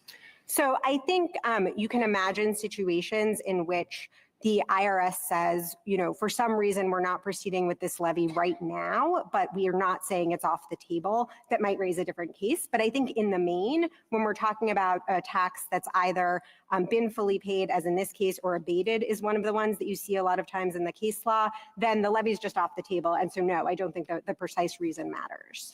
If I could. I'm sorry. It does bother me, following up on Justice Kagan's question, of whether or not the IRS can sandbag somebody. She doesn't know that the offset's not being made until you move for a levy. She then challenges the levy because she says, I paid my tax, and the IRS says no, and that gets fully litigated in 6330. And 5, 10, whatever number of years it takes the IRS to decide it collected what it needed, it drops to 6330. You're now saying to me that because she didn't say something administratively, E doesn't toll her statute of limitation. No, Justice Sotomayor, I want to be clear about this. So all I'm saying is that E includes a tolling mechanism for the statute of limitations to bring your refund action. There is a different requirement that anyone, whether they faced a levy or not, would have to satisfy. And that is. So does she satisfy that here by the fact that she sent you a letter saying, I'm owed this money, and you guys said no? So, Your Honor, my understanding is that consistent with the way that respondent has pled their refund suit, which they've now filed in the District of New Jersey, they have satisfied that for most of the years in question. I think they would know better than I do if the underlying theory here is that You can answer that. I think in their brief, they said about $20,000 is up in the air. Right. And my point is that that just, as far as we can tell, has nothing to do with the Section 6330 proceeding. That is because those are the 2014 and 2015 tax years. And in the time required to do that as an administrative matter, they just haven't asked, or they haven't stated that they overpaid as to those years. And you're pointing to the statute of limitations provision to demonstrate that Congress also thought that prepayment had nothing to do, or seeking challenging the underlying tax liability had nothing to do with this 630 action. So maybe we're saying the same thing, but the way that I'm thinking about it is that what we know from the tolling of the refund suit is that Congress knew that this 6330 proceeding wasn't going to resolve all issues. There might need to be, oh, I'm sorry. Sorry, finish your. There might well need to be refund actions. I would still really love at some point to talk about the remedial issue here, but Justice Sotomayor, please. Just one collateral estoppel question. Sure. assume, you said we can't use that tax court determination as collateral estoppel in the lawsuit. Why? Why not? So Justice Sotomayor, what I meant to say was that you can't use the appeals officer's determination because that just has sort of no legal effect going forward. What happens here is that the appeals officer decides whether the levy can go forward or whether there's an installment plan or something else that could forestall collection. All I meant to say was that there's no need to kind of vacate that appeals officer determination because once there's no reason, no lawful basis for the IRS to levy, they're not going to levy. There's sort of nothing else to be done here. We are done with the Section 6330 proceeding. If that's true, why? Sorry, please. Well, I was just going to say before your time runs out, what would you like to say about the remedial issue? I very much appreciate that, Justice Alito. So a few points. I think some of these have been covered, but I think it's important to just situate ourselves in the tax court where the tax court needs to have specific statutory authority. It doesn't have the tax equivalent of Section 1331 jurisdiction. It has these specific proceedings, and it doesn't have general remedial authority. So there's no no refund authority has been specifically given to the tax court in this case, no overpayment authority. I think my friend agrees with those. The only statutory citation he's provided for a remedy in this case, if he's right that the tax court proceeding can go forward, is E1. And so the theory is that E1 provides for an injunction against a levy. And so if it provides for an injunction, it must, on my friend's view, also provide for the milder form of declaratory relief. I think if you read E1, there's at least two problems with that. Number one is that it actually only provides for an injunction against the levy. And so there's no levy at this point, and therefore there's no lesser authority to provide declaratory relief. The second problem is that it's actually a stay much more than it's an injunction. This is not a permanent injunction provision. This is a provision that says in the first sentence that the levy actions, which are the subject of the requested hearing, shall be suspended, and then allows the tax court to come along and enforce that suspension through an injunction, but again, only during the period in which the Section 6330 proceeding is pending. And so that can't provide permanent relief in either injunctive or declaratory Ms. Ross, why couldn't the tax court simply vacate the appeals office decision? So Justice Gorsuch, I think if the... Why wouldn't it have jurisdiction to do that? So I guess my first answer would be it really wouldn't make a difference. It wouldn't give respondent anything because this levy is not going to go forward. There's no longer a levy in this case. And so vacating, as I was saying earlier, this has no sort of forward-looking stare decisis effect, and so it wouldn't give them anything. We just have two executive officers talking to one another here anyway, right? And one could say, well, that decision's vacated. Wouldn't it have authority to do that? I mean, perhaps it would, but I still really struggle to see how that would be different than dismissing the appeal for mootness purposes. You want any further exchange? I'm afraid I do have one more question, but I'll wait my turn. You can go ahead right now. What do we do with, all right, thank you, Chief, for your indulgence, and my colleagues too, on tax law. Here, of all things, what do we do with the IRS's prior position? It's in another footnote here, 36 of your the PET app, that suggested mootness motions should be filed if the tax liability has been fully paid and the taxpayer raises no other relevant issues. Seems like the government's changed its position with respect to what follows after and. I'm sorry, Justice Gorsuch, could you just give me the page again? I want to make sure we're looking at the same thing. 32A, footnote 36. Sure. So I think I would have two answers for you on that. The first is sort of well in line with our colloquy so far this morning, is that IRS Chief Counsel notices are not binding. And so I think even if there was a change, that is sort of neither here nor there. I also believe that the change that was alleged here was, I think the second notice, which I'm not seeing as I look at it quickly, was sometime around 2005. This statute was passed in 1998. And so I think the fact that kind of the Chief Counsel was getting their head around how these things would work in practice at that period, 20 years ago, really doesn't say much about what the IRS's position should be at this point. Thank you. Thank you, Counsel. Justice Thomas, Justice Alito, Justice Sotomayor, anything further? Justice Barrett, Justice Jackson. Thank you, counsel.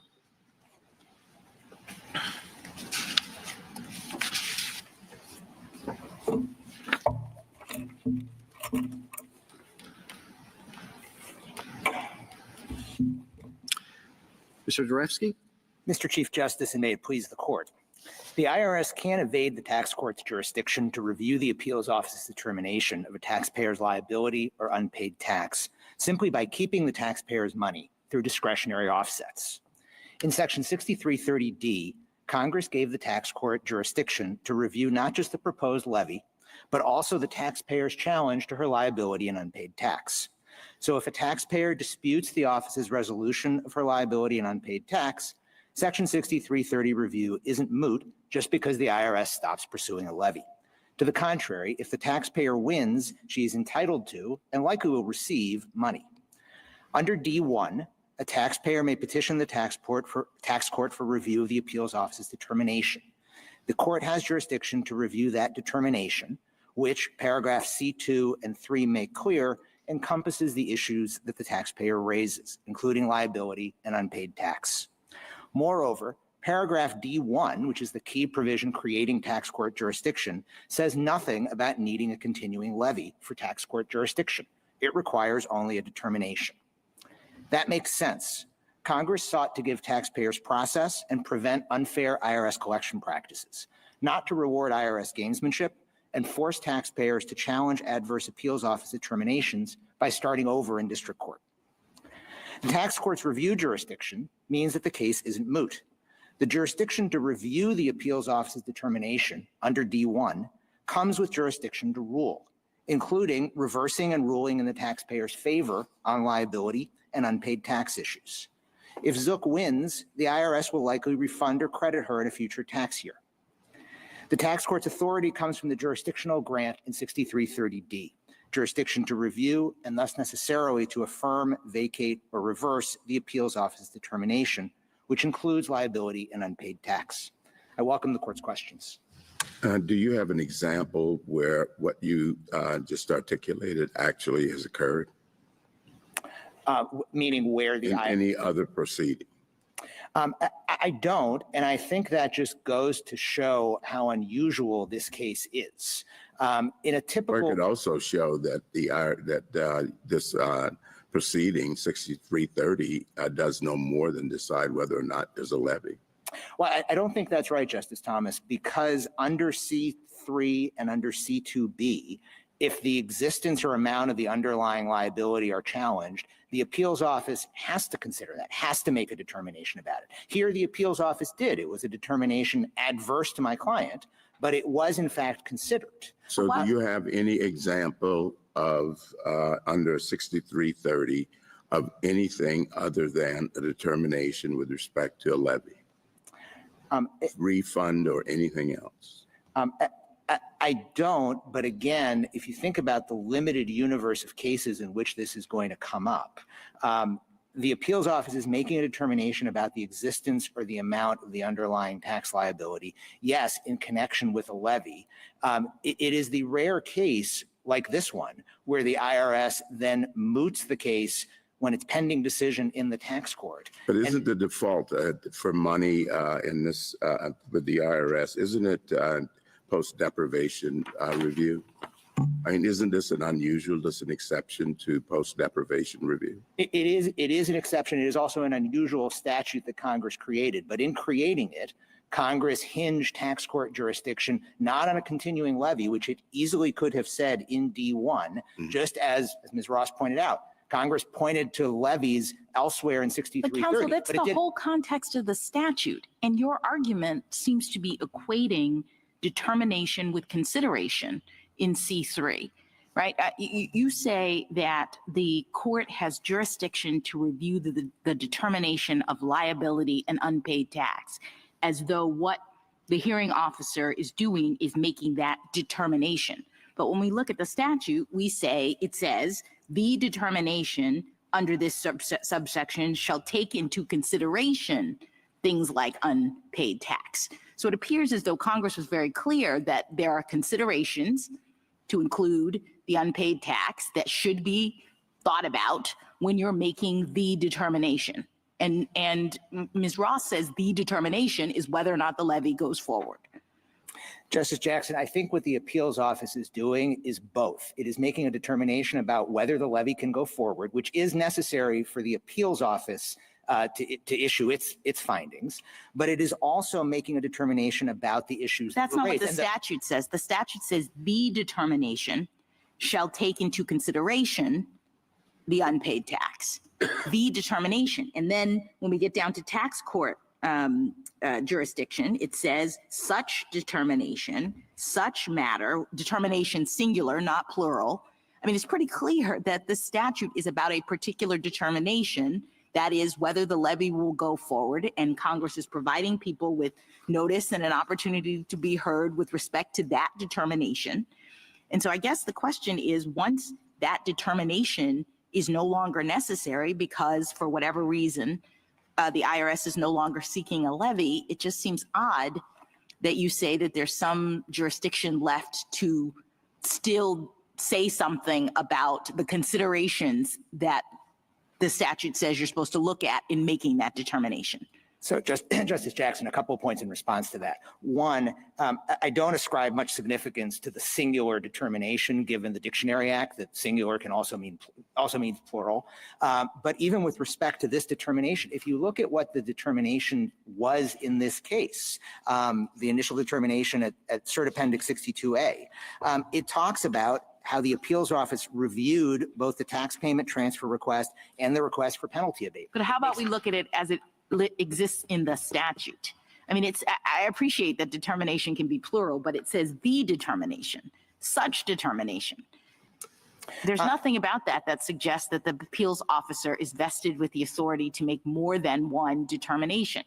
There's also nothing in D1, which doesn't mention a levy, in C3B, which doesn't mention a levy, in C3B, which doesn't mention a levy, in C2B, which doesn't mention a levy, and in C2A, which distinguishes, it uses a disjunctive or to distinguish between issues relating to the unpaid tax or the proposed levy. And so in these key provisions in C and D, Congress didn't use the levy. Can I just ask you one final question and then I'm done?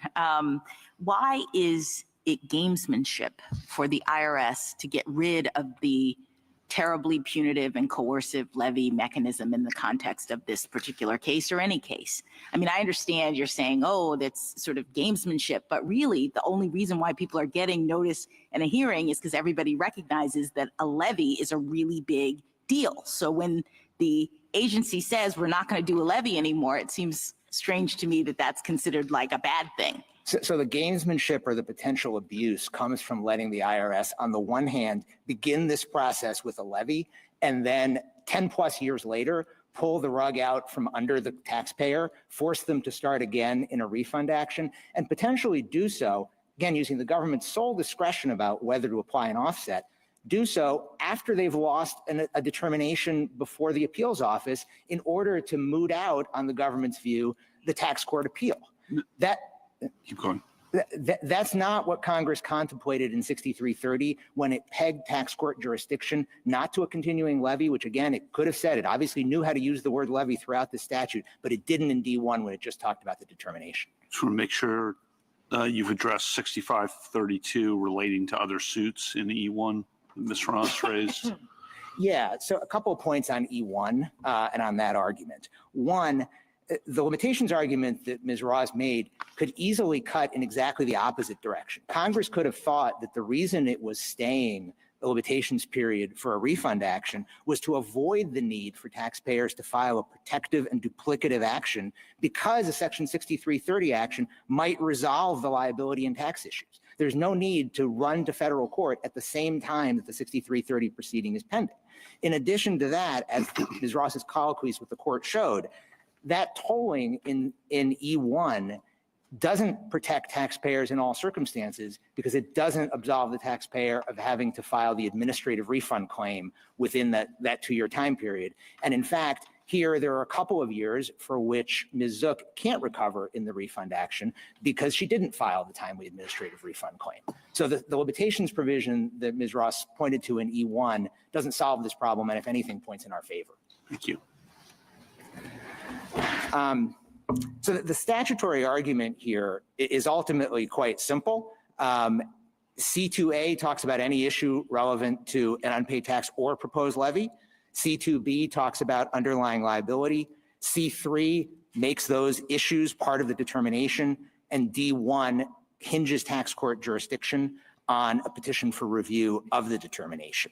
Once the tax court has that jurisdiction, it has under D1 the authority to act that is read against background principles of appellate review. This is similar. It's similar to APA 706 principles. The tax court can hold unlawful or set aside agency findings and conclusions. It can vacate the appeals officer's determinations about the unpaid tax and liability issues. The other analogy I would draw here, it's similar to interlocutory appeal under 1292B or to review of remand orders under 1447D.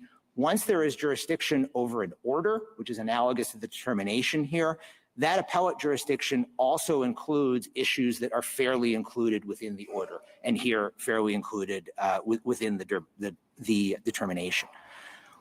With respect to mootness, there remains a live disputed issue about unpaid liability and unpaid tax. Ms. Zook was injured by the misallocation of her money by the IRS. That injury is obviously traceable to the IRS, and it's redressable by a favorable ruling because presumably the IRS will comply and will either credit Ms. Zook in a future year or refund her money if a court were to hold that she was entitled to that.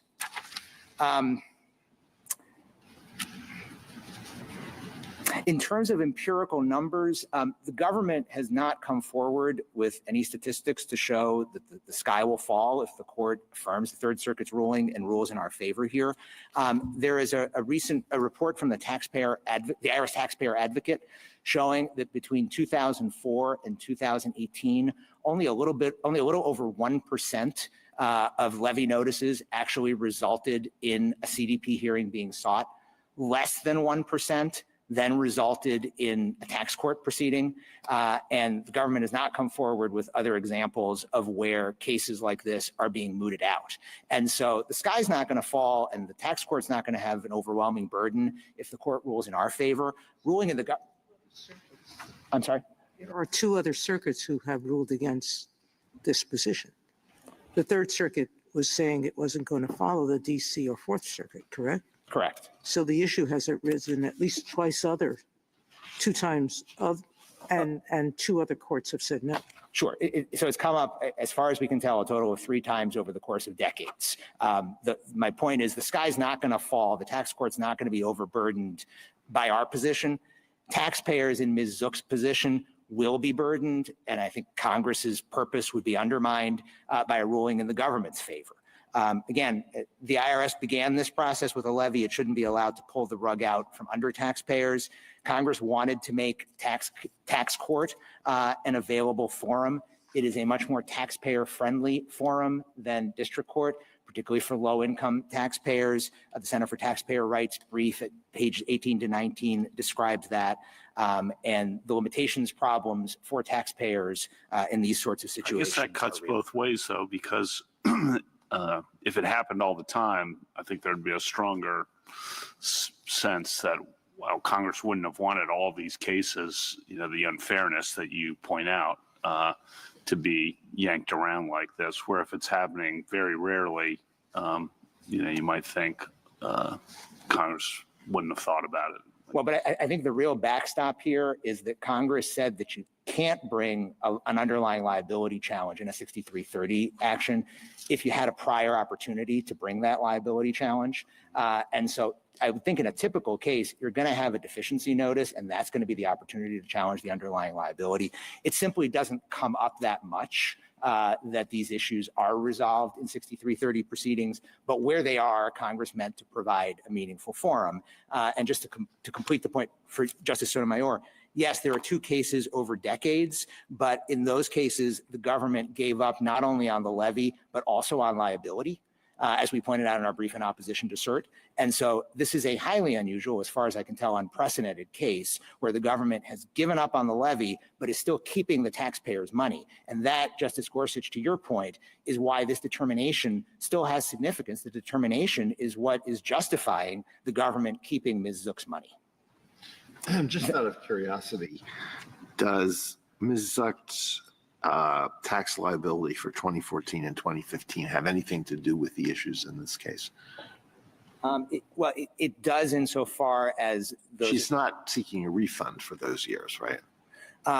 She is seeking a refund insofar as the government, the IRS, has offset her earlier liability with overpayments for those years, and she's saying, and we're saying that that's improper.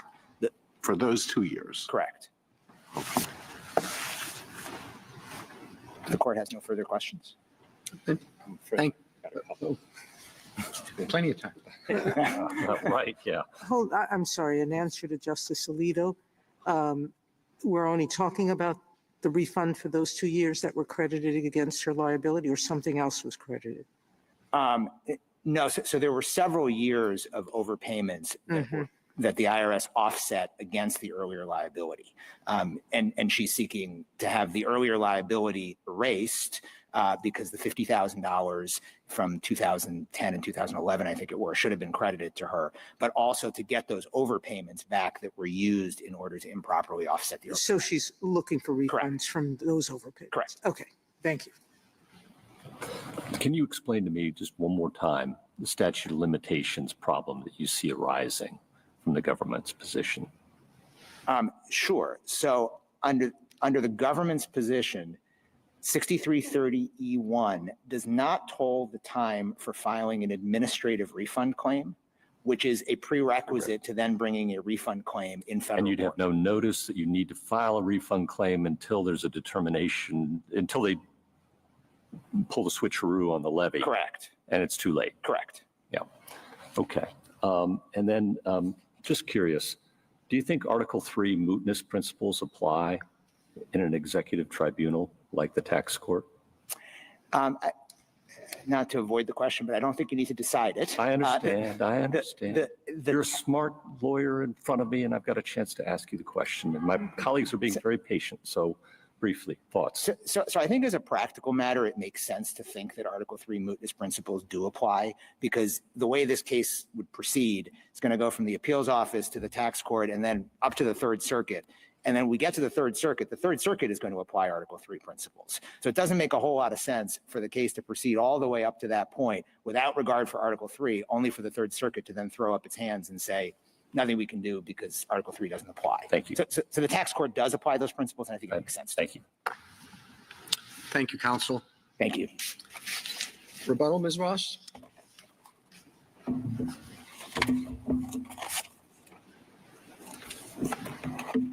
Thank you, Mr. Chief Justice. I hope to make just three, hopefully quick points. The first is that my friend spoke a lot about review jurisdiction under 6330D1 and that being similar to sort of APA review. I think that's not the right way to think about this case. Again, the tax court needs very specific authorization to provide any type of relief. And so if you look at footnote 4 of our brief, we discussed the fact that there's no overpayment jurisdiction here. I think what respondent is really asking for is something that looks like overpayment jurisdiction when Congress has wanted the tax court to have the authority to calculate someone's overpayment. And in fact, to say, you know, you, Commissioner, need to go back and give that money to the taxpayer, it has specifically provided for that. So I would point the court to the Green-Thappetti case that's cited in footnote 4 of our brief. Section 6512B does this in deficiency actions. I think it's really important that there's not just sort of free-floating general review jurisdiction in the tax court. The second point I would make on gamesmanship, Justice Jackson, I think you're exactly right. I don't think it's correct to think about, in the DC Circuit's words, in Wilson, the taxpayer getting exactly what she wanted when she came into the refund suit, meaning for the levy to go away. I don't think it's right for that to think about that as gamesmanship of any sort. I think here the IRS used the tools that Congress gave it to have this debt go away without having to finally carry out a levy on respondents' property. I think this relates a little bit, Justice Gorsuch, to your question about Section 6532. I don't think it's correct to say that the taxpayer would not have been on notice that she needed to file an administrative refund claim unless and until the levy went away. She would always need to file that, again, because most taxpayers are never going to wind up in a levy proceeding. And so from the beginning, they are supposed to file an administrative refund claim if they think that they are due a refund.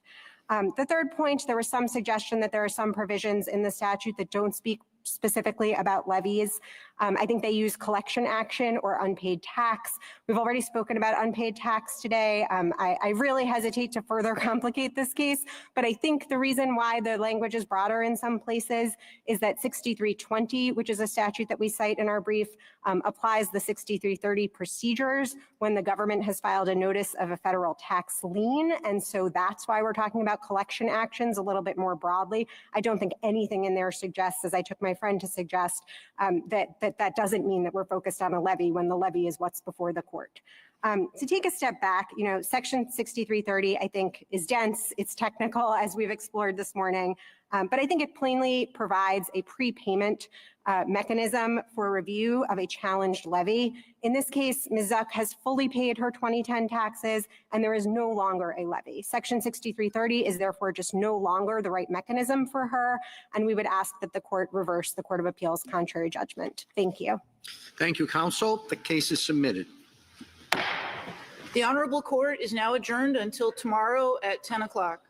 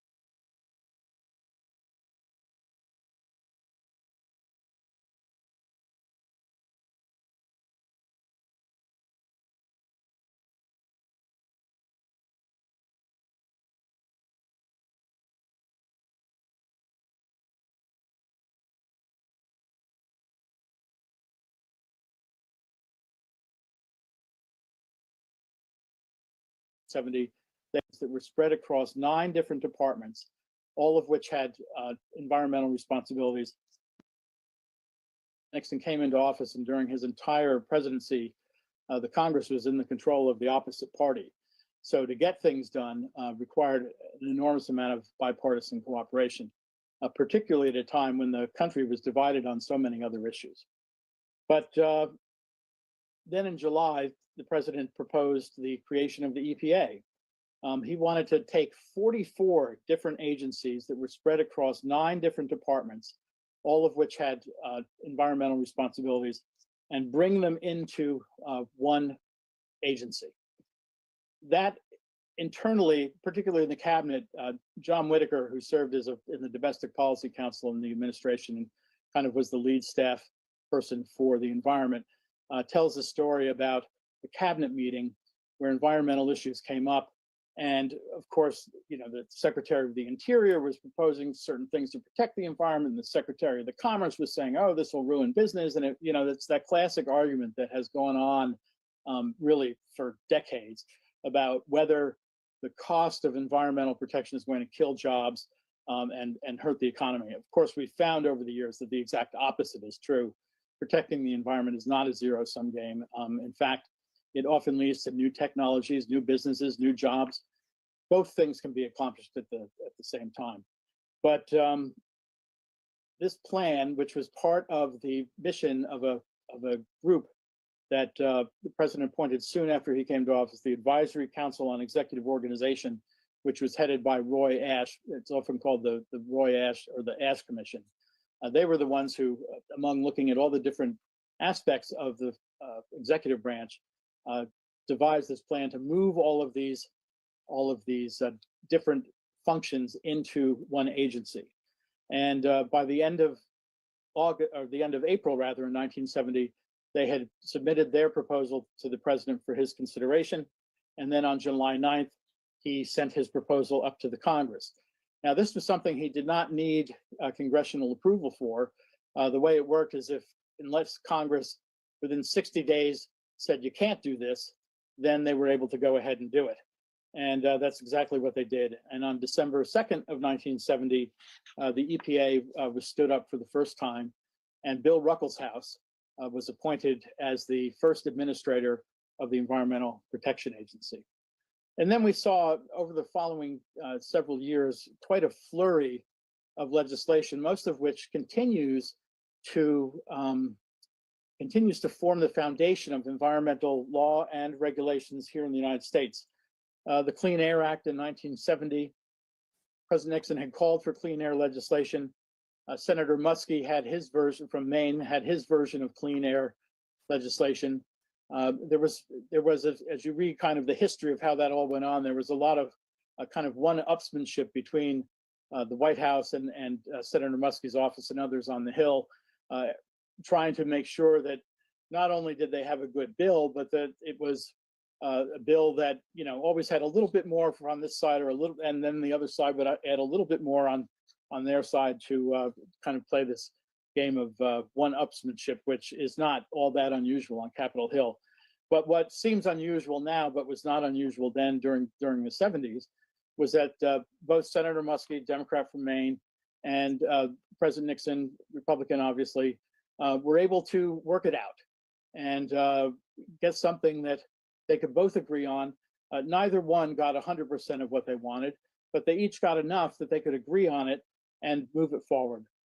When it went to conference, the House bill was a little less stringent than the Senate bill. The Senate pretty much prevailed. The bill passed again by a huge bipartisan majority. It's almost unfathomable. I don't think you get majorities that big on naming post offices. And then went to President Nixon's desk, and he signed it on December 31st in 1970. So the year started off with NEPA signing on January 1st, 1970, the National Environmental Policy Act, and then it concluded with the signing of the Clean Air Act, which has made such a difference over the years to the quality of air in the United States. Then again in 1972, the president sent up another environmental message, And it included, again, a number of initiatives that he wanted to see addressed and that many members in the Congress were also working on as well. It included such issues as regulating toxic substances, hadn't really been done, a comprehensive improvement in pesticide authority. Again, that was another classic battle in the cabinet. You know, the Interior Department wanted more concerns on that. The Secretary of Agriculture was like, oh, you're going to kill American agriculture. We need those pesticides to be able to raise crops to feed the country. He also included noise control, the preservation of historic buildings, the siting of power plants to make sure those were done in an environmentally responsible way. Ocean dumping regulations were something else he sought. And in water, wanted to greatly expand water treatment grant programs so that you could improve the, or give communities who had water treatment plants, or many who didn't, who were just dumping raw sewage into rivers and in some cases the ocean, the money to build a water treatment plant to reduce those dumping of that stuff right into the ocean. So that was kind of, he set out his environmental agenda, if you will, for 1972. And again, we saw a lot of action in the Congress and with President Nixon.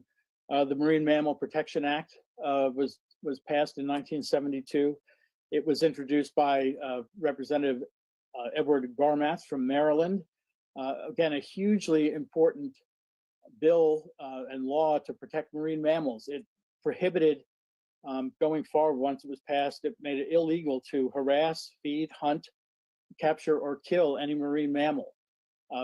Hugely important for the recovery, particularly of marine mammals along the coastlines. That bill, you know, I've been talking about huge bipartisan majorities. That passed the House in March of 1972 by 362 to 10. And it passed the Senate in late July of that year in an 88 to 2 vote. Extraordinary. And then President Nixon signed the bill in October of 1972. The Clean Water Act also was passed in 1972. That was introduced by Senator Muskie. The White House supported it, except for some of the money that was being put in there for some water grants. That passed the Senate 86 to nothing. It passed the House by a voice vote. The conference committee, when that was passed in October, 366 to 11 in the House, 74 to nothing in the Senate. The president vetoed the bill because he was concerned about the expenditures in there in terms of their budgetary impact. But he knew, and everybody in the White House knew, when a bill passes by that margin, that the veto will be overridden. And in fact, the day that he vetoed it, the Senate overrode the veto at a 52 to 12 vote. And the next day, the House overrode the veto in a vote of 247 to 23.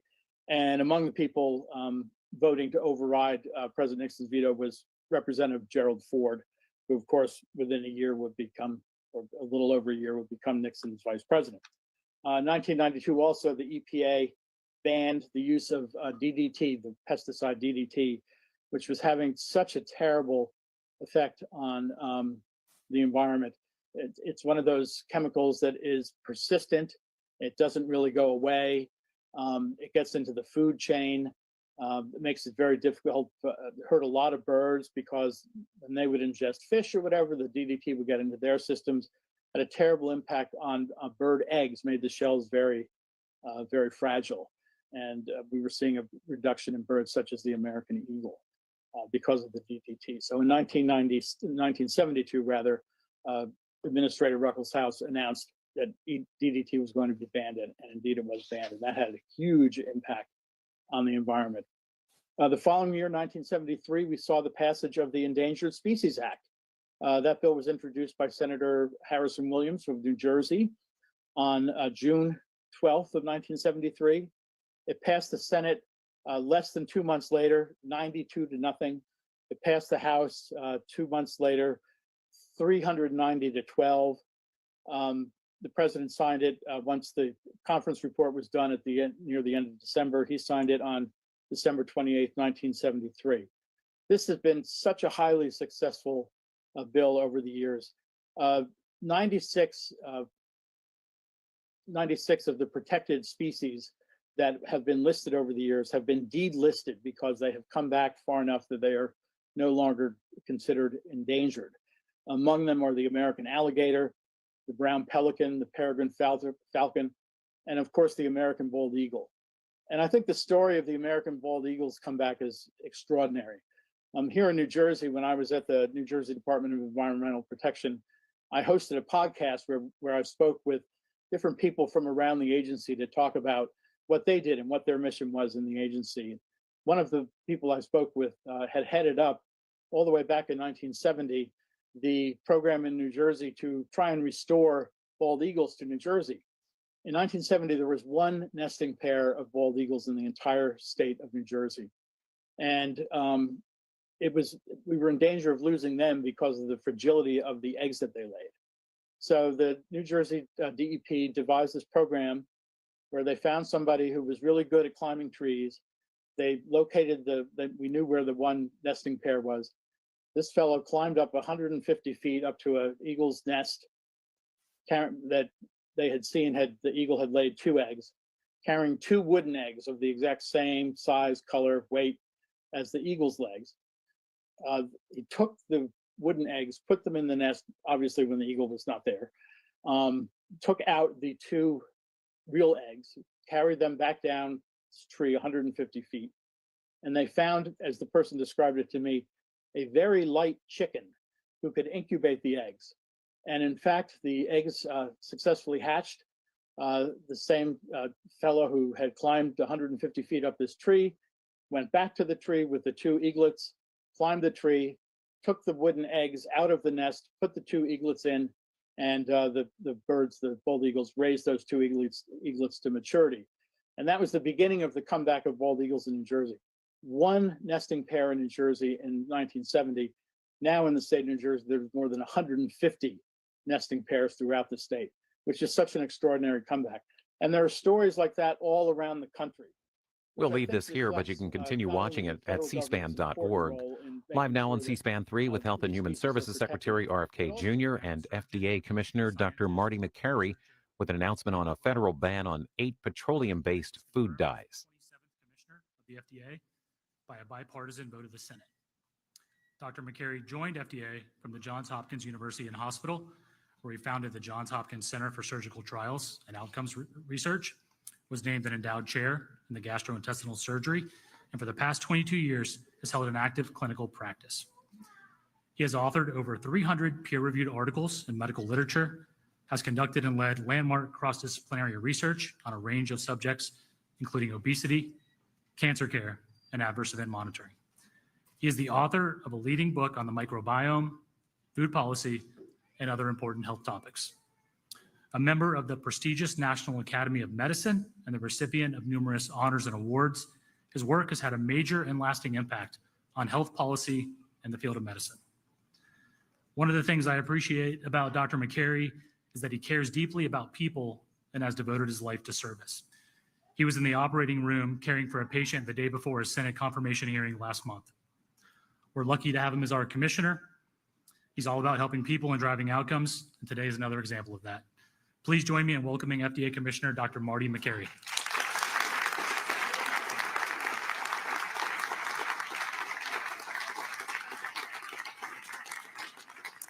Thank you. Thank you, Deputy Commissioner DeMontis. Good afternoon, Mr. Secretary, Dr. Bhattacharya, Governor, Speaker, the many Maha moms and the kids here supporting the effort. Thank you for being here. Thank you. That's great.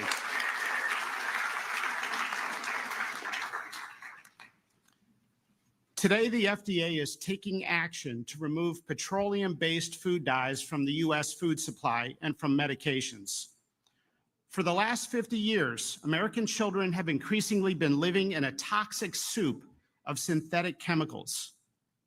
The scientific community has conducted a number of studies raising concerns about the correlation between petroleum-based synthetic dyes and several health conditions, such as attention deficit hyperactivity disorder, obesity, diabetes, insulin resistance, cancer, genomic disruption, GI issues, as I've seen in the hospital, and allergic reactions. For example, this Lancet study conducted a randomized, double-blinded, placebo-controlled study on food dyes and concluded that artificial colors in the diet, quote, result in increased hyperactivity. So why are we taking a gamble? Parents, moms and dads, have also tried to raise attention to the issue. Some parents have observed that these chemicals cause hyperactivity and even aggressive behavior, and that it subsides when the chemicals are removed from the diet of the child, and sometimes even reoccurs when those petroleum-based chemical dyes are reintroduced. As I know from my experience taking care of children as a doctor, you have to always listen to the mom. Other studies have found that artificial colors that create vibrant colors mess with the child's developing brain to make ultra-processed foods more attractive, even when the child already feels full. These studies have associated food colors directly with obesity and diabetes. While America's children are sick and suffering, 41% of children have at least one health condition, and 1 in 5 are on medication. The answer is not more Ozempic, more ADHD medication, and more antidepressants. There's a role for those medications, but we have to look at underlying root causes. The F in FDA stands for food. Now, there's no one ingredient that accounts for the child chronic disease epidemic. And let's be honest, taking petroleum-based food dyes out of the food supply is not a silver bullet that will instantly make America's children healthy, but it is one important step.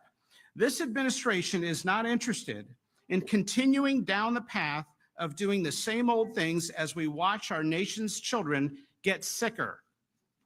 We need fresh, new approaches. Cancer and diabetes in young people is going up at an alarming rate, and nobody seems to know why. We have to turn our attention to underlying causes, such as chemicals and toxins that children are exposed to, not just more insulin and chemotherapy. And let's not forget that the best way to lower drug prices is to stop taking drugs we don't need. 30 states concerned about this very issue have introduced bills or laws with a patchwork of standards for food companies. So the food industry, which has many good people, has asked for clarity. So today the FDA is taking the following steps. Number one, establishing a national standard and timeline for the food industry to transition from petroleum-based food dyes to natural alternatives. Number two, initiating a process to revoke authorization of synthetic food colorings, including those not in production, namely citrus red number 2 and orange B, within the coming weeks. Number three, taking steps to eliminate the remaining 6 synthetic dyes on the market from the U.S. food supply, specifically red dye number 40, yellow dye number 5, yellow dye number 6, blue dye number 1, blue dye number 2, and green dye number 3 by the end of next year.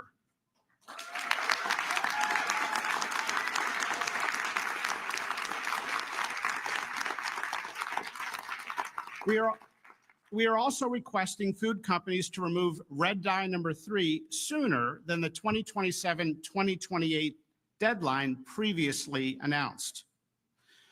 These steps that we are taking means that the FDA is effectively removing all petroleum-based food dyes from the U.S. food supply.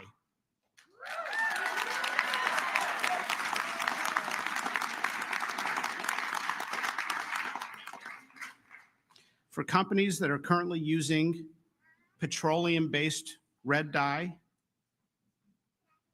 try watermelon juice. Or beet juice. For companies currently combining petroleum-based yellow chemical and red dyes together, try carrot juice.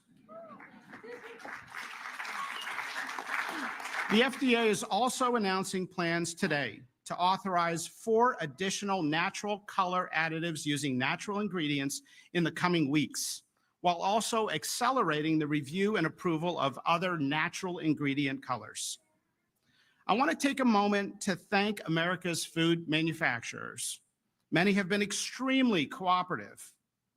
There are many good people in food manufacturing delivering on the needs of the American public, and they have done exactly what we have asked them to do. 100 years ago, we asked them to focus on mass food production to solve food insecurity. Now, given our child chronic disease epidemic and enormous suffering and cost that has ensued, we have to come together to address the new problem. That's right, we have to come together. If we can get beyond the tribalism in our society, rampant in our culture, we will realize that we all want the same things. Republican, Democrat, and independent moms showed up in high numbers to vote for President Trump on this very issue that Secretary Kennedy has championed. Moms across America have spoken, and they want more honesty and humility from our nation's healthcare leaders. And if we're being honest, ADHD is not a genetic problem, and our obesity epidemic is not a willpower problem. It's something that adults have done to children. I was reading a New England Journal of Medicine article recently, came out in January, referring to the chronic disease epidemic in children, specifically infertility, diabetes, obesity, attention deficit disorder, and many other health problems. And it referred to that group of problems with an interesting term.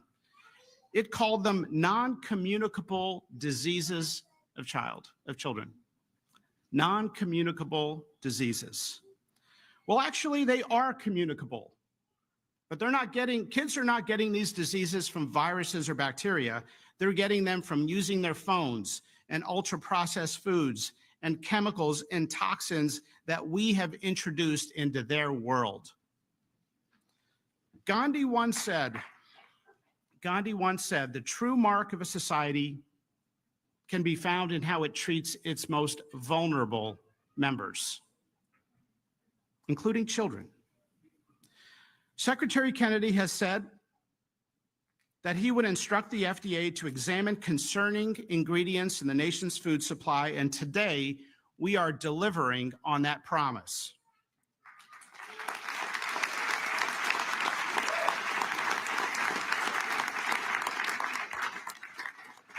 To be clear, the transition from petroleum-based food dyes to natural ingredient food dyes will not increase food prices. We know that from other countries that have already made the transition. It's not an opinion. Today's announcement fulfills the administration's promise to use both gold standard science and common sense.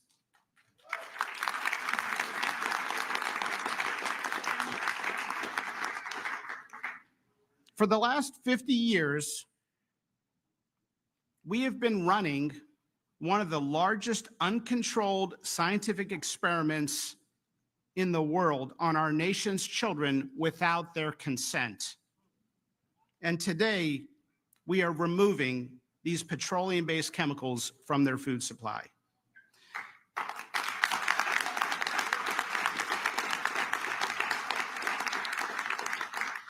In summary, we are simply asking American food companies to replace petroleum-based food dyes with natural ingredients for American children, just as they already do for children in other countries. American children deserve good health. Thank you.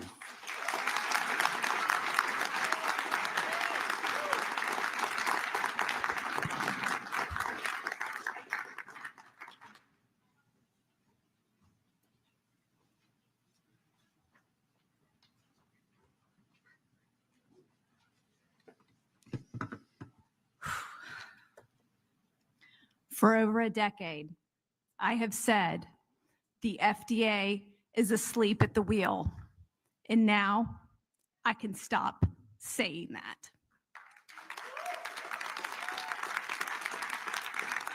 Hi, I'm Bonnie Hari. I'm a food activist and author, a fellow MAHA mom, and I'm not affiliated with the HHS, just for the record.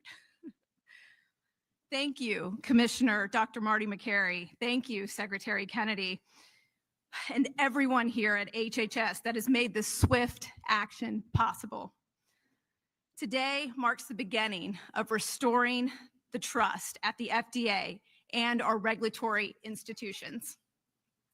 Last September, I testified at the US Senate about the blatant hypocrisy of American food companies selling safer products in other countries while selling inferior versions of the same exact products here in the United States with artificial food dyes made from petroleum. The outrage of American companies doing this spawned a massive grassroots movement to hold these companies accountable. 1,000 concerned citizens, moms, children, elected officials, health leaders from across the nation gathered in Battle Creek, Michigan last fall, asking Kellogg's to remove the dyes they don't use in other countries. We had over 400,000 petition signatures to deliver to their headquarters, but they gave us the cold shoulder. They told us to get off their lawn. Secretary Kennedy took our unheard voices to the campaign trail and elevated them all the way up to President Trump. From the moment my kids were born, I have taught them the truth about artificial food dyes because our government was doing nothing to protect them from these harmful ingredients. Now we are entering a new era. An era where we don't need to worry about artificial food dyes on the frosting of a birthday cake, the breakfast cereals served at schools, our children's Halloween bucket or Easter basket, the chips and the sports drinks being served after a game. This was the effort of so many incredible people, many of whom